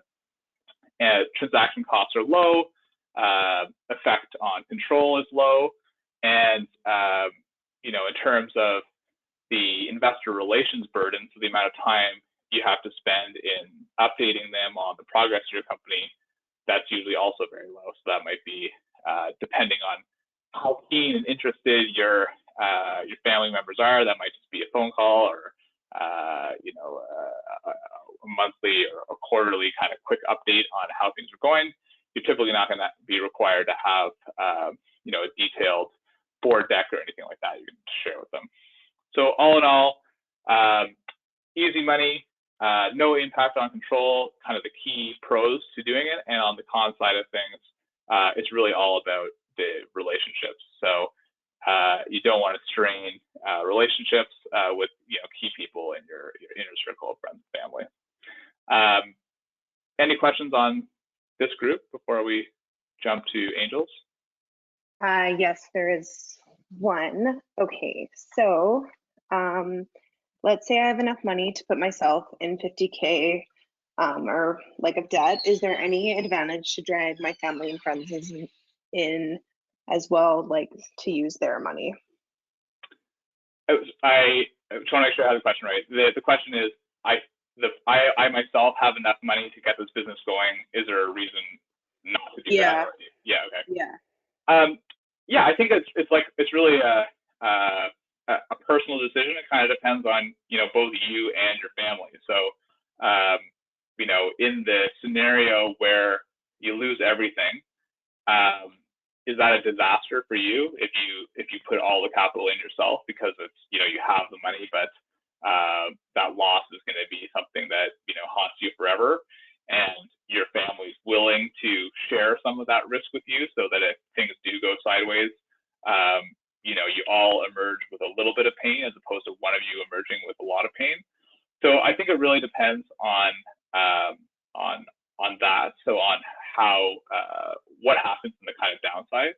And then I think the other aspect is, you know, do your friends and family, do they have any expertise? Do they want to be involved?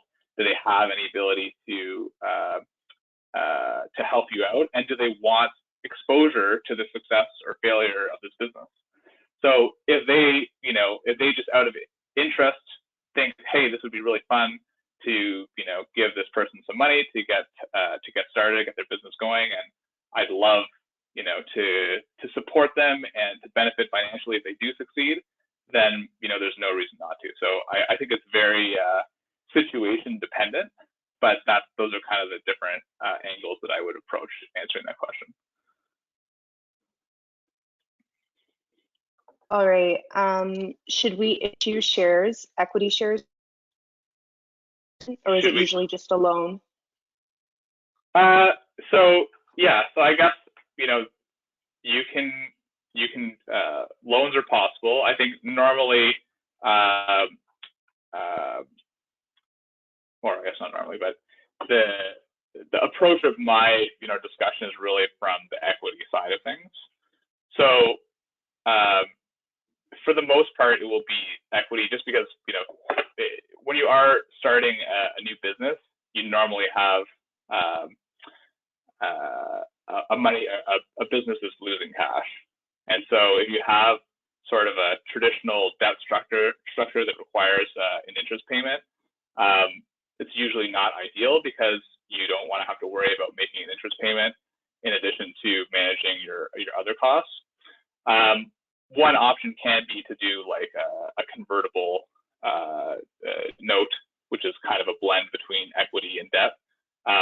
And that can be a way of dealing with valuation, because often for new companies without, you know, a product, without revenue, et cetera, and potentially with investors that aren't very sophisticated and aren't going to have a good way to come up with the value of the business, convertible notes can be a way of not worrying about the valuation until another round comes along.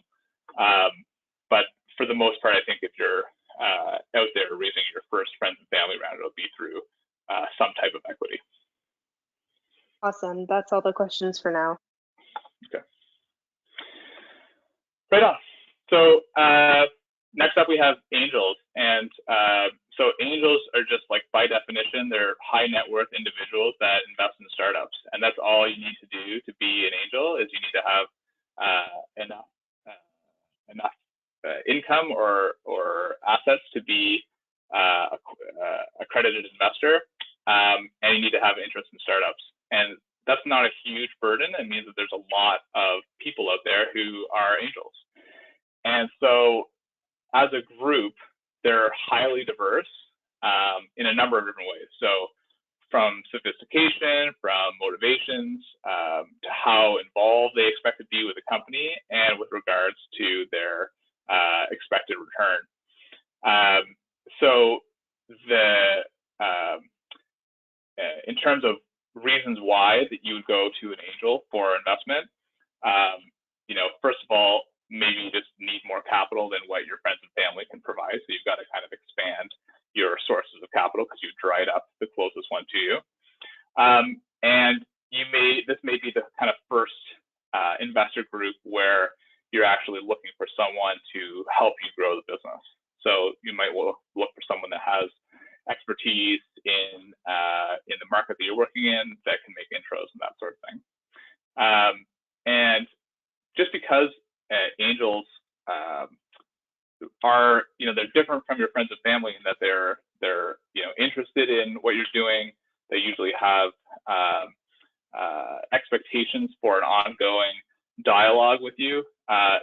This is the first group where it's really important to do some due diligence yourself on the angels that you're working with.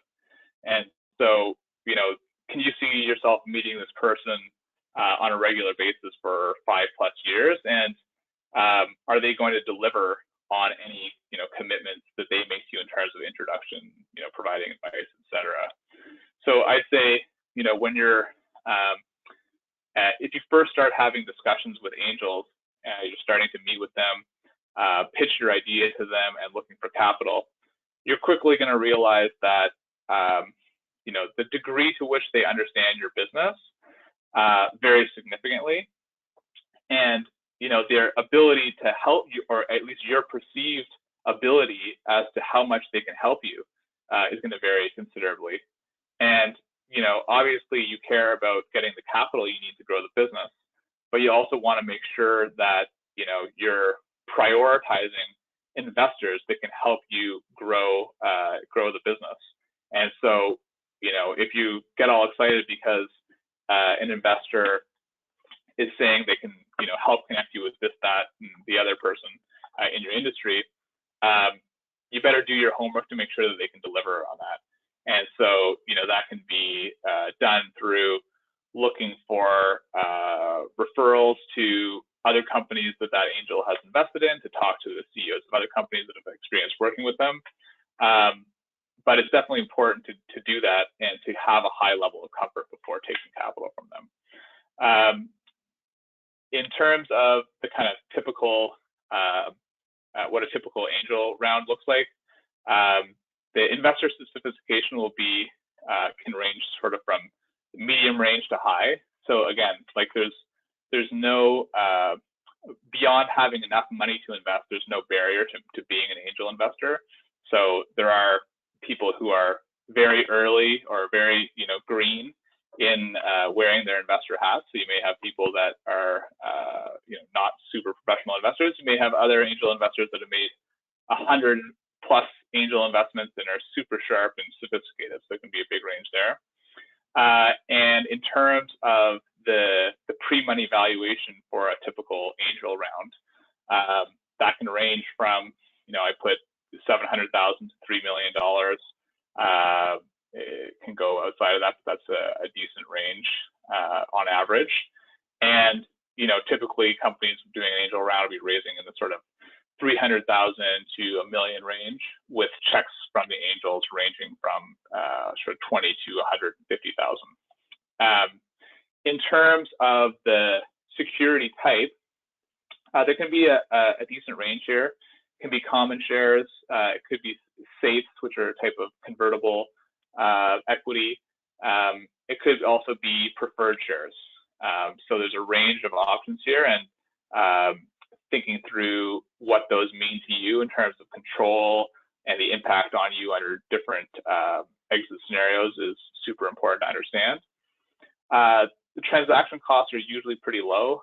They're usually straightforward. They're going to ask for a little bit of information from you. They may ask for your statements or to see some other key incorporation material documents and other materials in a data room, but a little bit less intensive in terms of scrutiny versus an institutional VC. And the effect on control here, this is where, unlike friends and family, there may be, real and important on, your control. So if, especially if they have preferred shares will usually have protective provisions, which sort of give the preferred share investors veto rights over you taking certain actions that might restrict your ability to, raise additional capital, or pursue an exit or acquire a company or raise more debt, those types of things. They may also ask for a board seat, and that means that you're going to have to, deal with them on a regular basis, and that may have influence over, where the company's strategy is kind of guided through the decisions of the board. In terms of the investor relations burden, I put low to high, so a wide range. This is another thing I think is worth thinking a lot about too. Some angels are very hands-off, and they want to hear your story. They get excited about it. They want to be updated, a couple times a year. But at the end of the day, they want to just give you a check and assume you're going to grow the business as you say you will. Others may want to be super involved and get updates from you all the time, be on the phone with you all the time. That's an important thing to consider as well. Are you prepared to deal with someone who wants to talk to you every day?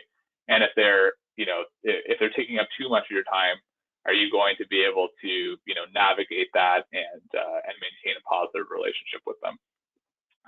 So in terms of the overall pros and cons, angels, moving on from just your friends and family to angel investors opens up, a multi-fold increase in the potential capital that you can raise.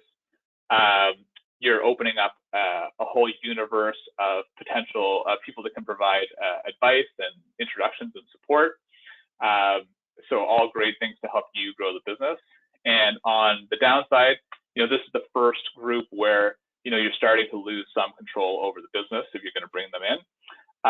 And angels typically expect to get their capital back at some point, which means by taking capital from them, you're really kind of starting the clock to an exit. And they're going to want to push any investment is going to be better on an IRR basis the earlier the exit occurs. So they're going to be pushing you to move fast and grow the business quickly, so that it gets into a position where you can exit as soon as possible. Any questions on the angels side of things? Yes. Okay. So have you noticed a trend with angel investors sticking to the founders they have worked with before? Or is it typical for an investor to look to diversify their portfolio by investing in new companies? And are there any changes that you anticipate because of COVID? Yeah, so look, there are so many different angel types of angels out there. It's a difficult question to answer. I'd say anyone who calls themselves an angel investor, whether that's a full-time job or a part-time job or a hobby, if they classify themselves as that, it means they're looking to make more than one investment. And if you only invest in the founders that you've worked with before, you're really restricting yourself to a super narrow universe. And a startup might last a year, it might last 10 years. So I'd say most angel investors are going to be willing to consider putting capital into new companies, new founders that they have not worked with before. Definitely there's a pattern where people put capital back or investing 2 and 3 times in founders that have been successful for them. If someone goes and makes you a ton of money the first time around, you're often going to be quite biased to writing them another check for their next endeavor. So that's definitely a thing. And then I'd say, like, you know, it really depends on how, like, angels may have varying degrees of comfort investing, you know, with people that they know or that are close to their kind of circle of connections versus people that are way outside of their circle of connections. So, you know, some people may have be super tight within a very specific, you know, niche, and they're only going to invest in companies where they can do reference checks with, you know, friends that they have that know the people that are raising capital, and others might just take each new investment in stride and say, you know, I'm just going to use my own expertise. I'm open to reach out to new people to do my due diligence and progress on that. So there's a wide range there. And then with in terms of the impact of COVID, I think you know, it's not going to necessarily impact, like, will angels only invest in founders that they know already. I think you're probably going to see angel investors slow down a little bit in the near term, just as people are, you know, high net worth individuals are seeing their overall portfolios shrink given what's happening in the public markets, and they may have other business interests that are struggling right now. So it may shift a little bit more towards a risk-off mentality, but that doesn't necessarily, it won't necessarily impact the view on, like, will I only talk to a founder that I worked with before. Okay, next question. What's your opinion of unit deals or subsequent round discounts for current round investors? On, what was the first part? Unit deals? Yeah. Unit deals. I'm not sure I understand the unit piece of it, but if you're talking about doing like issuing like safes or other convertible notes that have a discount to the next round, you know, I think that's a very useful tool in some cases, and really it serves, you know, a couple angles. One, it really makes it easier to, it's fast, it's easier to, it lets people avoid the problem of putting a valuation on a company today, which can be quite valuable. So again, like in, especially for companies that are really like pre-revenue or very early in their, in having their, in growing their customer base, it's often very difficult to put a valuation on a company, especially if you're dealing with investors that aren't sophisticated. So using a convertible note that offers shares at a discount to the next round basically says, look, I believe in the company today, but I'm confident that you guys will be able to raise a price round in the future. So I'm going to put in the money today, but let's just sort of lock in a return for me based on what someone values it a year from now, 18 months from now, et cetera. So I'm not sure if I answered the question there, the unit question, but in terms of offering securities that convert into equity at a discount into the next round, I think it can be a valuable tool depending on the company's situation. Awesome. Okay, that's it for questions right now. Great. Okay, and now on to institutional venture capital. So institutional venture capital companies are managed by professional investors, so they're called general partners, and they invest the capital of their limited partners. So basically you have, you know, a group of usually a handful of individuals, could be 1 to, you know, 5, that take capital from, could be pension funds, could be high net worth individuals, but they are responsible for deploying that capital and earning a return for their LPs. They may have different investment mandates. So venture capital groups can invest in specific sectors or a specific stage of companies, but they do have some commonalities in that they're going to have, you know, a target IRR. They're going to have a specified fund life So a target date to return all the capital to their LPs. And they're going to target a certain amount of money that they raise from their LPs as being capital to deploy into new investments and to deploy into follow-on investments. So those things will be common throughout the venture capital landscape. And entrepreneurs will seek out venture capital to do a couple things. So one is, while angels, may be experts in a particular industry or may have, good connections, that's kind of the job of a venture capitalist. So they are experts with deep domain expertise. They will have well-established industry relationships, and also, bringing on a venture investor is really bringing on a partner that's going to support and accelerate the company's growth and progression to exit. So they're probably going to, invest time and energy. They're motivated to see you succeed because they are they're trying to make a return on their own capital. They're trying to make a return on the capital of their LPs.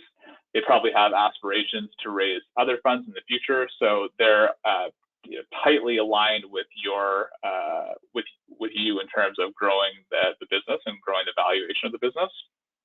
And then, the one kind of key thing that I want to highlight for the VC and entrepreneur relationship is that you typically will work with a venture capital firm for longer than the lifespan of an average marriage, and with a difference between those two relationships being that with a venture capitalist, you often can't get a divorce. So everything that I said before about screening angels and doing your reference checks on angels applies multifold for a venture capital investor. And again, you should be reaching out to other founders that have worked with the venture capitalists that you're potentially talking to. You want to understand how they work together, what the frequency of discussion, how good were they at making introductions, making connections, were they valuable in helping to grow the business, and what happened when things went sideways, right? Did they support their other founders when revenues came in less than expected? If when COVID broke out, were the founders that worked with the investors you're talking about, did they feel supported? Did they get the capital they needed? And was it a good experience for them? So, and in terms of what an institutional seed round might look like, investor sophistication. So for institutional VCs, it's going to be high. These guys are all professional investors that do this for a living. In terms of the pre-money valuation for a typical sort of institutional seed round size, it's going to be in the sort of $4.5 to $10 million range, with a typical round size being $1.5 to $3 million, and the checks from the VCs themselves coming in at $100,000 to $1 million. Typically, you'll see preferred shares come in at this stage. Common shares can be possible as well, but you'll see preferred shares creep in quite often at this stage. The transaction costs are going to be a little bit higher because they're probably going to have, they're going to demand, full access to your data room. They're going to want to do, a deep dive on your technology, IP, your financial forecast, et cetera. And the effect on control will be, noteworthy as well. So again, same discussion I had before on the impact of preferred shares, restricting some of your actions. They're likely going to want someone on the board. So the lead VC investor will normally want someone on the board. They may want 2 people on the board, depending on how much capital they're putting in, and that may influence the direction of the company or impact some of your ability to control the company.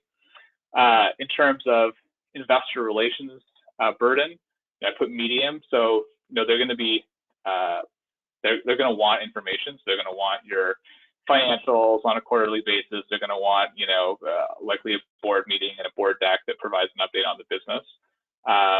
But they'll be a little bit more formulaic than your angel investors will be. So they know exactly what they want. They'll be clear about it, and you're unlikely to have them calling you without reason every day. So in terms of the overall pros and cons, it's another step up in the capital they can provide. These guys are professionals. They also can be a source of follow-on capital. So angels often will make a single investment, and you don't count on them to put more money into the company, but institutional VCs often will invest in a round with the expectation that they may invest in another round or another round after that. So that can be that can save some of your time and effort in terms of how you think about growing the business down the road. And then in terms of cons, again, there's another sort of step up in giving up control of the business, and this is really where you're entering into full commitment to exit on a specified timeline. So these these investors, they have a specified life of their fund that they're investing from, and they need that capital back by the end of it. So they're very clear on their goals, and you should just think about how that impacts your growth as a business. Any questions on this slide? We are at time. Do you want to take questions? Yeah, I'm happy to take any other questions here, and I think I have a conclusion slide, but that was basically the end of it. So I'm happy to wrap up with any final questions if there are some. Okay, so are multi-level shares usual? For example, having a level A, B, C for controlling the future of the company, like shares in Google, and do you recommend it? Yeah, having multiple classes of shares is quite common for a venture-backed company, and normally that's to reward the capital that comes into a business. So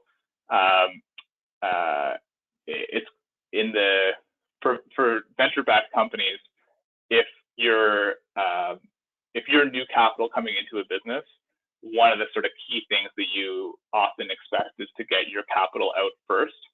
And so that is achieved through issuing a new class of shares.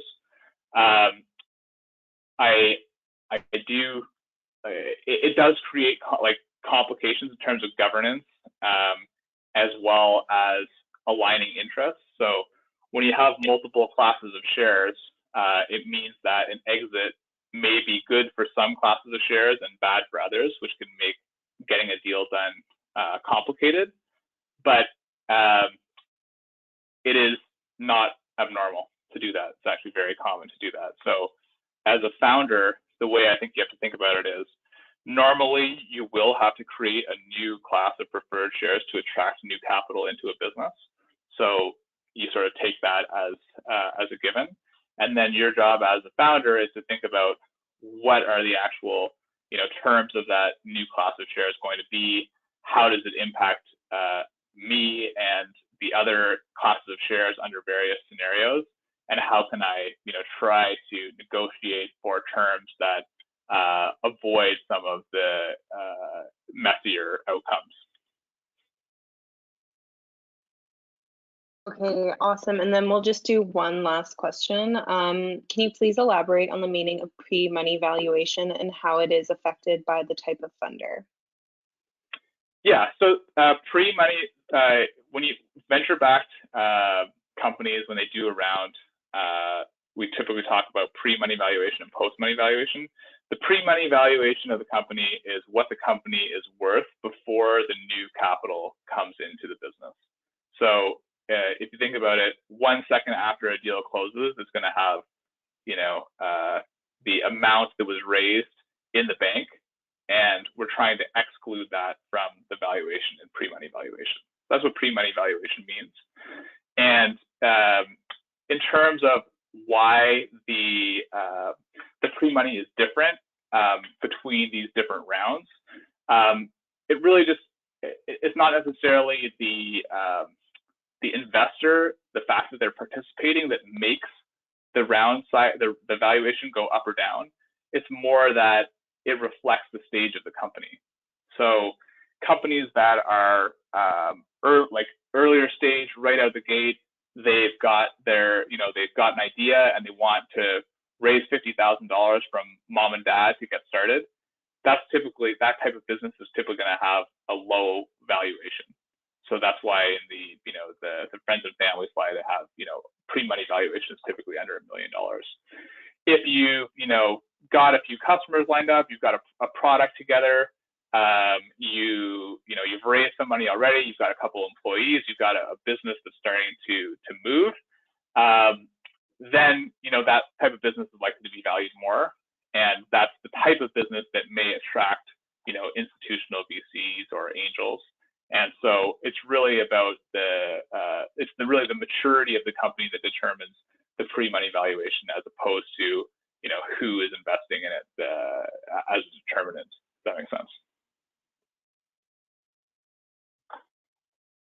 All right, thank you so much, Jay. This has been so great, and thank you to everyone who asked questions. Our next presentation is going to start at 3, so feel free to take a little break right now. But yeah, thanks again, Jay, for chatting with us today. Great.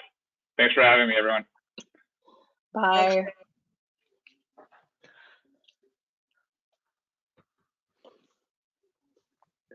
All right, everyone. And before I forget to mention, I'm going to send out a really short email at the end of the day with a quick 1-minute survey.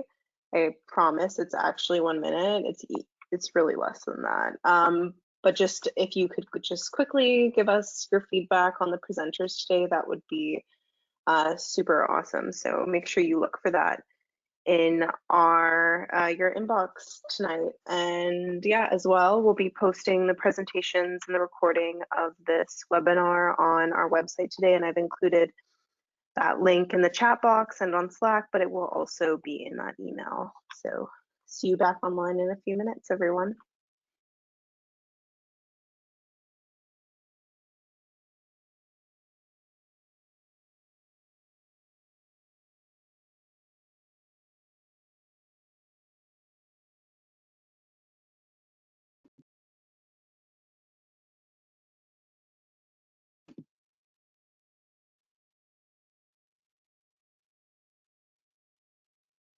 Hey Chris, I just made you the presenter, so yeah, we can see your screen now.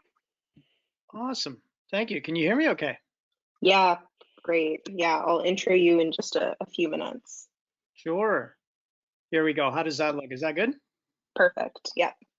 Fantastic.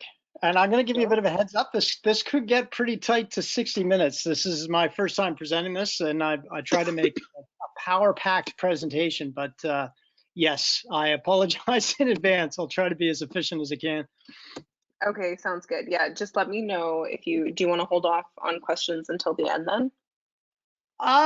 You know what? I'll try to stop periodically and just say if people have any questions as okay. Awesome. And did you happen to get by the way, this is Michaela? This is Michaela, yeah. Hey, great to meet you. I know. Did you get a chance to poll the audience to get a sense of their level of? Do you want me to poll them now, or do you want me to poll them when we like at the beginning of your presentation? Just because people might be taking a little break right now. Yeah, so no kidding. Yeah, I guess maybe just a couple minutes before I get to start. Mainly, awesome. Yeah, just trying to get a sense of the level of sophistication and advanced knowledge or not that the audience has. Yeah, I developed most of this content around the idea that I'm dealing with sort of novice to intermediary. So I'm hoping that's roughly what your crowd has looked like. Usually, yeah. But I mean, it can be quite diverse. We have a lot of people online today. Yeah, no, and I definitely heard a couple of smarter questions. So, but how's it going? How has it been so far? Been really good. Yeah, we're really grateful that so many people are joining us online today. Fantastic. I'm seeing a number here, 148 out of 500. Yeah. Holy Yeah, well, the 500 is just the max that you can host on the webinar before we have to pay for a different level of software. Right. Yeah. Right. No, well, that's great. Has that number been fairly consistent through the day? Yeah, it was high, a bit higher this morning, but we have people logging in and logging on all day. So yeah, it fluctuates when the presentations start. Well, that's great. Geez, I'm glad I'm not in an auditorium. I'd probably have slightly more stage fright if I was staring at 150 people. I know, right? Oh, Okay. Hi, Chris. It's Angie Yeah. from New Ventures BC. Just wanted to say hello and thanks Oh. for joining us this year. yeah. Hey, Angie. Great to talk to you. Happy to be here. Great. And by the way, at your end, am I doing? Is my face on screen as well, or is it just full PowerPoint? You can share your webcam if you want, but like you don't need to. Right Okay. now, it's just your PowerPoint. Yeah. It is just PowerPoint. Okay. Yeah, I'm still getting acquainted. I've been Zooming most lately, so still getting a little acquainted with GoToWebinar here. Let's see.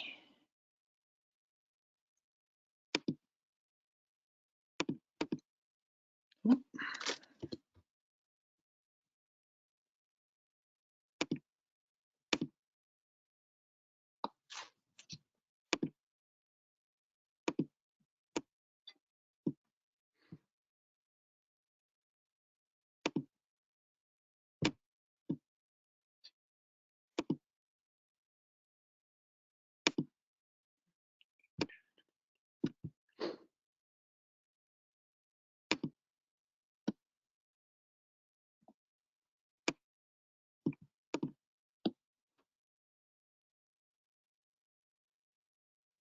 Actually, Michaela, just to make sure, when I'm sharing my screen, do you see my GoToWebinar dashboard or just the PowerPoint? Sorry. No, we just see your presentation. Okay, great. Just want to make sure. Yeah.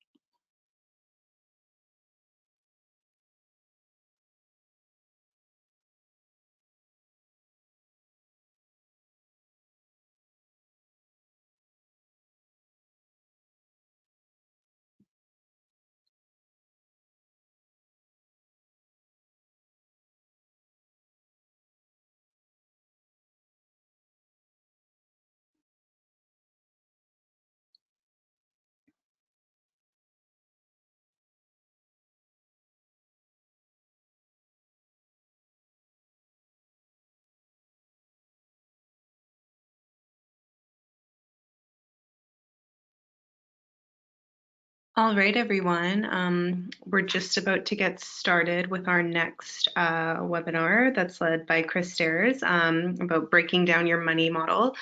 So I'm just going to quickly introduce Chris. Again, his PowerPoint can be found in the handout section. So Chris has 20 plus years of experience in strategic marketing and operational startups as a senior consultant with CanadaStartup.com. And a finance specialist for Volition Advisors, and he's an EIR for SFU Venture Labs.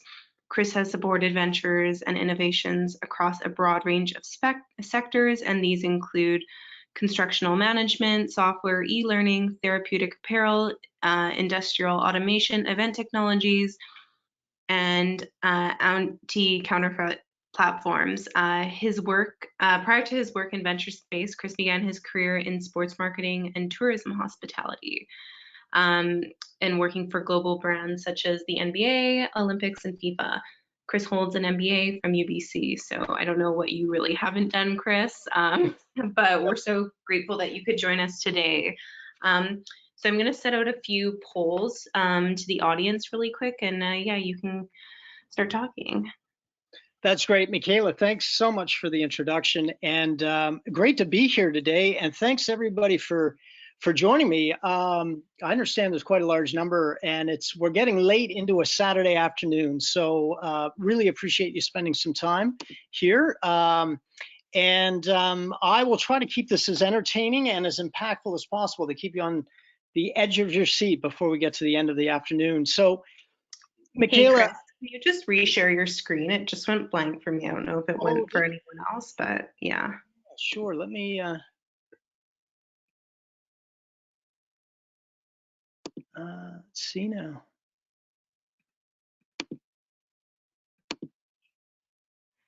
All right, I'll get you to reshare one sec. Sorry, everybody. Yeah, I had some sort of no, all good. Oh, it's all good? You share your screen. Wonderful. All right, so just to give you an idea, 82% of the companies on the line today are at the ideation phase, 16% have limited revenue, and 2% are accelerating. Gotcha. Okay, that's great. Certainly most of my content I think will be quite relevant to the core audience then. I've written this really for sort of a novice to intermediate level. So I'm hoping this this will be of value. And so here we go. Can you still see my screen? There we go. Are we all set? I'm just launching. Do you want me to launch the other polls right now? Or are you good? No, that's fantastic. Thanks so much. That's great. Okay, awesome. So again, to give a little bit of background for you here. So my name is Chris Stairs, and I started out as I started out just like you. And by that, I mean, I was not a finance guy. I'm going to assume the reason why the majority of you are online today is because you want to learn a little bit more about your finances, your financial model. Oh, hey, Chris, we just have to, can you just share your presentation screen? We're just seeing the poll screen right now.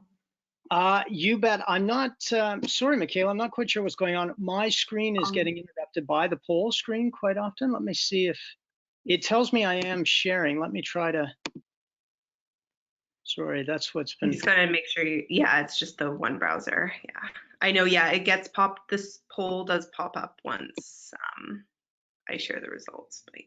Okay. How's that now? Can you see? No, just in the sharing thing, you have to make sure that you click on the play button, what screen you're showing. So just make sure you're, yeah, now we can see it. Oh, there we go. Sorry, yeah, everybody. Perfect. Thanks so much. Thanks. No, that's great. Right, so again, look, I've started out, I want to say for everybody on the phone, especially for those of you who are new entrepreneurs, new to money modeling, new to trying to figure out the financial model for your business. I started out just like you. Before I got involved in startups, I did have MBA training, but I'm a sales and marketing specialist by trade. That's how I began the first 15 years of my career. I was involved, as Michaela said, in some fairly significant brands with the NBA, Olympics, and FIFA. But I want to start off by saying that I knew absolutely nothing about notions of pro forma, complex budgeting, and certainly trying to model out the beginnings of a startup when I first got involved in entrepreneurship myself. What brought me into this field was shortly after the Olympics, I got approached to be part of a ticketing technology startup. It was an anti-counterfeit platform for event ticketing and anti-scalping. That was about 10 years ago, and I happened to be the spreadsheet guy on the team. So it fell to me to begin cranking out the money model and to start evaluating the economics of our business. But I can tell you that I was essentially self-taught. I spent a lot of time talking to and listening to other entrepreneurs, spent a lot of time just with Google and YouTube trying to really figure out what this whole beast was about. But I'm happy to say after 10 years of some trips and falls, I've raised, and to be frank, this is not an especially big number compared to a lot of colleagues in the industry, but I have been able to successfully help startups raise close to $9 million through either equity raise, debt, institutions like the BDC, or government funding. So what I've learned certainly has worked, not only for the startup I was involved in, for others. So I'm hoping to share with you a bit of that knowledge. So my commitment today is to really try to explain to you what you need to know about your numbers to run a startup. And I'm going to be speaking to you as a founder, or as a senior business manager of a team, or as somebody who's out in the market trying to raise funds through any of those vehicles, whether it's equity, debt, or government funding. Now, there's some caveats, as I mentioned earlier, that I've geared this more for the beginner to intermediate. And I'm going to be giving you some basic nut and bolt guidelines. And forgive me, this is a new presentation, so you're all guinea pigs this first time around.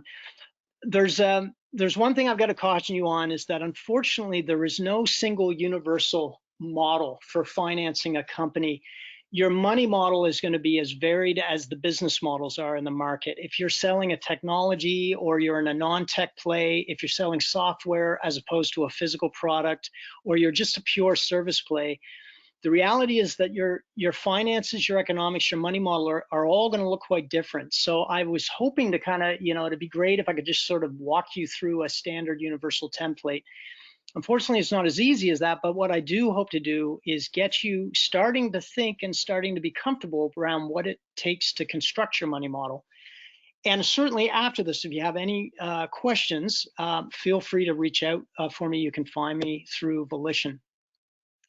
So here's the honest truth about what I've discovered working with entrepreneurs, and quite often just working with people in business. Most people hate talking about their numbers. Entrepreneurs, generally speaking, love talking about their ideas. They love talking about how great their product is and the challenge that they're addressing in the market.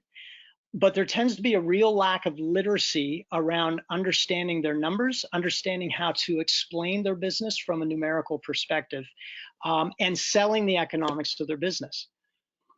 And I believe it's just fundamental human condition. I think some of it is really about emotion. I think a lot of people tend to be intimidated by numbers. There's a bit of a fear factor, and as a result, I find a lot of entrepreneurs in particular tend to procrastinate and avoid the exercise of putting their business to numbers.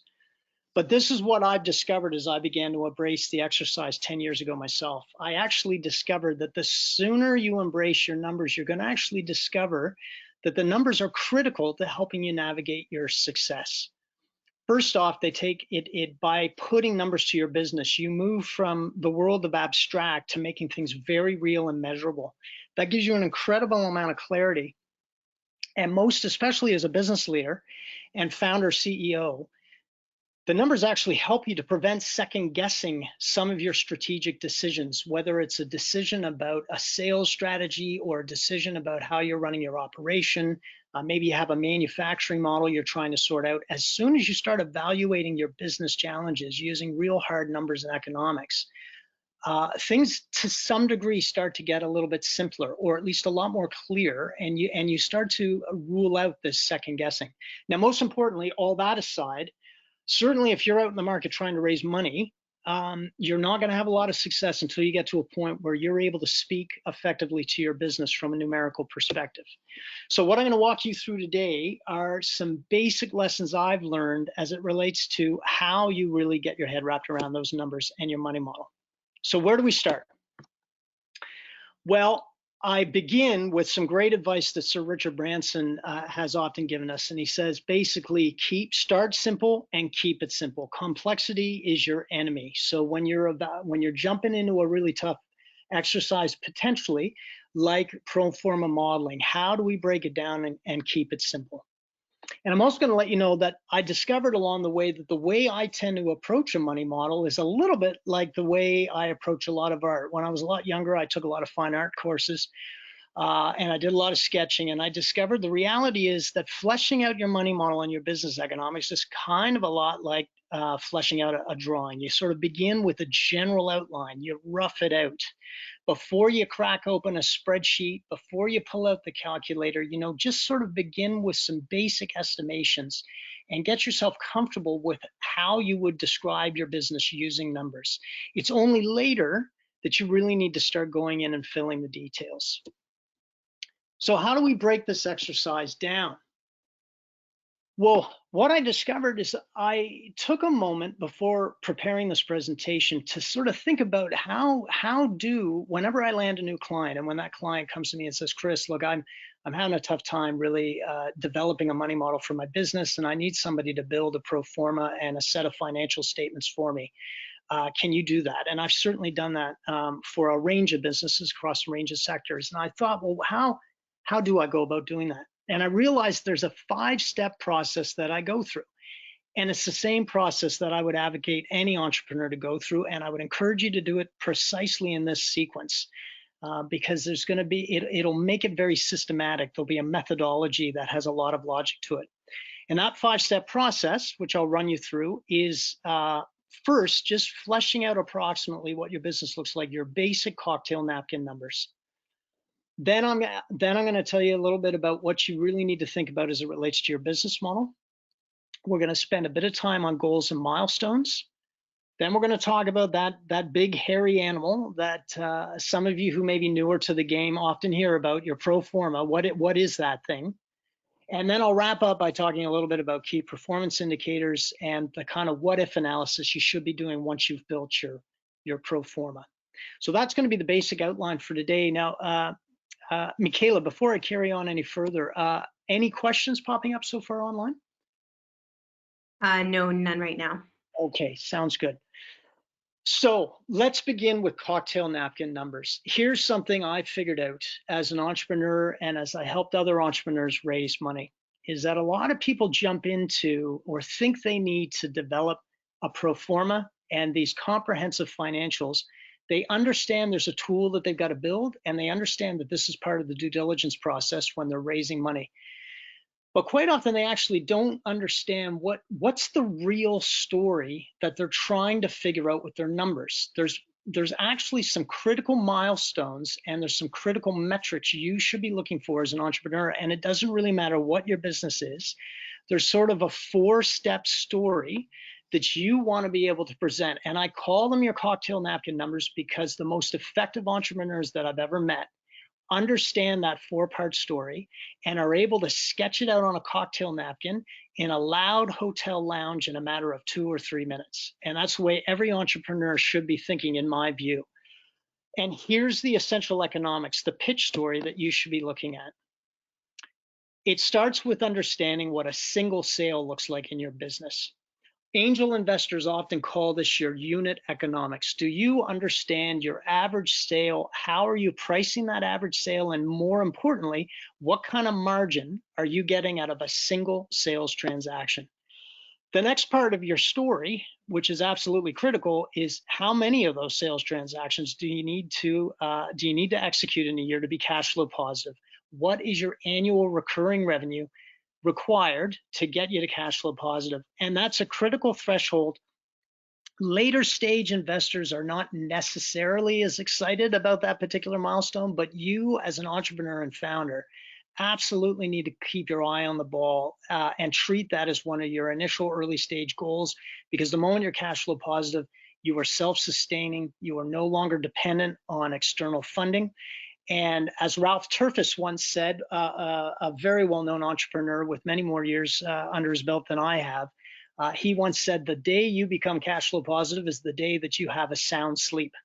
So that's item number 2. Item number 3 is what I call your accelerator story. And that's really about, okay, once you're cash flow positive, what are the multiplier mechanisms that you're using to really begin to dominate the market? And examples of that might be, do you have exclusivity in the market? Are you working with a channel partner or a distributor who has dominant exposure in a target market that you're trying to pursue? Maybe you have a patent that gives you protection and an early head start in dominating a particular market. Or maybe you've got an anchor client and you've penetrated into one department and seen great success, and you recognize that there's a long runway within that company to really grow and expand your products. Whatever that story may be, I call it the accelerator story. Then the fourth and final part of your cocktail napkin numbers and that narrative is around capacity, is being able to communicate both to your own team and to investors that you understand what kind of capacity you need to sustain in order to manage that growth. So that's it. That's your 4-part story. And I bring this to your attention because the reality is you shouldn't even start thinking about getting into the details of a money model or getting into the weeds of a spreadsheet and a pro forma without stepping back for a second saying, well, wait a minute, what are the numbers that I'm looking for? And ultimately, what is the narrative that I'm trying to convey internally and to any external stakeholders? Now, I'm going to spend a little bit more time on this particular topic before I move on to your business model. And this is one of the other funny discoveries that I made after cranking out pro formas over the last 10 years is that when you start diving into your numbers, there's a few flags that start popping up, and they're almost like laws of nature that I've discovered, and it doesn't matter what the business is. And one of them has to do with those unit economics, the margins for each one of your sales transactions. And there's a general guiding rule that I've started to realize crops up very quickly. And here's what I've discovered. I don't care what business you're in. If I take a look at your pro forma and I've discovered that on a single sale, you're walking away with gross margins of somewhere between 75 and 100%, you are absolutely in a winning position. And you have what I call a major war chest, because I know that enables you to be incredibly nimble. That is margin, that is cash that you're able to put at the very least to your bottom line costs. But that's cash that's going to be able to help you weather any variable costs that you may be dealing with. If you are manufacturing something and you're reliant on high volume of aluminum, say for example, or stainless steel, well, those kind of raw materials regularly fluctuate on the market. The higher your margin is per transaction, the more you're able to weather those kind of changes. If you become dependent on a channel partner to sell your product into the market, your channel partner is going to want a piece of that action. Well, the more margin you have, then the easier it is to be able to negotiate that arrangement with the channel partner. So if you're somewhere between 75 and 100% gross margin on a single sale, you've got a big war chest. But more often than not, you're looking at a margin that's lower than that. And the general guidelines I've discovered are, if you're in the tech space, if you're producing a physical product, if you're in the retail space, then the reality is when you're first rolling out your money model, if you're not seeing margins between 50 and 75%, then I already know that's a bit of a red flag, because I know once you get into the rest of your operation and you need to start managing your fixed costs, you may not actually have enough cash after a single sale to be able to contribute to your bottom line.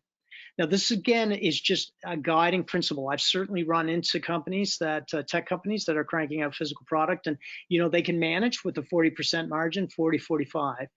But like I said, it's a distant early warning for me. If you're not hitting that threshold and you are a tech or physical product, I'm gonna start diving a little bit deeper to determine whether you have economic feasibility. If you're in the service sector, typically that margin falls between 25 and 50%. Usually on average it's 30, 35. And I'm gonna tell you, if you're 0 to 25%, then just, as I jokingly say, forget about it. Rethink it, rework your numbers. You're not gonna have the margins to be able to sustain your business. This is an early example of the importance of that cocktail napkin storyline, because investors look for that. Angels especially, they know you don't have a sales engine yet to get into high volume and to get into significant market domination. But what they are going to look for is the economic potential, your gross margins, to be a profitable company. That's one of the first things I look for when I evaluate somebody's money model. Michaela, I'm moving on to business model, but how are we doing so far? Any questions? Yeah, we have 2 questions. So how do you calculate your margins for tech? For tech, so a great question. And again, it varies, but typically if you're talking about manufacturing a physical product, you're gonna set your price. And then your gross margin, your contribution margin is basically per unit sale after the raw material components that go into that, and usually a percentage of labor. This is factory labor that goes into that per unit, and potentially some direct sales costs. So any commission reward associated with that sale. the accounting that goes into the gross margin is basically factoring in all of those direct costs for the sale of that one unit. Let's say it's an iPhone. When you take away all of those unit costs, you're going to be left with your gross margin, and that gross margin is your bottom line. Something like software as a service is a little bit different. Software as a service, I mean, essentially in that case, you're spending a whole bunch of money up front on developing a software. And, you know, that may be, you may drop the equivalent on labor and time, you know, could be upwards of $500,000 to produce first gen commercial ready software. And now you're basically just trying to see how many times you can resell that thing and make money. So, but even still, there's usually some direct marketing and sales costs involved in the sale of that software. And so we get into a little bit of accounting. And certainly this is something that I can help somebody with when you get into the nuts and bolts of your particular business model. But that's essentially what you're doing to get to your gross margin. Awesome. Okay, so yeah, everyone basically asked about SaaS as well, but you answered that.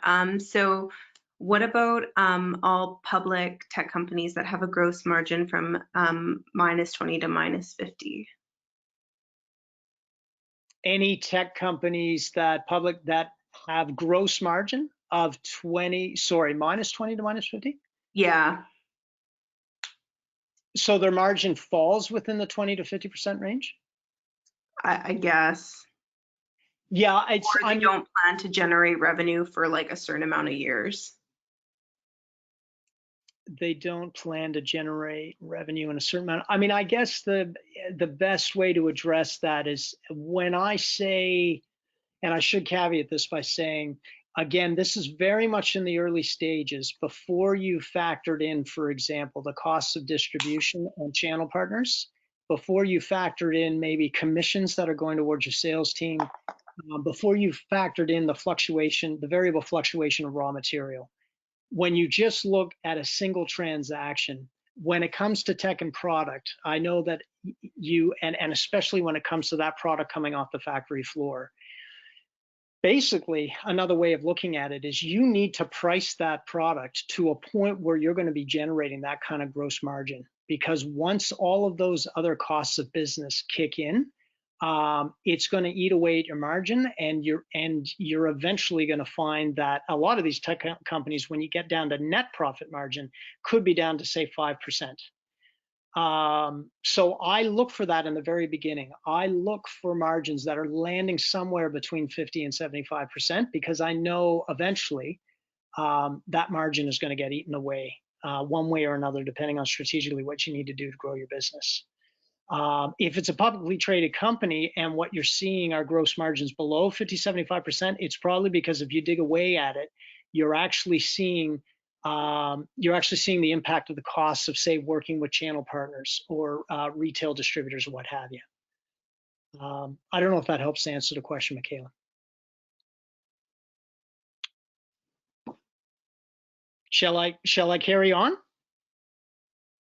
Yeah, there's like a few more questions, but like totally up to you. Well, I tell you what, let me jump in. There's quite a bit more. And again, there's a lot to share. And I would encourage all of you, by all means, please do reach out to me at Volition. If you got additional questions, I can certainly chat. But we'll be circling back to this as well. So I think as we go through the presentation, I'm hoping anyway, some other items may become clear. So look, going back again to what's the next step that I take in terms of getting my head wrapped around my money model. And I usually say, look, before you think about your financials, first off, have you really taken a moment to understand what kind of business you're in? Define your business model first before you get into your money model. Because as I said earlier, the money model that you need to create is going to be very different. If you're a business to business venture, if you're a business to consumer, if you're a marketplace venture like Uber or Airbnb, the financial models for each of those are very different. Same with selling a tangible product as opposed to a digital product, or being straight service, device versus software consumer good. In each case, when you set out to build your financial model, the revenues, the margins, your cost structure are going to look quite different. But here's the good news. let me jump into this. Now, what you want to do though is figure out, well, how do I break all that down? Well, something else I've discovered when I've done money modeling over the years is your business, when you first look at it, can seem very complicated, but the reality is it breaks down to 3 core functions: your sales function, your ops function, and your finance function. The sales function, and this includes marketing and media relations and digital marketing and all that other activity, but basically there's a core part of your business that's all about acquiring customers. There's a core part of your business that's all about maintaining the capacity to deliver your commitment on those customers. And then the last part of your business is about managing the cash to keep everything moving, keep everything afloat. And building your money model is basically about attaching numbers to each of those 3 core functions. What that then looks like, if you deconstruct different business models, is, and I'll just throw up 2 examples, a physical product like an iPhone versus a self-service SaaS company like HubSpot. If you step back for a minute, before again you crack open your spreadsheet and you start getting in the details of your pro forma, you're going to realize, well, let me really make sure I understand entirely the bits and pieces, the components of my business. And a physical product, just looking at the operations model, for example, is going to be very different from self-service SaaS. With a physical product, you're going to need to be managing and costing out raw materials. You're going to be costing out the cost of manufacturing, whether you're outsourcing to a factory overseas or whether you may at some point own and set up your own factory operation. There's warehousing, there's inventory management, shipping and distribution. There's costs associated with that entire model that are very different from a self-service SaaS, which is, as I mentioned earlier, about a lot of upfront development costs. But then it's fairly straightforward in terms of the fact that it's cloud-based operations. I mean, you've got security and server locations and capacities you need to be mindful of. You're constantly upgrading your software to remain competitive in the market. But again, the costing in the model is very different, and this is going to apply as well to the financial differences between a physical product and self-service SaaS, and your sales model. And so what I would encourage you to do is take some time again before you open up a spreadsheet and start thinking about building out your financial model and your pro formas. Just do a little bit of research and say, well, what is my model exactly, and what are the different components and elements, and what do I need to be attaching numbers to? Now, the good news is once you figure out your business model and understand what space you're in, the reality is they're all quite similar. If you're in the apparel business, Lululemon, Aritzia, Adidas, what have you, the reality is the money model and the business model for each one of those brands, by and large, is very similar. So if you come to me and tell me that you're in the apparel retail space, then I'm going to tell you, here's the good news. There's some fairly standard metrics, economics, and a fairly standard money model template that you need to explore and research. And regardless of whatever business you're in, Google and YouTube are your friend. If you begin to do a bit of search, if it's software as a service, if you're a consumer device manufacturer, again, if you're selling apparel, just begin to Google that, and you're going to find very quickly it'll be published, roughly what you need to start thinking about. And what's encouraging about this is once you start to realize that there are common characteristics from one type of business model to the next, you're also going to start to realize there's certain numbers and milestones and thresholds that you need to hit that are common for every business in that sector. And Michaela, I'm going to use one example, which is software as a service. There's something really curious that I discovered with software as a service, and in particular, cash flow positive milestone. I've now modeled, I think, 4 different software as a service companies. And by that, I've either directly built out the pro forma for the company, or I've helped the founder to flesh out their pro forma. And something curious happened every single time I did this.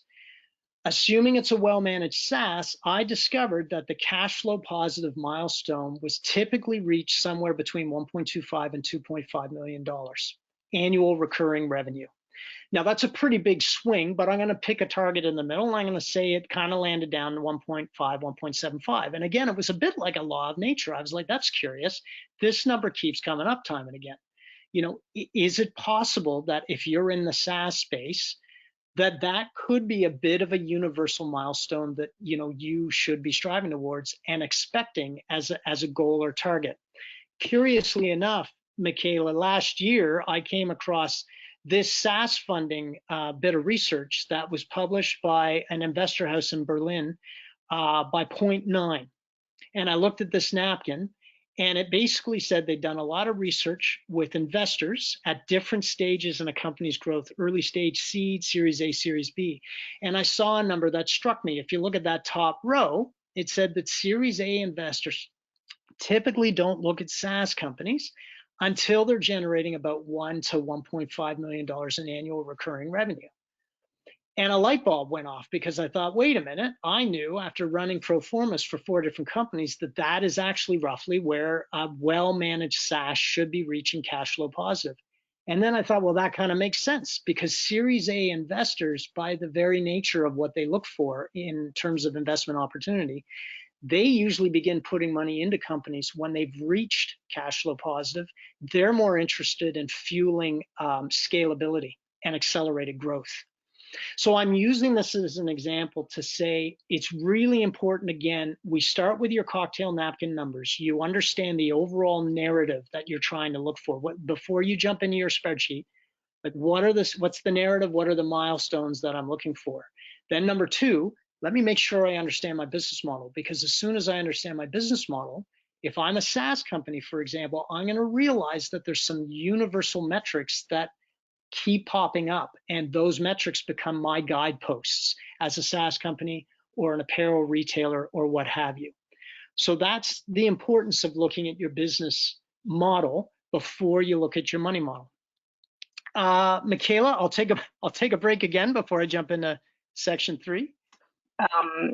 Well, I think you should know this. Someone just commented that this information is gold, so thank you. Oh. Anyway, so when dealing with software, how do you, oh, sorry, never mind. Next question. For a clean tech startup with a long development period, example like years and high costs per unit, how do you estimate margins, especially at an early R&D stage? Yeah, I mean, look, that's a really good question, and part of your exercise, and look, it's a pretty abstract question in the sense of the answers are very much in the detail. So that particular individual, if they wanted to reach out to me, once I really understood what the solution was, what the product is it device? Is it physical technology? Is it a software solution? Is it a bit of both? Is it a standalone unit that you can quote unquote sell off the shelf? Or is there a lot of labor involved in the deployment of that technology? All of that is going to dictate what your cost structure is going to look like. And actually, I'm going to get into this a little bit later. One of the first things I do when I get into pro forma, and I guess the answer to this question would be, always as your business evolves, keep track of your costs. Focus on your costs, your fixed costs, and then start to get a sense of what your variable costs of delivery are or your direct costs of sales. Because the reality is you shouldn't even be pricing anything until you understand what your costs are. And you may start to see where I'm going with this. You sort of reverse engineer that margin. Because the way to get to those margins that I'm talking about is by basically make sure you understand your cost structure first, and then set a price that enables you to achieve those margins. However, there is a caveat. There's always a caveat. At the same time, you have to go out to the market.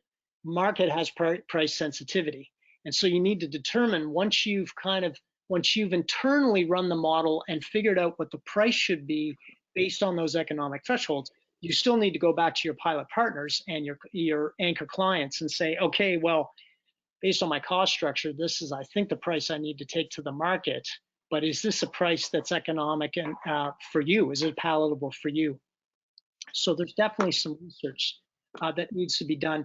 And without a doubt, if your development runway is a 3, 4, 5-year runway, as opposed to, in some cases, you could have market-ready software generated within 3 to 6 months. So it definitely gets trickier.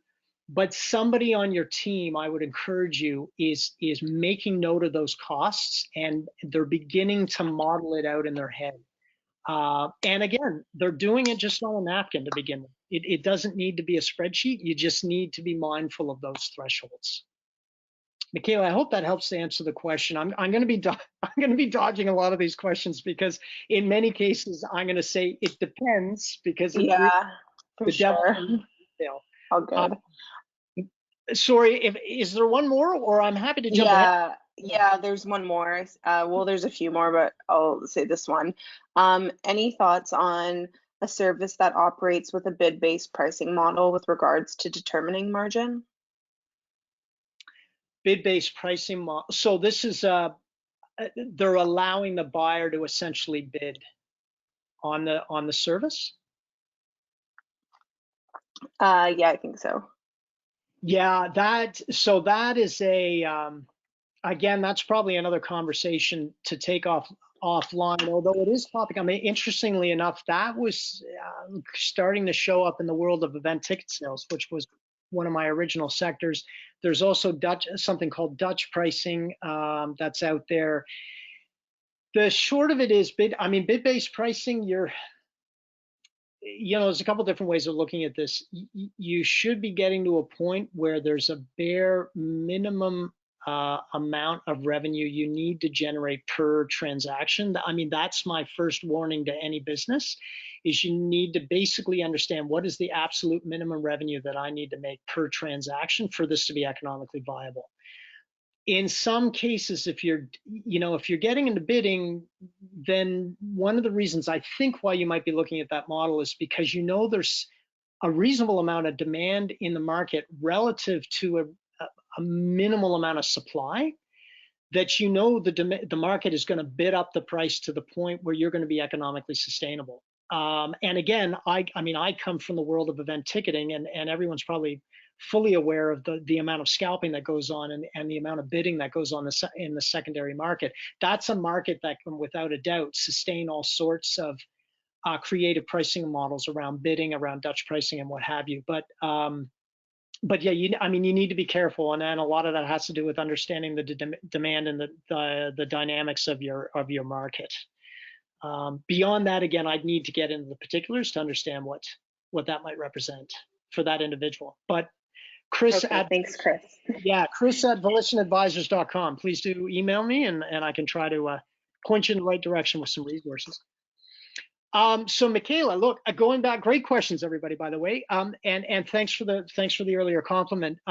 Going back to point 3 of point 5, I think we're doing reasonably good on time, but I may need to fly through some of this. So again, this is about peeling away the layers. We were talking about you're sort of roughing out your money model, kind of like a sketch, kind of like the way an artist goes at this. And it begins with your cocktail napkin numbers, understanding the overall structure of the story, then understanding your business model. Now, the next one is, I'm always a big advocate of, look, think about your goals and your milestones before you get into the details and the weeds of your numbers. And there's something that often, it's a bit of a pet peeve for me. I hear a lot of people use the term projections and forecasts. And look, the reality is, in any business situation I've ever been in, the only way you can actually really properly forecast or crank out projections is if you have performance history to work with. But if you're a startup, of course, that's pretty well impossible. You don't have performance history. So what do you do? And then on top of that, none of us has a crystal ball. So then what should you really be doing as a startup if it's not forecasting? Well, I think a better way to look at it is to say, well, wait a minute, like, what are the critical goals and milestones that I need to achieve depending on where I am in my growth as a company? And it starts off by getting yourself to ask yourself, well, am I at the ideation stage? I mean, am I just planning, or are we talking base camp here? And I'm just about to open the doors for sales, but I'm essentially pre-revenue, just starting up my sales engine. Or am I at the midpoint on the mountain, and maybe we call that your cash flow positive, and now you're looking at what it takes to scale, right?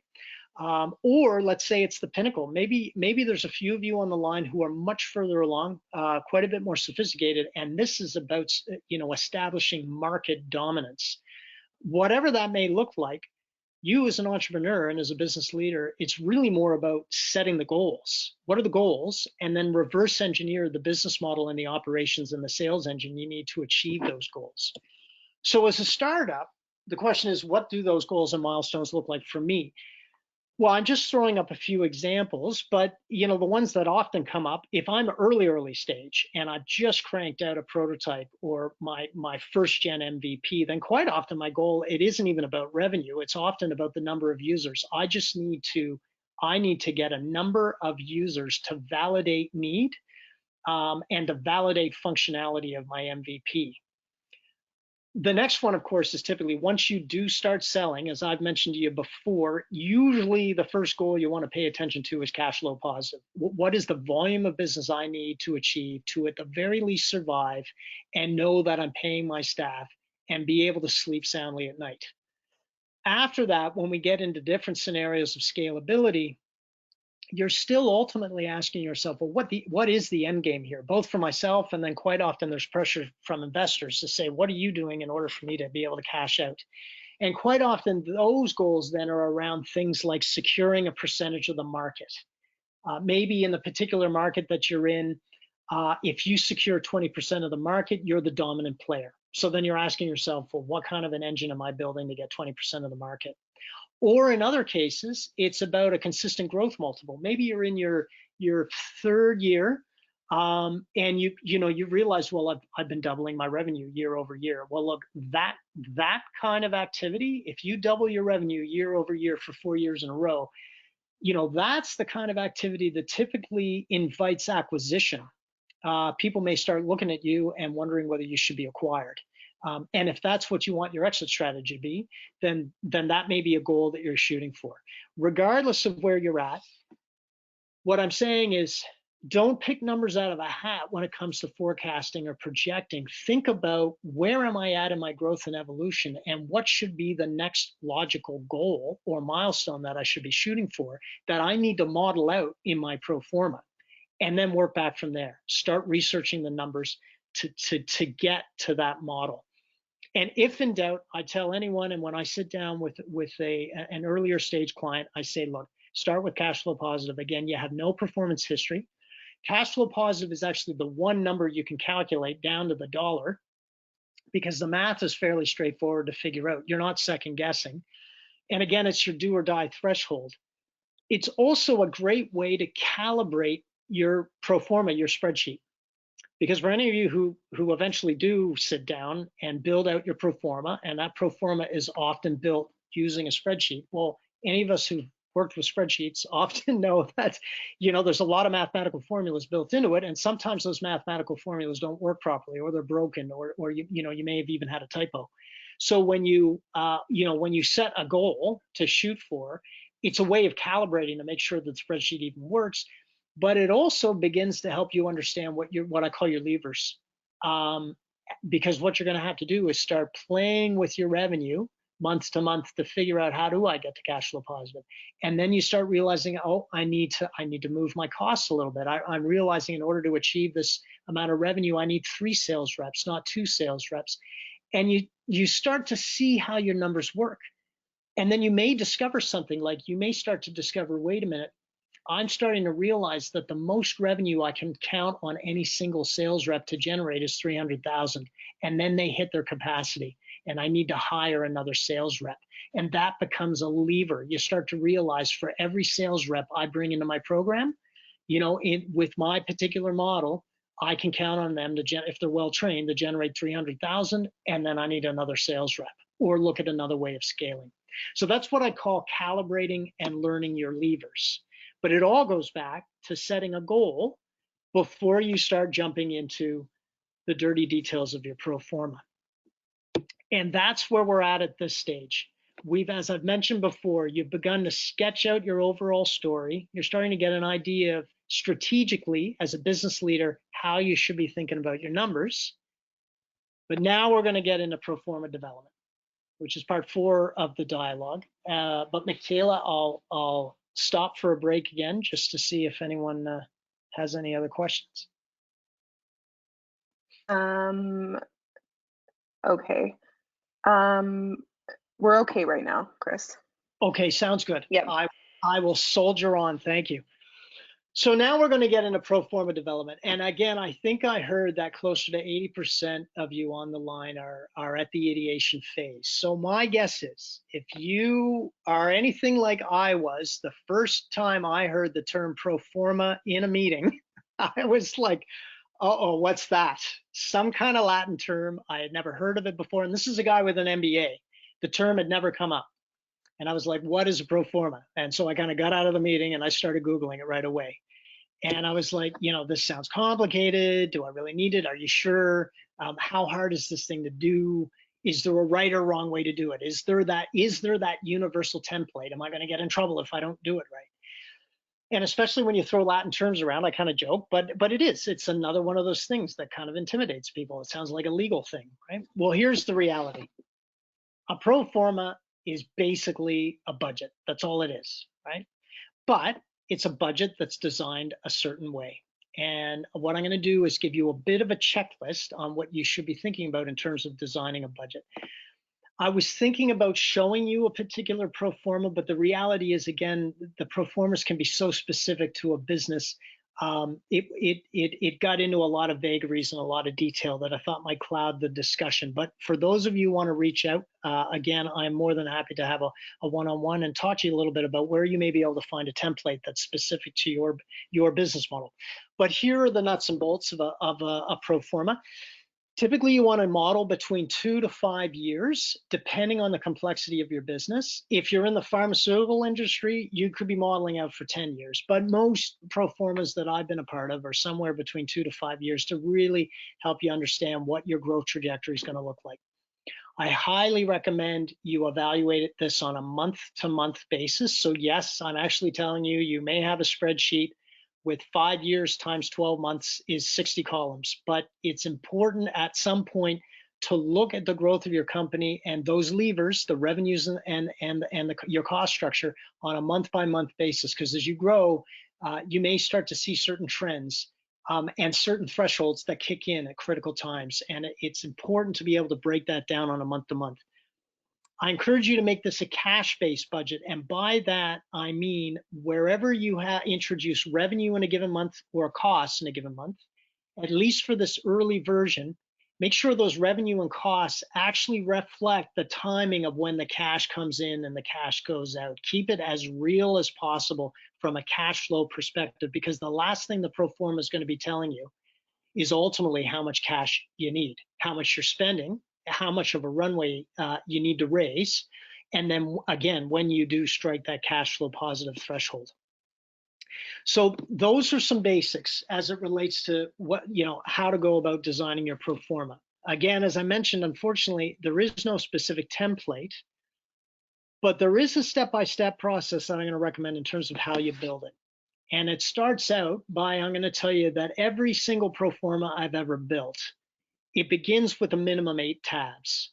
I know that sounds like a bit of a number, but some of the better pro formas that I've either seen or some of the pro formas that I know ultimately have raised money begin with at least 8 tabs. And they are roughly a tab that outlines what your startup expenses may look like. It's a schedule of your one-time investments, and some of the examples of what that might look like are the one-time costs that you may invest in around prototyping. If it's a manufacturing play and you need to do some tooling to get the factory up and running and getting that assembly line up and running for your manufacturing model, that's usually a one-time cost up front. It could just be brand development. It could be as simple as your one-time web design, whatever that may look like. But you want a schedule that lists your startup expenses so you know the original investment you're looking to recover. You then have another tab that's dedicated specifically to your product and price list. And again, that helps you to start figuring out what your unit economics are, what your margins are per transaction. The third tab is an attempt at estimating month by month where you think what you think your sales are going to look like month after month. And it's important to dedicate a tab to this, because depending on the complexity of your business, you may need to be forecasting your sales target by different types of product, by target market, by geography, by different channel partners. So it can get into certain layers of complexity, and I found typically you want to dedicate a tab to that. The next tab is then what I refer to as your monthly operations tab. And again, this is looking at your costs, your fixed and your variable costs month after month. Now your fixed costs, which include things like labor, rent, your power bill, your telecom bill, they may all be fixed month after month after, well, they are fixed month after month, but you're going to want to start to ask yourself, well, when do I need to hire my second sales rep? When do I need to hire the third person on the factory floor, or whatever that looks like? And you're going to need to start factoring that into your operational costs. At the top of that tab, though, I usually also introduce an aggregate revenue number, which is basically adding up all of your different sales projections from the third tab and put it into your fourth tab. The fifth tab is typically just a summary, because there are times when you need to get away from the month-to-month evaluation and you want to have a bit more of a bird's eye view and kind of see the bigger trends year over year. So that's a fairly simple exercise. You're just sort of doing a 12-month aggregate over the course of 2 to 5 years. And then the sixth and very important one is I dedicate a tab specifically to evaluating cash flow. And that's net cash from sales. That's cash coming in through various forms of funding or debt, and that's cash going out based on your direct and fixed expenses. So those are 6 essential tabs. But if you're out looking to raise money, you usually also have another tab, which is your use of funds tab. And it's, if you're looking to raise $500,000, you need to show the investor somewhere when and where and how you're going to be spending that money, and what that money is meant to accomplish for you.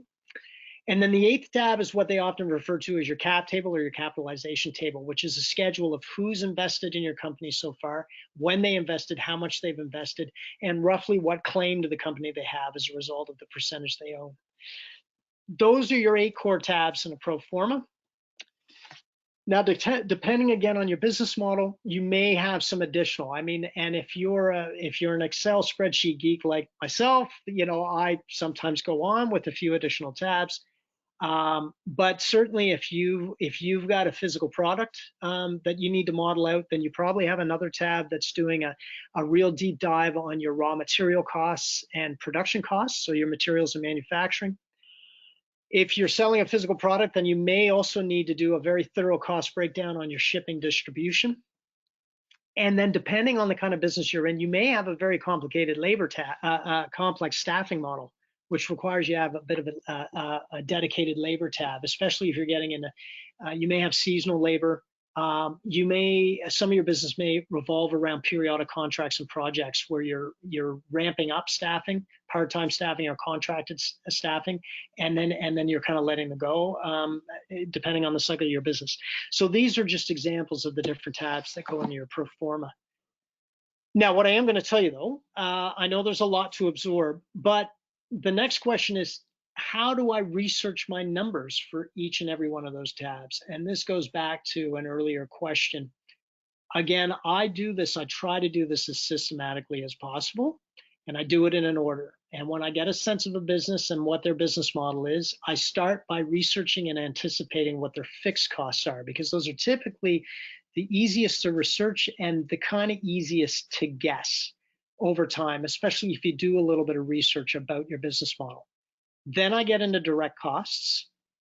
Then from there, as I mentioned to you before, you can go back to that table, that guideline that I shared with you about the margins you need to be targeting for. Once you have your fixed costs and your direct costs figured out, well, now you can kind of reverse engineer what your target margin should be.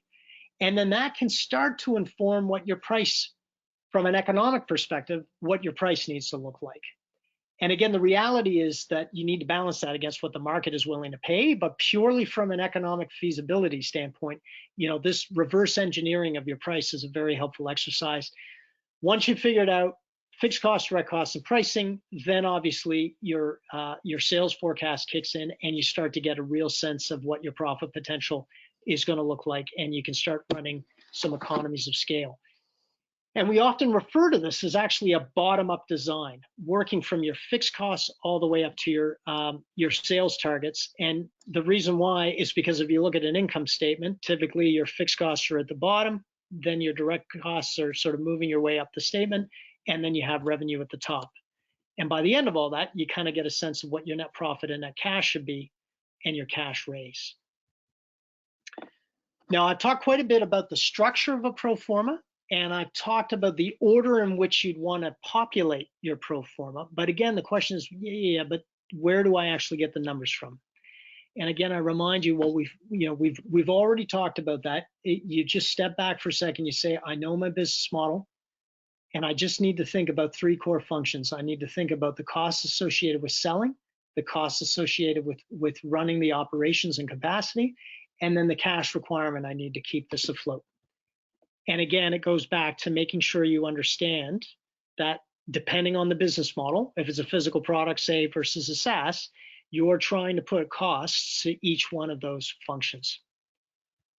So that essentially wraps up everything as it relates to pro forma. And Michaela, I'm diving into my last section, which is a pretty quick section. I know my colleagues Paul and Amin, I think, are waiting for the 4 o'clock slot. So I'm getting pretty close, but is there any pressing question that you see coming up? Okay. Yeah, I'm redoing my pro forma based on COVID. Do I include SaaS development costs that were already paid for in the older version of my pro forma? I guess the question would be, I mean, you always, if in the end of the day, you're trying to determine your ultimate return on investment as a company over the life, then you certainly want to keep in mind the amount of money that's gone into the effort. I guess the question would be, I mean, there's 2 questions here. The most immediate one is cash for survival. Well, day to day, that's more a matter of, just evaluating what are my cash, what is my monthly burn, the bill I've got to pay no matter what happens, which is usually rent, labor, the power bill, and so forth.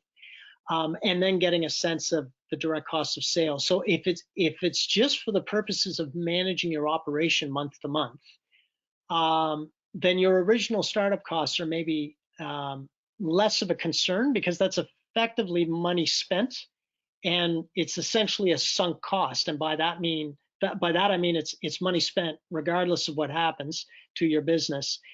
It's water under the bridge. But if you're ultimately trying to determine your return on investment over time, that is a number that you still want to keep track of, and you want to determine how was that initial startup expense financed. Was it financed through a shareholder loan, as one example, and are there shareholders that ultimately need to be paid back with interest? So again, Michaela, it depends a little bit on the details of the situation and what you're trying to get out of it. If it's purely for the purpose of just running your business day to day right now, and determining what it takes to get through this COVID-19 situation, your startup expenses are probably a little less important. It's just more a matter of cash in the bank now, costs that you foresee in the next 3 to 6 to 12 months, and do you have enough cash to sustain yourself through that cycle? Awesome. Okay, and one last quick question. How do you amortize your initial development costs prior to launch? How do you amortize? Amoralize is what they said. Moralize. I'm not sure if I'll get them to clarify and get back to you. And let me just jump through this, because I don't want to be rude to Paul. I'm taking advantage of the fact that I know Paul and Amin well, but I should fly through this very quickly. And I apologize, everybody. It's my first time going through this, and I was a little over ambitious with my content, but I'm hoping you'll find the slides fairly self-explanatory. But here's the beauty: once you've built that pro forma, the most impactful advantage of having that pro forma built as a founder or CEO is you can begin to use it as an assessment tool. And it begins by understanding what are the key performance indicators that I need to keep track of based on my business model, and what kind of analysis should I be doing. Well, without getting into the details, this slide is going to be available to you, and ultimately I'm going to encourage you again to Google your own industry and business model, because most of this kind of information is readily available. It's publicly available. There's tons of analysts that will publish material about this. But every business has key metrics and performance indicators they need to track. Some of them are universal to any business. So on the left-hand column, for example, whatever business you're in, you need to track sales volume, sales revenue, sales by market, sales by product. What's the length of your sales cycle? What are your contribution margins? I mean, the list goes on. But then depending on your particular industry, whether you're retail, device, software, what have you, there's a whole series of key performance indicators that you want to be keeping track of in terms of determining the health and performance of your operation.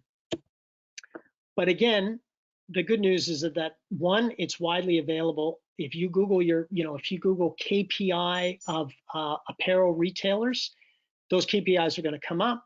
You want to be mindful that there are key performance indicators for all three of those functions. That's what you're going to be looking for. Just like you design your pro forma around those three core functions, you then need to track your performance. Once you have your pro forma, the other advantage is you can begin to do what-if analysis. Start using it to determine what would happen under different circumstances. What happens when my sales double? What happens to my capacity and my cost structure? What do I need to be mindful of? When do I need to hire another person? When do I need to potentially expand my factory operations? What happens when the cost of aluminum doubles? What does that do to my per unit cost of sale? Is it going to jeopardize? Do I need to start buying in bulk to mitigate that cost?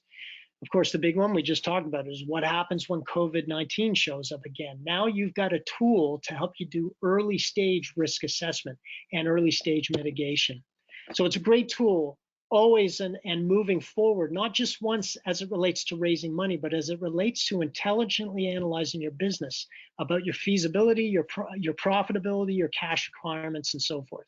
And what I jokingly say is always use the advice of Commander Chris Hadfield. Chapter 6 in his book, An Astronaut's Guide to Life, if you are the founder and owner, always you should be thinking about, I jokingly say, what's the next thing that's going to kill me? But be in an active state of thinking and managing and mitigating, and use your numbers to help you understand where you need to move next as a business.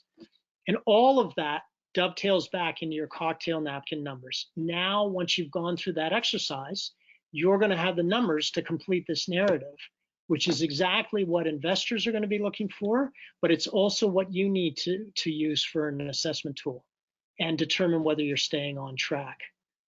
The last thing, Michaela, I'd leave, and then thanks everybody for your time today, is to remember that your pro forma and your money model is about having a management tool first before thinking about fundraising. Quite often, I run into a lot of people who talk to investors and then scramble to complete their pro forma. And I always say you've got it in the wrong order. Build out your money model and your pro forma first. Evaluate all of those milestones and benchmarks that I just spoke to in the last hour, and then determine if and when you need to see an investor and how much you should be raising from that investor. And I think it'll serve you well if you follow that approach and that methodology. And that's basically it. Thanks everybody for your time. Michaela, I apologize. I know I'm a couple minutes over time. Oh, it's all good, Chris. Do you have time to do some questions, or do you gotta go? No, I can certainly stay. I apologize to Paul and Amin, who are probably they're not starting till 4:15, so we got some time. I'm happy to stick around, and I hope. Okay. Awesome. So for everyone, Chris's email is on the last slide if you want to reach out to him after. Here's one of the first questions. What do you think about forecasting / planning tools such as LivePlan? Such as LivePlan? Yeah. I'm embarrassed to say, I'm going to write a note about that now. I'm embarrassed to say that I have not heard of or seen that tool. Look, I'm going to guess there are a lot of tools out there that can be fantastic for helping to build pro forma, and more importantly, helping to do constant ongoing analysis, what I refer to as what-if analysis. I apologize. I'll have to look up that tool, and I thank the person for asking the question because I'm always on the hunt for new software. The one thing I am going to say is that I have found that usually in the end, when I've done pro formas, every business at the end of the day does have certain quirky, unique characteristics or certain things that are just exceptional to their model that usually require somebody to start out just with a spreadsheet, or even, like I said, just roughing it out on paper first, and then cranking out some version on a spreadsheet. And then from there, they may find a platform they can transition that data and that content into a helpful platform like LivePlan. I don't know whether that's germane to the question that's just been asked, but if you do find tools out there that can enable you to go through what I just went through in an even faster, more efficient way, then that's absolutely fantastic. And please let me know. Send me an email. I'd love to hear about it. Okay. Should you include the TAM, SAM, and SOM as part of your business model? That is a great question. I'm just one guy with one opinion, and there are definitely others out there that may look at this a little bit differently. But I kind of discovered something curious about TAM, SAM, and SOM. That is, without a doubt, that is an important exercise to go through, mainly to determine how big a pond are you fishing in. Like you may come up with a great idea, but at the end of the day, you got to ask yourself, are there only 5 people in the world who are going to buy this thing? And if they're only going to pay $100 for it, well, hey, good for you. You spend $500,000 developing something and you're only going to get $500. So you definitely need to run a bit of a TAM, SAM, SOM to determine, how green is that pasture? But after you've done that, and usually it's, for most entrepreneurs that I run into who have a compelling concept, usually that number, you can figure out that number pretty quick, and you can say, wow, like, this could go somewhere. After that, what I typically do from a money modeling standpoint is I go to the exact opposite end and I deconstruct that single sale. I say, look, I know this market is worth $4 billion. And I know locally, in just say the Northwest Pacific and North America, I know there's about $250 million worth of sales available. And I know there's only 2 other players in the market chasing this right now. That's a big number. That's all you need to know. That's a really big number. So now the question is, what does a single sales transaction look like for you?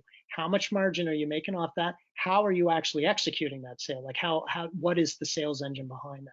So that's typically what I do. The short of it is angel investors definitely want to see usually some sort of a TAM, SAM, SOM.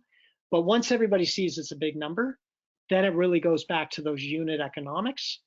And then understanding the sales engine, are those big margins? Are they healthy margins? Yes. Then what's the sales engine behind those margins? Awesome. Okay. One last question. Is there a good Excel template with which to start a pro forma in? Yeah, and again, that is, it's the one thing I wish I could do for everybody today is say, here is a magical pro forma template with 10 tabs, go to town. The best advice I could give you is to Google pro forma and your industry and see what comes up online, and actually Google images. Don't do the text Google images. And so let's say you're in the apparel industry, just Google apparel pro forma or apparel industry operating budget or apparel industry cash budget or something along those lines. And if you Google the image, at the very least, you'll probably start to see some visuals that will trigger your imagination and help you to start figuring out what it takes. I would do that, and then I would also go back to that one slide in my presentation that talks about the 8 tabs. And then beyond that, without a doubt, take advantage of, reach out to me. And then I know moving forward, Volition, we continue to offer workshops on any number of subjects. And no doubt, I think and hope in the future, we're going to be doing a more deep dive workshop on money modeling and pro forma design. Awesome. Well, thank you so much, Chris, for joining us today.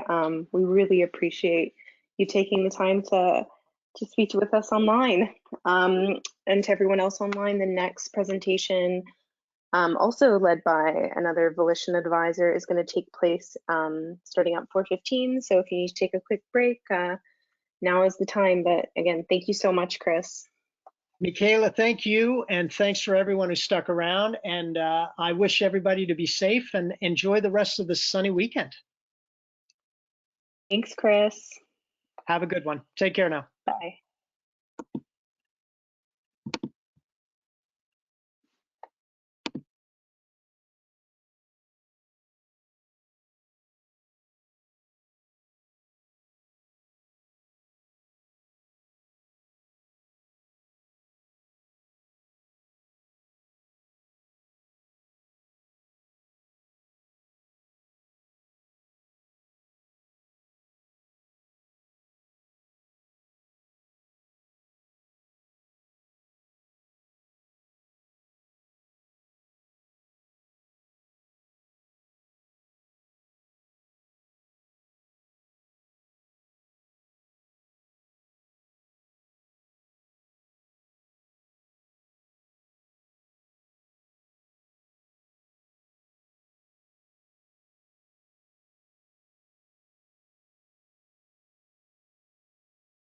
Hey, Amin, it's Michaela here from New Ventures.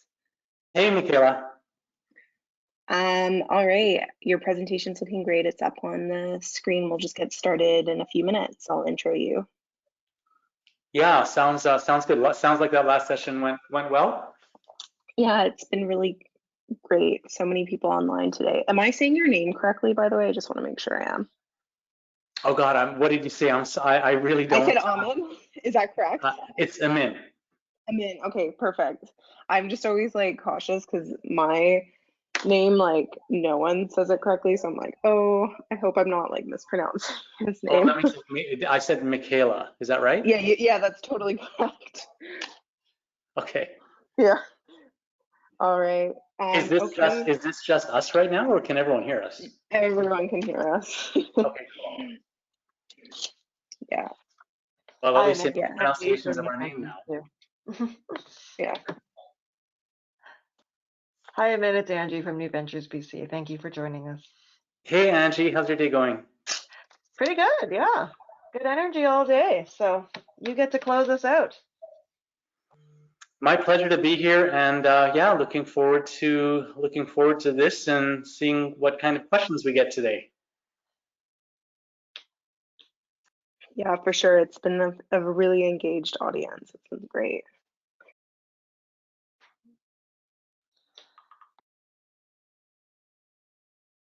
So where do you, what venue do you normally have it at? Or when it's in person, does it move around a lot, or do you have the same place every year? When it's in person, we usually do it at the Siegel Center downtown. Oh, cool. Yeah. Yeah.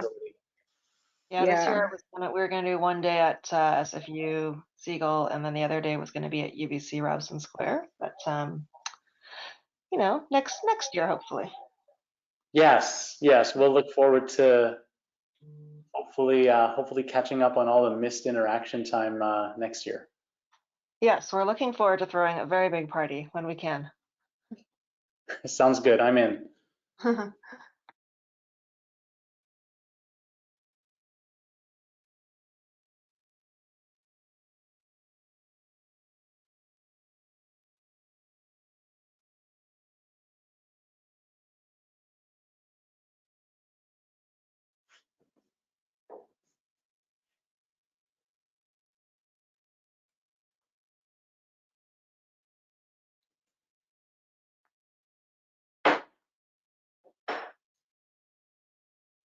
So before we get started, I just wanted to make a few announcements. I'm going to be sending out just a really short survey. Promise it's just a minute at the end of today. Just if you could answer it, it would help us. You know, we just want to better hear from you and give us your feedback. So we'd really appreciate if you take the time to answer that.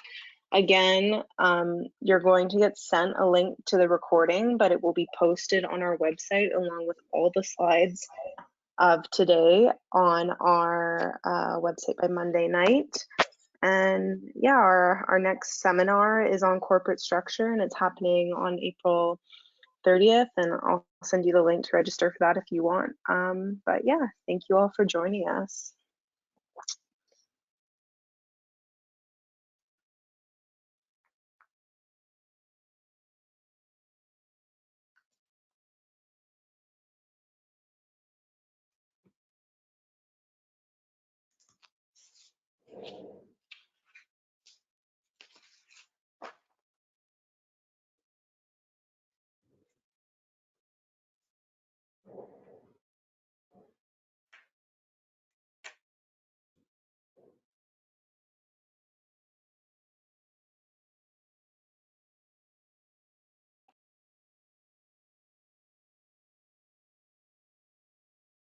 All right.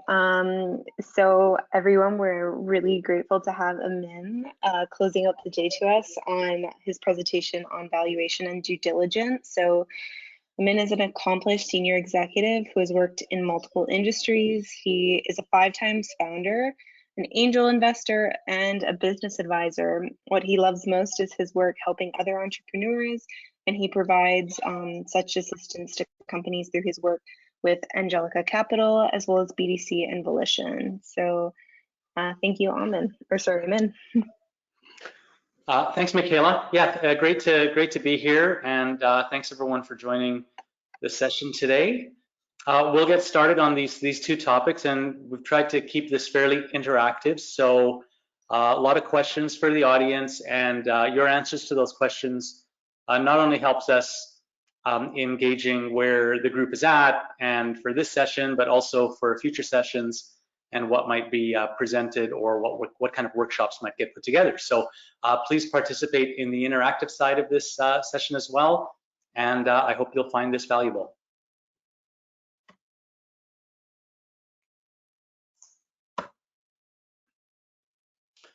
Quick thanks to our prize sponsor, one of our group of companies, Brilltech, which is providing 3 gift certificates for audience members today. 2 will be given out during the question sessions, and 1 will be given out based on the audience responses to the polls. Michaela will help us with giving those prizes out and picking the winners as we go through the session.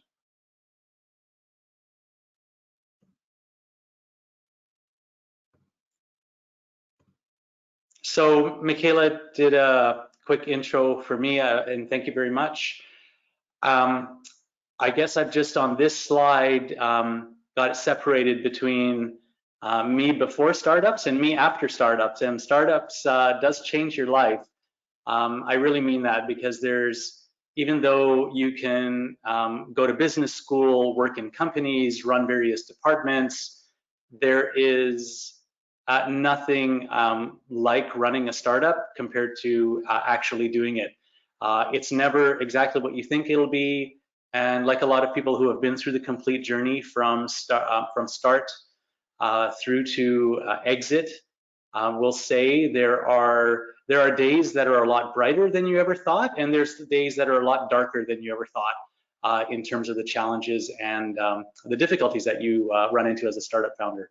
So many years later, after my own exits, being able to be a part of supporting startups through being a business advisor, an angel investor, and even a virtual CIO, helping startups on their tech strategy and applying some of that background that I have, has been really great. And it's the kind of support that would have been great if I had that during the time that I was going through the startup building phase, and the infrastructure to support startups we have now in Vancouver compared to where it was even 10 years ago is so much better, and we're also much better connected. So that's something that's changed, and I encourage you to take advantage of the support that's out there as much as you can.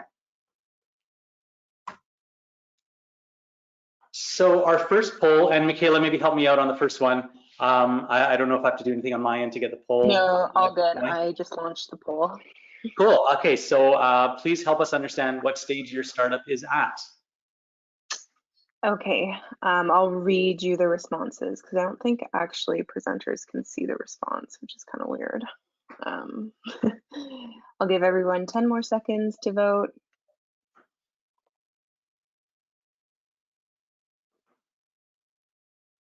All right. Okay, so can you see the results, Amin? Sharing poll results. Organizer must hide poll results to enable screen sharing.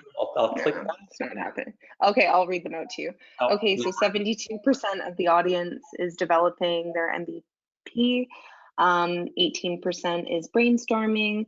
11% is scaling, and 7% are considered other. Okay, thank you. Wow, with the 90% of you that are at the MVP and brainstorming stage, this is perfect timing to be attending this session and thinking about valuation and investor due diligence. We get a lot that start the cycle and start getting into these topics really late in the game. So you guys are right on it. That's the perfect time to start thinking about what you do now and how it will impact those two things later on.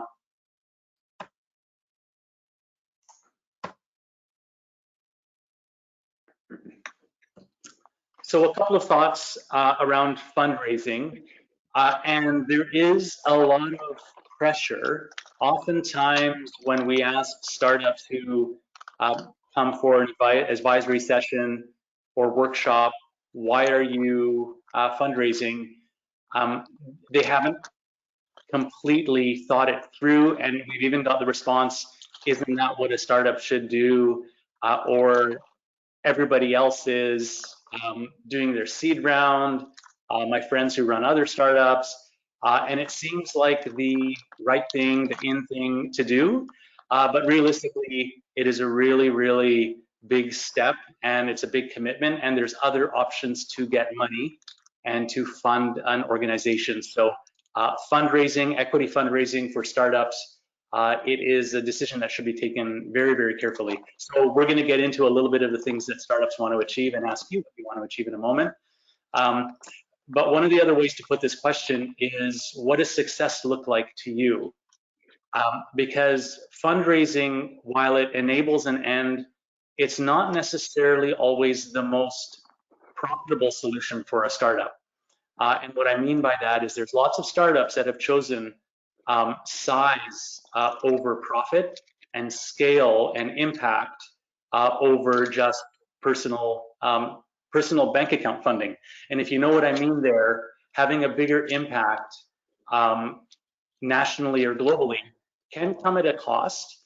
And there's a larger HR infrastructure, office infrastructure. Sometimes at the end of the day, the amount of profit that an owner would take, whereas if they'd kept the company private and had a very local impact, the profit could be higher. So a lot of times scale brings profit, but at the same time, it brings debt and other things, and it splits out your equity. So if it's all about the cash, then fundraising is not necessarily the solution. When I say that, oftentimes I can't see you guys this time on this session, but a lot of times I get a lot of puzzled faces in the crowd because everybody thinks that scale means more profit and more money, whereas private companies can also do very well. And you might have an idea that if the goal is financial profit, staying private could be the right answer for you. And so by putting those questions to you early, we just hope you will have a chance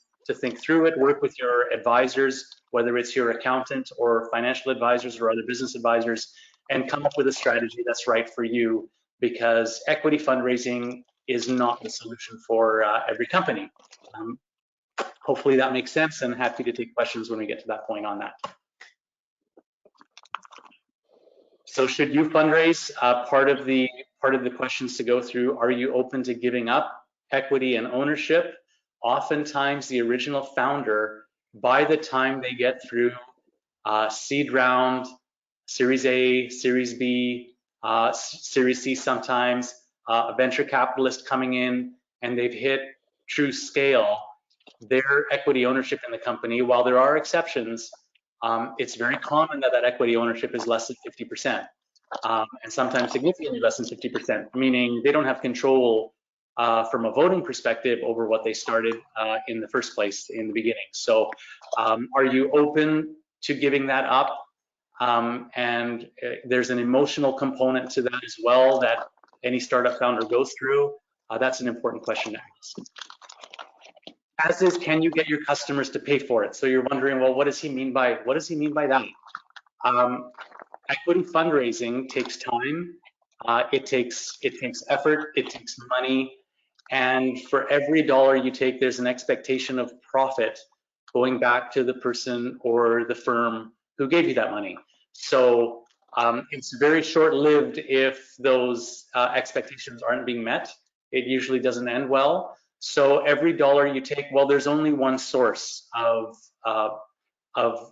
non-equity funding, revenue, there's only one source of revenue typically for a company, and that's customers. So building into your model, in one way, shape, or form, your customers are going to be paying enough for your solution, hopefully, so that not only you as a founder, your team, but also your lenders and your equity shareholders can all be paid for the amount that they expect or were promised or need for you to get to the next stage. So can the customer pay for it, i.e. can your solution demand enough in the market to make everybody who has to be a part of getting that solution to scale satisfied?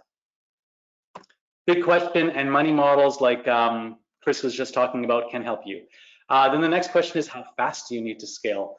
And that is one that we really encourage working through modeling on. And of course, you will already know that as they often say in the military, there's no war plan that survived first contact with the enemy. In business, it's often said, there's no business strategy that survived first contact with the customer. Things always change. What I recommend is modeling out multiple scenarios, and depending on conservative to realistic to aggressive or optimistic, you may have various scenarios coming together and have to make decisions on how fast do you scale. A lot of times the reason you're getting capital is to apply that towards marketing, funding, infrastructure, team, all in the view to scale and growth. So how fast do you need to scale is a question, and often you get into situations where the funds are, if you've done things right, the funds will be available, but you have to really decide, do you want to take those funds? So doing $1 million round versus doing a $5 million round, my suggestion is really think about and only take what money is needed to achieve the set of goals that you have in front of you for that time horizon. So how fast do you need to scale really comes into that. So on the what do you want to achieve, some common answers or valid reasons: add team members, grow sales, expand marketing, scaling your platform, getting into a larger facility or office, especially for those that might have a product-focused business on the facility side, that is, fulfilling orders. It has occurred many times before that a startup is at the point where they're so successful on the sales side that they don't have the ability to fulfill all those orders, and getting the equity investment helps them get to that point. That is kind of an angel investor's dream, because you know exactly where your dollars are going to go to, how they're going to be spent, and what the likely return is going to be. But that often happens. And or is it going to be used to develop or further refine your product? Paying staff and founders, that is certainly not last or least.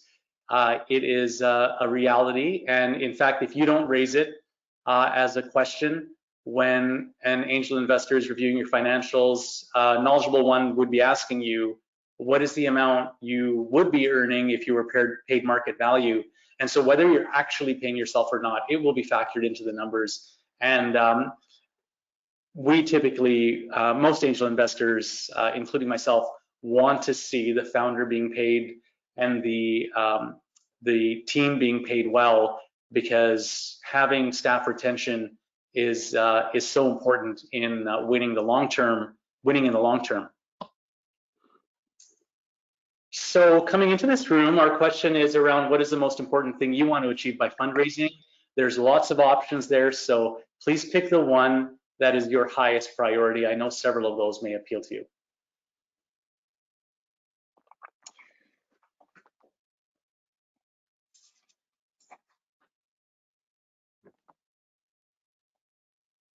All right, I'll give everyone about 10 more seconds to vote.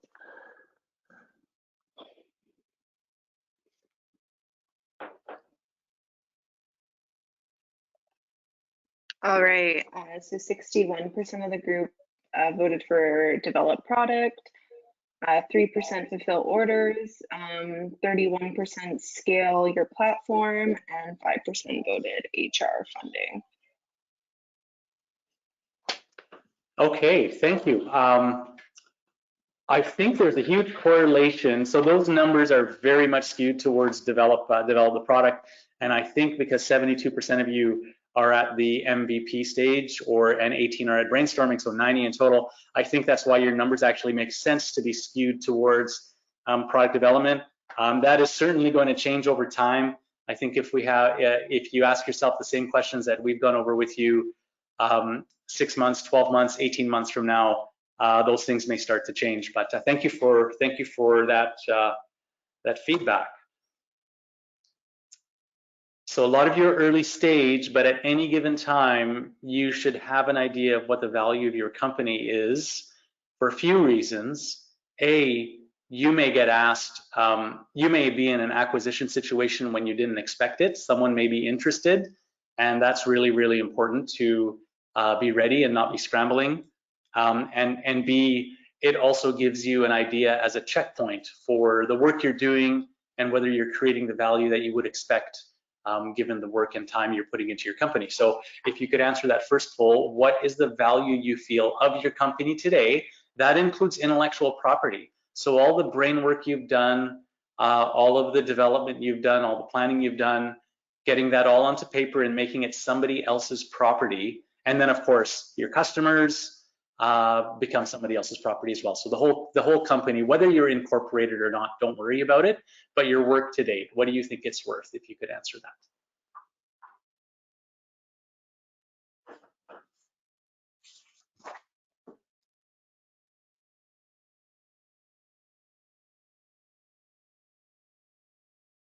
Michaela, is that poll going okay? Oh, sorry, I realized I'm muted. I'm reading you out the results. Sorry.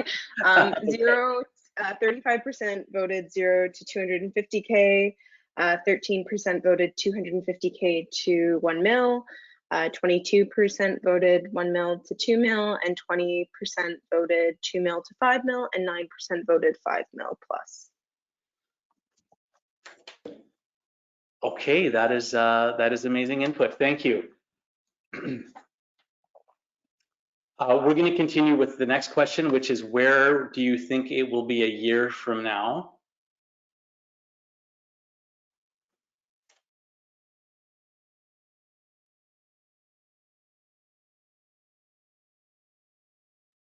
All right, I just launched that poll.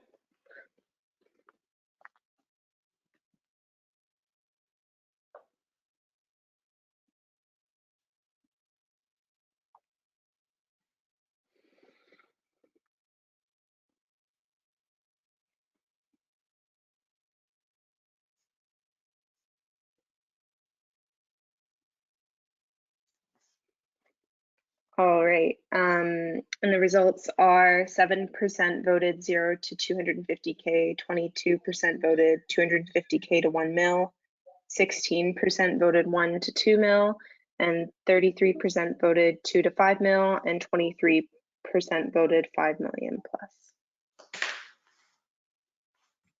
Okay, that, just stopping on that one, that is awesome. The amount of value being created, if we hold, well, I know you guys didn't call that a promise, but if we hold true to that commitment, the amount of value being created by this audience is astronomical. So that is great. So, and good to see that the less than 250s have dropped off down to 7%. That, I believe that was, and then we've got a huge flock going into the 1 million, 2 million, and 5 million plus valuation mark. So that's phenomenal. Now I want to see what all your business ideas are, because that's really intriguing for me.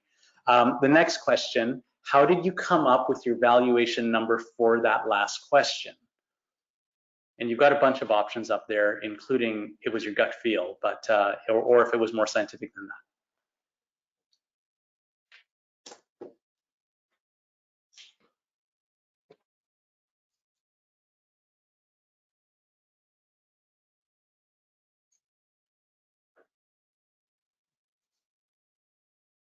All right, everyone, get your votes in. Close in like 10 seconds.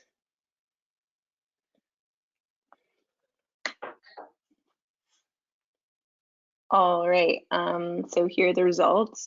So 20% voted on based on a comparable company exit, 30% on my gut feeling, 5% on influence from local pitches, 42 is I used a defined methodology, and 3% is valuation consultation.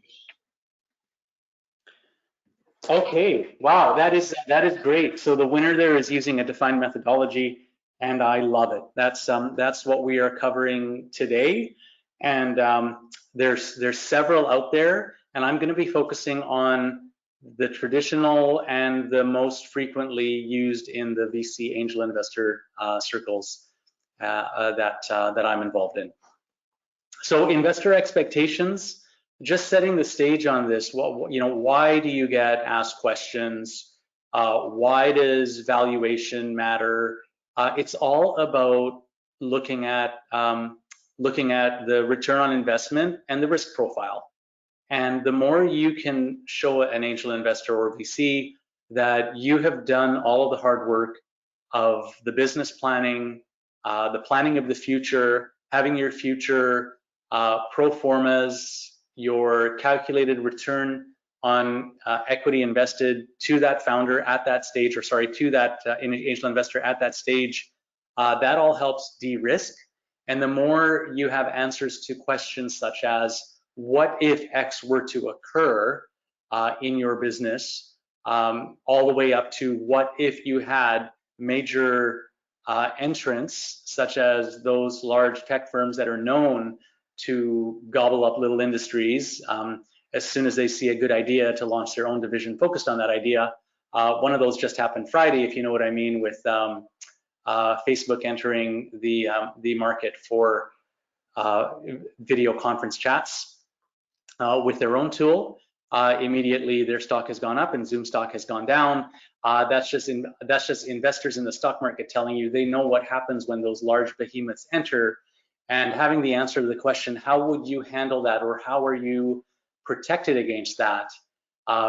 Competitive barrier to entry is often the terminology used in those discussions. That's all an important tick mark as part of the de-risking. So getting used to a methodological approach that is defined in terms of question and process, you will find that you have that with either the more sophisticated angel investors, and certainly when you get to the VC level. So getting used to that early on is ideal. Around the valuation, again, most of these methodologies are fairly well defined, although how you apply them is where the subjectivity comes in. The first approach, and this is what traditionally businesses have traded on as far as value goes. The first approach being discounted cash flow, where the numbers people, the accountants, have basically taken the company's financials and the company's forecast and discounted that, and I'm going to try to stay away from getting into too much accounting lingo, but discounted all of the cash flows to present value. So what that's meaning for those that may not be used to that is if you're earning $100 million in this year and you're earning $120 million next year in profit, that's not 220 in today's dollars.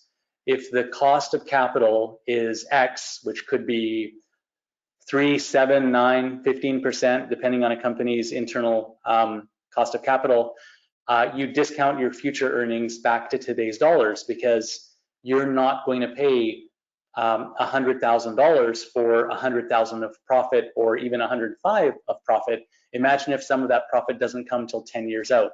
That's not a very, 100 turning into 105 over 10 years is not a very good annual rate of return. So discounting all future cash flows takes all the years conceptually into infinity, but as you get further out, the impact on the present value gets lower and lower and lower. So when you get too far out, it doesn't impact too much of the present value dollars. So you come up with an estimate based on DCF, and that's how companies sell. I've sold a company that was based on that, but it wasn't a tech startup. And oftentimes when you'll see other companies that are sold, you'll find that they are sold on this basis. So an example would be an accounting firm, a law firm, a property management company, a retailer. Not a retailer like perhaps a Chipotle that is scaling madly worldwide, but a retailer with 10 or 20 stores. This is normal method for a traditional size and organically growing company to be valued.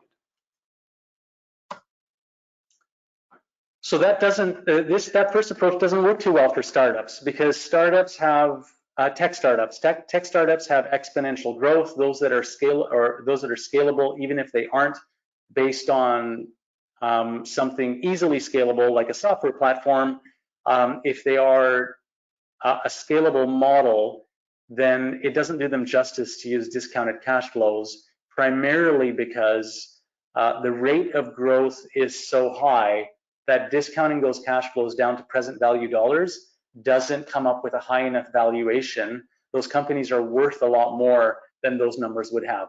So the multiples approach, or the peer value approach, is better than approach number one, which is going to take comparable exits, and not just the comparable exits. So not just saying that this company X was in this line of business and sold for 110 million, therefore we're worth 110 million. It's taking that company that sold for, let's use the example here, 110, and it's looking at their metrics such as what was their top line revenue, what was their earnings before interest, taxes, and everything else that accountants like to remove from that equation. What were their customer metrics like, whether it's monthly active users or growth in users year over year. What were their user metrics like? How sticky was their business model with their users, and how many of them were active? And then it applies those multipliers to those comparable exits. So if your EBITDA, if your top line revenue and your customer metrics are all better and looking better in terms of growth, than the comparable, then your valuation is higher. If they're not as good, then there's a number applied as a ratio to bring that valuation lower.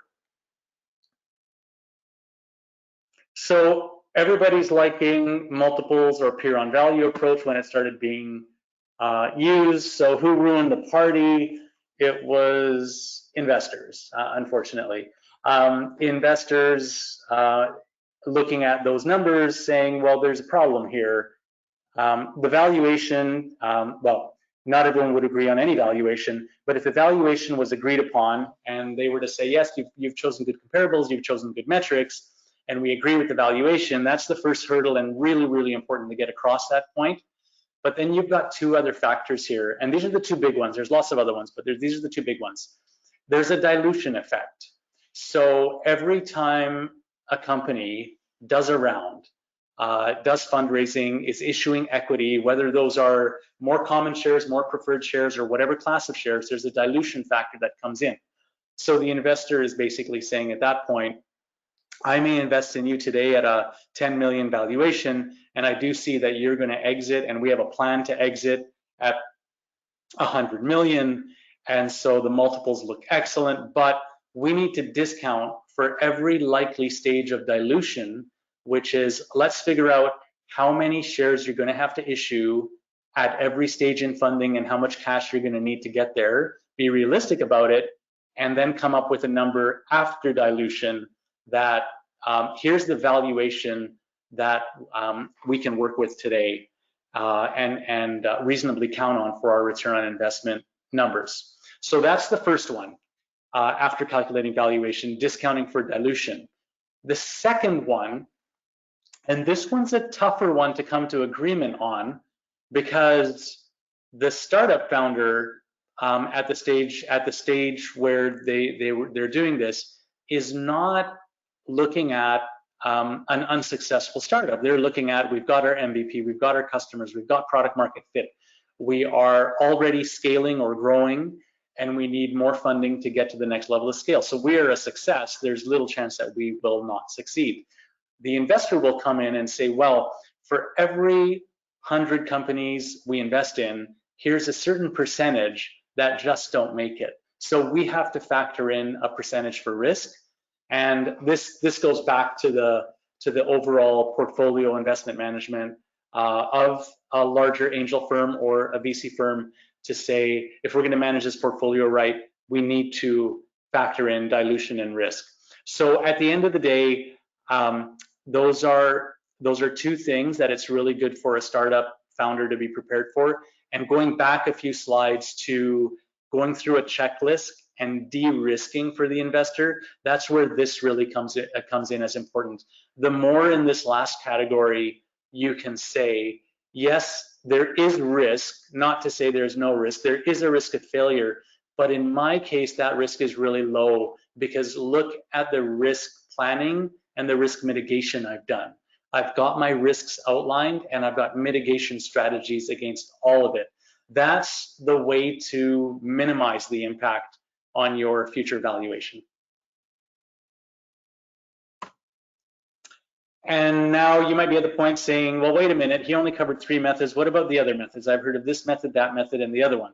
Well, there are lots out there. There's a couple that I threw on the screen here that are fairly popular. Good for you to be aware of them. I don't see a ton using these. The last one is the one that is most common, but the First Chicago method, not a bad method at all. It basically is taking multiple scenarios, best case, base case, worst case, and doing multiple valuation against that.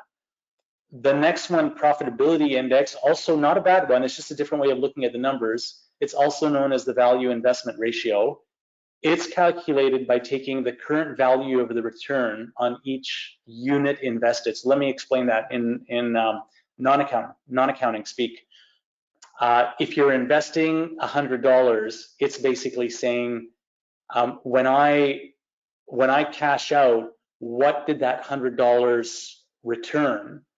And it's basically using ratios to normalize all of that down to say, for these 10 investment options, we've done our analysis, and the current value of what this will exit at, or what these investments will exit at, they all come up with a ratio for every unit invested, giving you a comparable for the investment side, which then the decision just needs to be made based on risk. So it's a common way in angel and VC investment portfolio management to get to start comparing as close as you possibly can, apples to apples, as far as the numbers go for startups. There's a lot of intangibles in that game, but as far as the valuation numbers go, that is an easy way to get comparable numbers.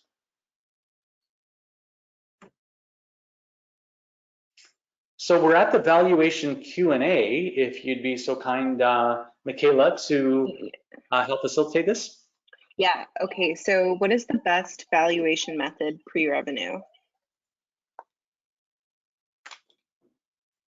That's a good question. Valuation method pre-revenue, I don't see that one a lot, because we are not investing in companies that are pre-revenue. In fact, most of the other angel investors in the Pacific Northwest, if a company is pre-revenue, they're typically not investing in it. Now, there are certain exceptions, and I'll be just clear that I don't invest in firms like biotech firms. There are certain exceptions where, like, if you're a biotech drug company, you're not going to have any revenue until you're past clinical trials, and those companies never, or generally, those companies never get to that point without being acquired, because big pharma comes in and looks at all those thousands of biotechs that have started up, and the ones that are getting close to being candidates for human clinical trials, they will scoop them up and make their bets on those biotech companies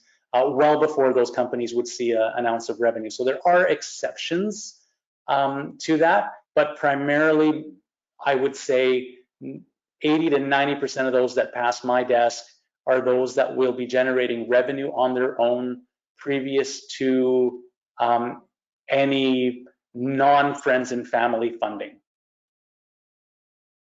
Okay, all right, next question.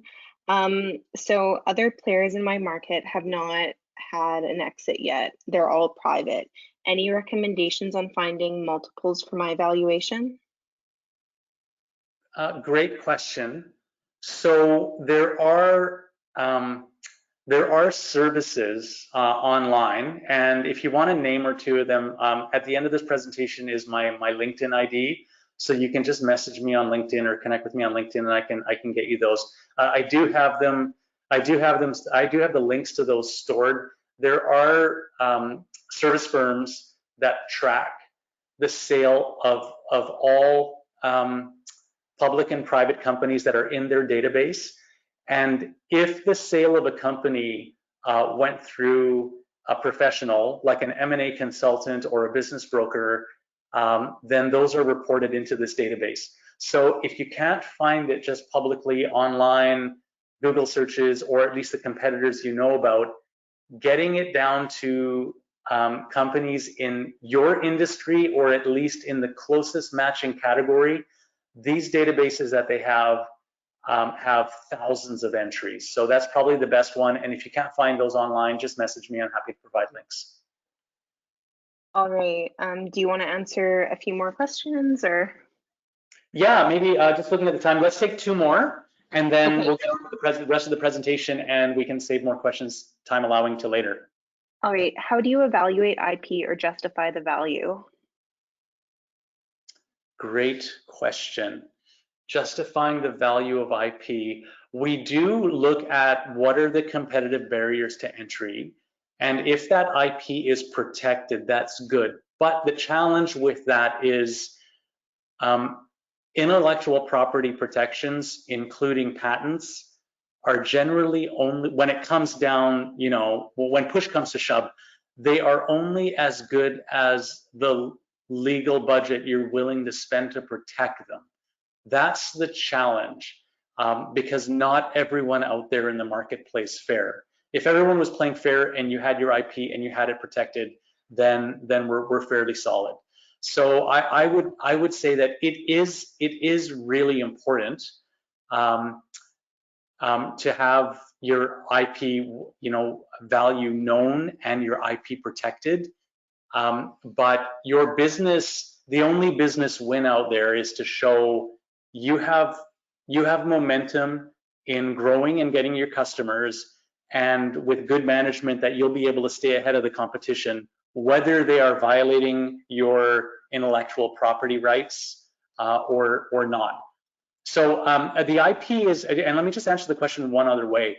The IP is only there to enable the success of the business. So as far as the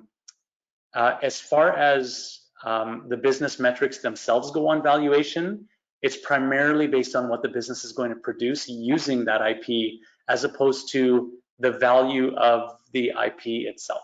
I hope that makes sense. Awesome. Okay. And then, all right. So whether you raise from 3Fs, so grant, loans, angels, does every dollar you raise increase the valuation of your company? Oh, good question. Could you repeat the beginning part of that question first, though? Whether you raise from 3Fs, grants, loans, angels, does every dollar you raise increase the valuation of your company? Okay. Good question. Raising for, let's just talk about non-dilutive. Let's break it into non-dilutive and dilutive funding.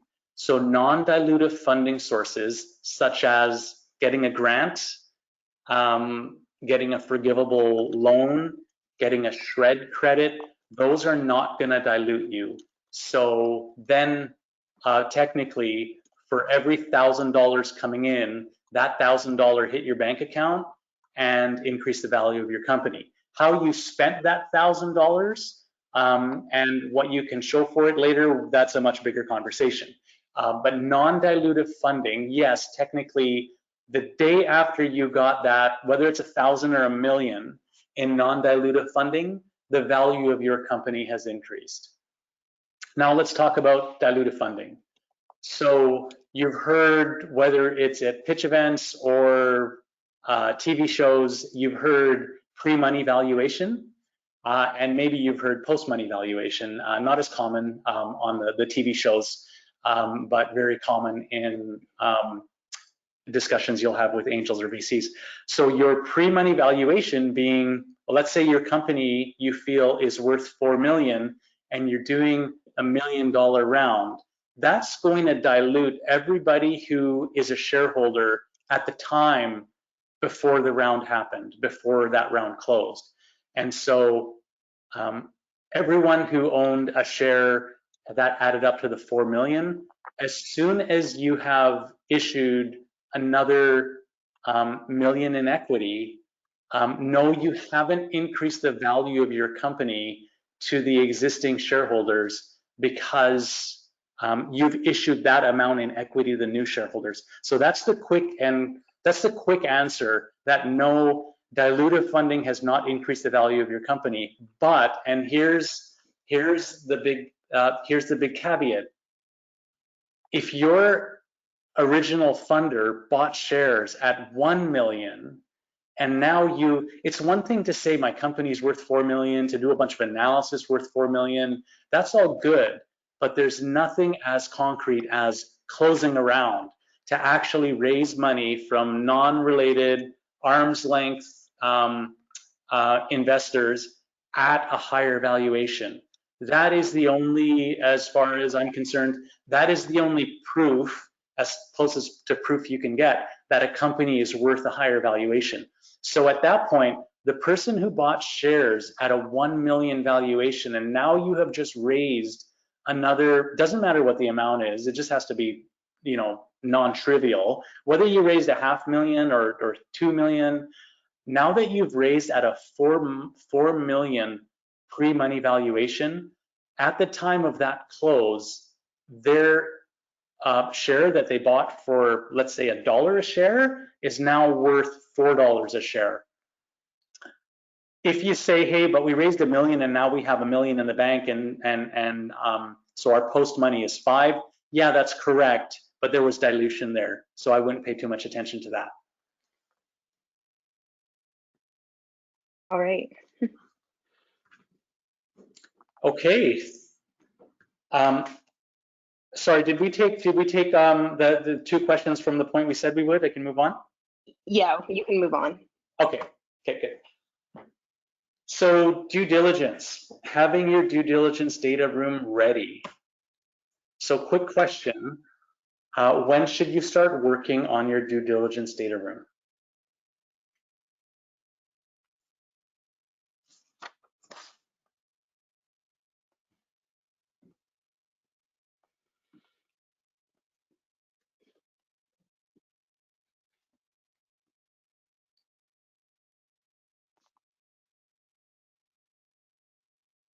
All right, I'll give everyone about 5 more seconds.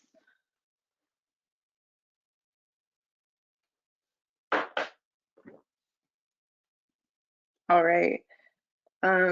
Okay, so 36% voted following problem / solution fit, 28% MVP, 2% after profitable, 26% a couple months before pitching to investors, and 8% voted for other. Okay, so where I'd like to get everyone to, well, it would be ideal that everyone would answer following product market fit, and I'll explain why, but getting all of you to start working on it consciously, at least by the time you're working on your MVP would be good, and I'll tell you why. The due diligence data room is everything about your company, and working on it after is so much harder to put together because you've got everything in so many categories, whether it's the HR, the incorporation, the legal being like having an orderly minute book, all of your intellectual property, literally every filing you've done in relation to that, your history of financing and the financial history, the accounting statements that you've done, your tax filings, all of that stuff. So working on a data room, while it doesn't seem that natural to most people to say, I'm working on my due diligence data room and I'm not even close to asking investors for money, It's just actually in another way working on a data room for all of your company's repository of records. And there's other benefits, not just fundraising, to do that and operate that way. But the most important reason I suggest that people start working on it early is because once you take it on as a way of running your business, to have this data room that has all the content of where your business is at and all the current information on it, it's really easy going forward then every time you need that information, whether it's for an investor or your bank because you're applying for a loan or something else. It's just it's a really good style to take in running your business. So what goes into a due diligence data room? I've broken it up into multiple topics. If I had my say, every startup that came across our radar would organize their data room this way because it's just easier for us to see things one method. I've basically, in creating this presentation for you guys, put together a synopsis of the best organized data rooms I've seen. So topic one, which is just basically folder one of information, is let's get your business plan and your pitch deck in that first folder. So when the investor who has now shown their interest and you've sent a link to your data room, you're reminding them, this is our phenomenal business plan, and this is that pitch you saw. Here's the full version. This is that pitch you saw that got you interested in my company. So getting that in folder one front and center, I thought was key. And your incorporation legal documents coming right after that. So let's get the legal mumbo jumbo out of the way, that this company is duly incorporated, so on and so forth. I'll just back up. They are going to see your shareholders' agreements. So if there's anything funky going on, and by funky I mean, and I know you don't have this exact example, but my sister-in-law has the right to a certain part of our intellectual property because I borrowed it from her company, or so-and-so has a share buyback clause because they gave me a loan and it was really hard to get it for them, so I had to give them an ability to recall that loan at any time after the first 6 months. If you start getting into messy stuff like that, it just makes it harder for an investor to understand what's really going on in your company. The cleaner it is, the easier it is moving forward. So that's why I say when you think about those legal documents, including your shareholders' agreements that you might have, try to keep things really clean and well organized, and try to think of how will a future investor, if that's the route you're going, how will a future investor or buyer look at this? Will it be good and help me with the sale, or will it result in a lot of confusion and a lot of explaining for me down the road? Topic 3, HR and advisor information. So your HR stuff being organized is really good for any business, whether it's staff, their resumes, their employment contracts, having that all in one organized set of records, and then advisor information, whether it's as simple as, well, we've got an accountant and a lawyer, having their contracts, or if you do have a formal advisor or board of advisors, and those are people who may be working for dollars, equity, or a mix of dollars and equity, it is good to have what you've agreed upon with them very clearly outlined there.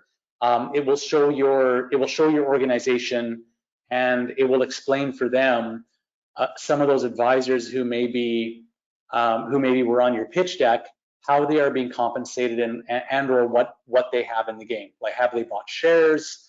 Are they working for a small amount of equity? How are they being compensated by your organization? Topic 4 being financial information, which is not only the pro formas, but also just having really good records of the closed financial periods to date. And please be really recent on it. And what I mean by that is it's really impressive when an investor can see, not only did you give them last year's financials, and let's say your fiscal year was end of, I don't know, July is a good one. Let's say your fiscal year was closing end of July, and it's now December, and you have not only your July closing statement, but you also have your interim up to November, or let's say October. That's really impressive, because who really wants to look at things that are just 6 months old? And the more you can be more organized and have better information than the next company over, the more likelihood you're the one that's going to get funding. Most investors, as I think you probably already know, they have a certain amount of capital to deploy, so it becomes a matter of choosing the cream of the crop, choosing those that rise to the top during their analysis. And these little details can help go a mile as far as making sure you guys get to the top there in that ranking. Topic 5, your investor and shareholder information. If you've heard the words clean cap table, that's where this comes in. You really want to have a capitalization table, which is basically showing every share in your company for every class of shares and who owns them, when they were bought, at what price they were bought. The more clearly you can show this, the better. And if there's any messiness to the cap table, like somebody owning shares who used to work there or was a co-founder, but they're no longer there, clean that stuff up, like buy those shares, or if there was a class of shares that's no longer in use, amalgamate those, get an agreement from them, issue them regular common shares, and just make it super duper clean. That makes it much easier at acquisition time or fundraising time to be able to get a tick mark against having cap table that's in decent order. And topic 6, your intellectual property. We talked a little bit about it in that last question, but it's really important that for the intellectual property, you have to outline that here, and also your intellectual property protections. So if you have in your employment contractors or employees who work on your intellectual property, they really need to waive all the rights to that intellectual property, and there's specific legal language that needs to be used to do that in order for the company to really have little risk of being accused of using intellectual property that belongs to someone else down the road. So having your intellectual property there and cataloged, where is it protected, who developed it, and what is the referencing document to prove that the company owns it. That is really, really important.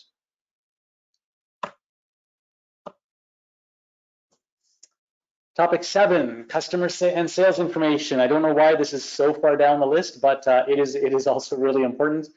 Your customer information, you don't have to name your customers per se, unless you are the type of company that is, B2B strategic sales, and you've got, each company spending, $1 million+ and there's really only 10 or 15 companies on your list. That may be different, but in other respects, having a list of customers, even if it's a customer reference number or a customer account reference number, or a category of customers showing we have this many customers in such and such geography, this is how much revenue they generate, and having that link in with your pro formas around where are you going, what geographies will you be entering, and what kind of revenue and profit do you think you will get as you expand your service into those geographies. That all comes into play here. But your customer and sales information, really important to have it well organized in the way that's most meaningful for you, and in the same way that you explain in your pitch decks.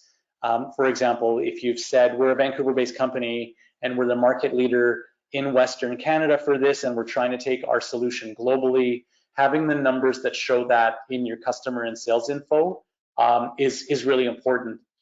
Getting down to the point of monthly, because when it comes down to sales and stickiness, seeing the monthly sales growth is really important when it comes down to having a company that people feel the replication in terms of the funding and dollars you're going to put towards scaling is really easy. So saying, yeah, we can see for every $100 this company invests in marketing, it's generating X number of new customers that are generating Y in amount of profit.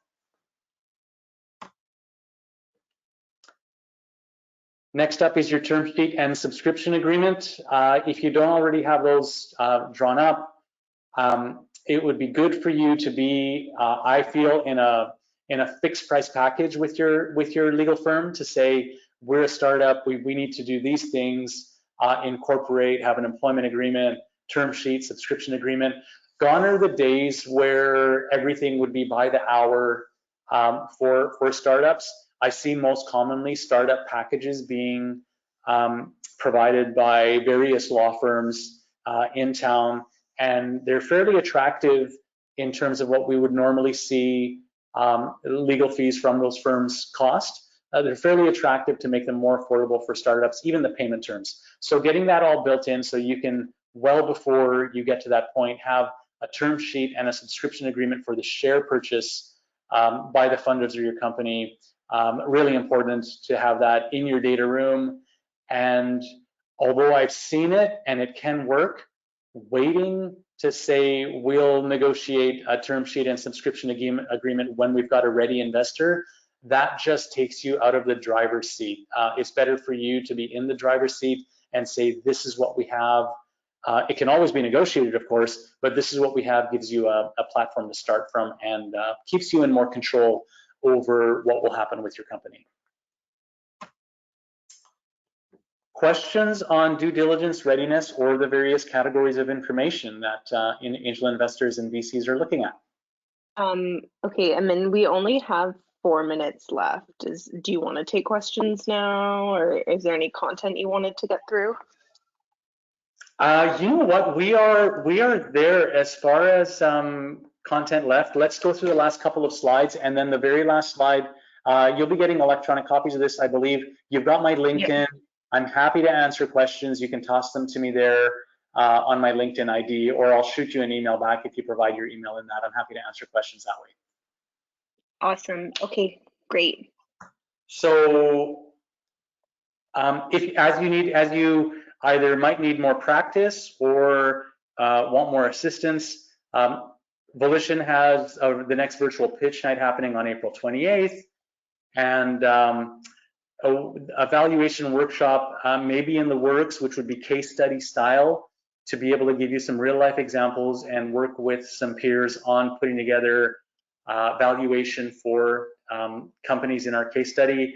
The next session is TBD, but you can put yourself on the list at that link for Volition down below. Over to you, Michaela, to give away those prizes. Oh, sorry, you want us to do that now?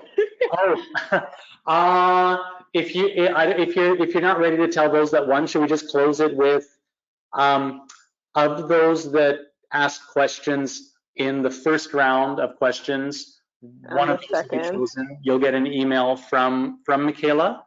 Yeah, I'll email you. You'll get your gift certificate emailed to you from BrillTech, and then another one will go to those who submitted questions for the second round, we'll say, even though those, you may just need to resubmit them to me and I'll answer them. I'll answer you directly. And then the last one will go just based on participation in the polls. So there'll be 3 given out in the next few days. Okay, so we have time for another question, I guess now, or? Yeah, sure. Okay, I'm just gonna quickly wrap things up for the day, and then if you don't mind, like another 5 minutes for questions. Is that cool? Yeah, totally fine. Yeah, so I just wanted to thank everyone, because we are at time, for joining us today online. We're so grateful that you took the time. I know it's been a long day, so for those of you who have stayed online the whole time, props to you.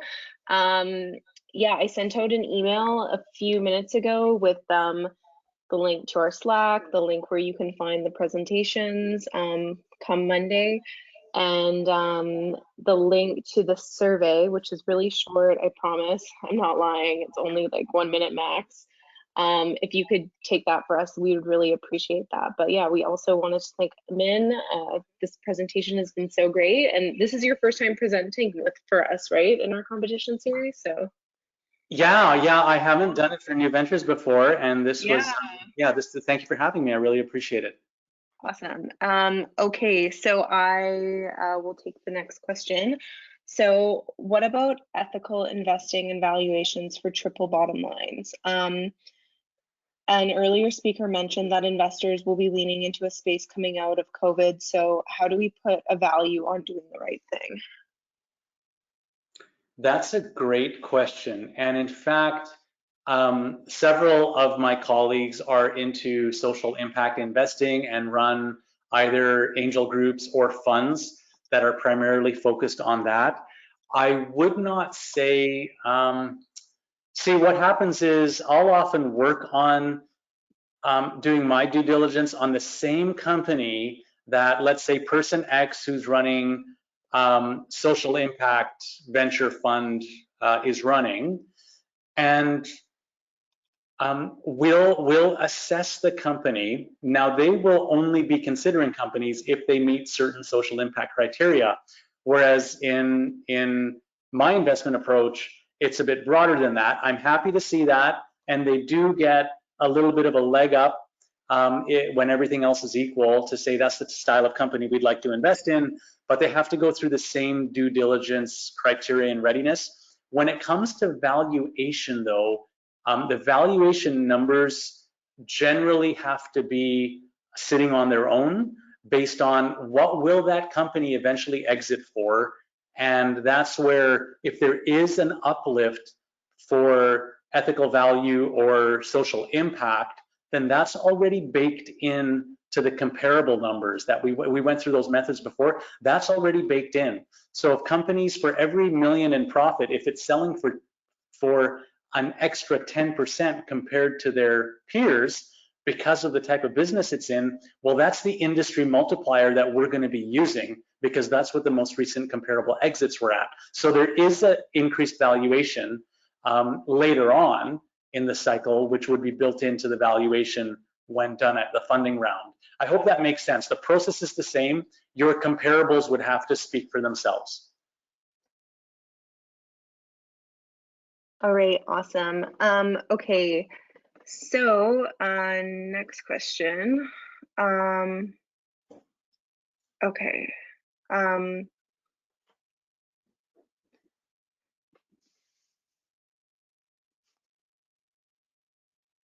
Okay, any way to find information on valuation / investment in high growth private competitors? I would say that it's the same answer as the previous question on finding data points, which is even those services I mentioned, and you can, I believe you can sign up for 30 days, use it all you want, and then cancel your sign up. If you work through an M&A consultant or a business broker, and some business advisors have those subscriptions anyway, so they may be able to do that work for you as part of the other work you're doing with them. But you can also subscribe, I believe, by yourself, get access and close your account when you no longer need it. So yeah, private firms would be showing up in that list. All right, awesome. Okay, so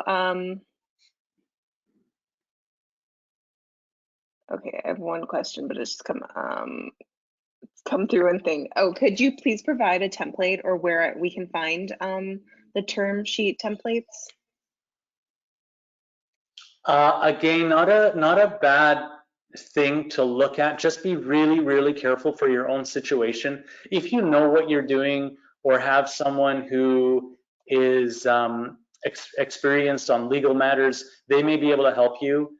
But that is such an impactful thing for you long term that I really feel like even if it's a couple of hours of a lawyer's time to customize a template agreement for you would be well worth it, given how much it'll protect you down the road. Having that said, you can find several of them by doing a Google search, including coming out several of the tech startup incubators down in the US. Not everything is transferable, but it's fairly close legally in US law and Canadian law around most of these topics that go into a term sheet. So if you just Google search that, you should be able to find a couple of examples. Failing that, you still can't find it, message me and I will help you get a link. Awesome. All right. Okay. Is there an enterprise value and equity value, or sorry, is enterprise value and equity value the same? I don't usually use the term equity value, so I can't comment on that. But yes, enterprise value is terminology that we're generally using around the total ownership of value of the company at whatever stage it's at that time. No real difference between when I say valuation and enterprise value. Equity value. Again, not really sure that of the terminology there. I have a feeling it may be mixing up with equity on the balance sheet vis-a-vis what the retained earnings of a company are. So I won't comment on that particular one. But when you're using valuation or enterprise value, that is referring to the same thing. Awesome. Okay. And then what are decision points / tips for keeping a company private versus seeking funding? Great question. I can speak to this also from my own experience. The first company that I created and then exited was private from start to finish. Tips, what I set out for my own self was to have certain gates to say, if we are here, which on the business plan, by month 12 or month 24, it will be a continuing operation of the plan. Investing further dollars into it is justified at that point. Whereas if it wasn't hitting its metrics, we may have had to make a harsher decision, such as to back out or change focus or pivot, or even, at the end of the day, shut it down if it wasn't doing well and we didn't have a place to pivot to. But having those checkpoints, the 5th year checkpoint for me, close to 6th year checkpoint for me, was the checkpoint at which we decided to sell the company. And as far as a private sale goes, that's where it's very different than these kind of pitch events that you see in the startup community. But a private sale, especially when you don't want customers panicking or staff panicking that the company is all of a sudden being sold when it's a private firm, there's people who do that for a living and will get the company marketed to acquirers in similar industries on a much more confidential basis, also known as business brokers. Awesome. Okay, well, everyone else, that's all the time we have for questions. If you want to reach out to Amin, he has left his LinkedIn handle on the last slide of his presentation. Thanks again for everyone joining us today, and thanks again, Amin. It was great. My pleasure. Thanks, everyone, and all the best in your startup success stories. Awesome. All right, everyone. Have a good night.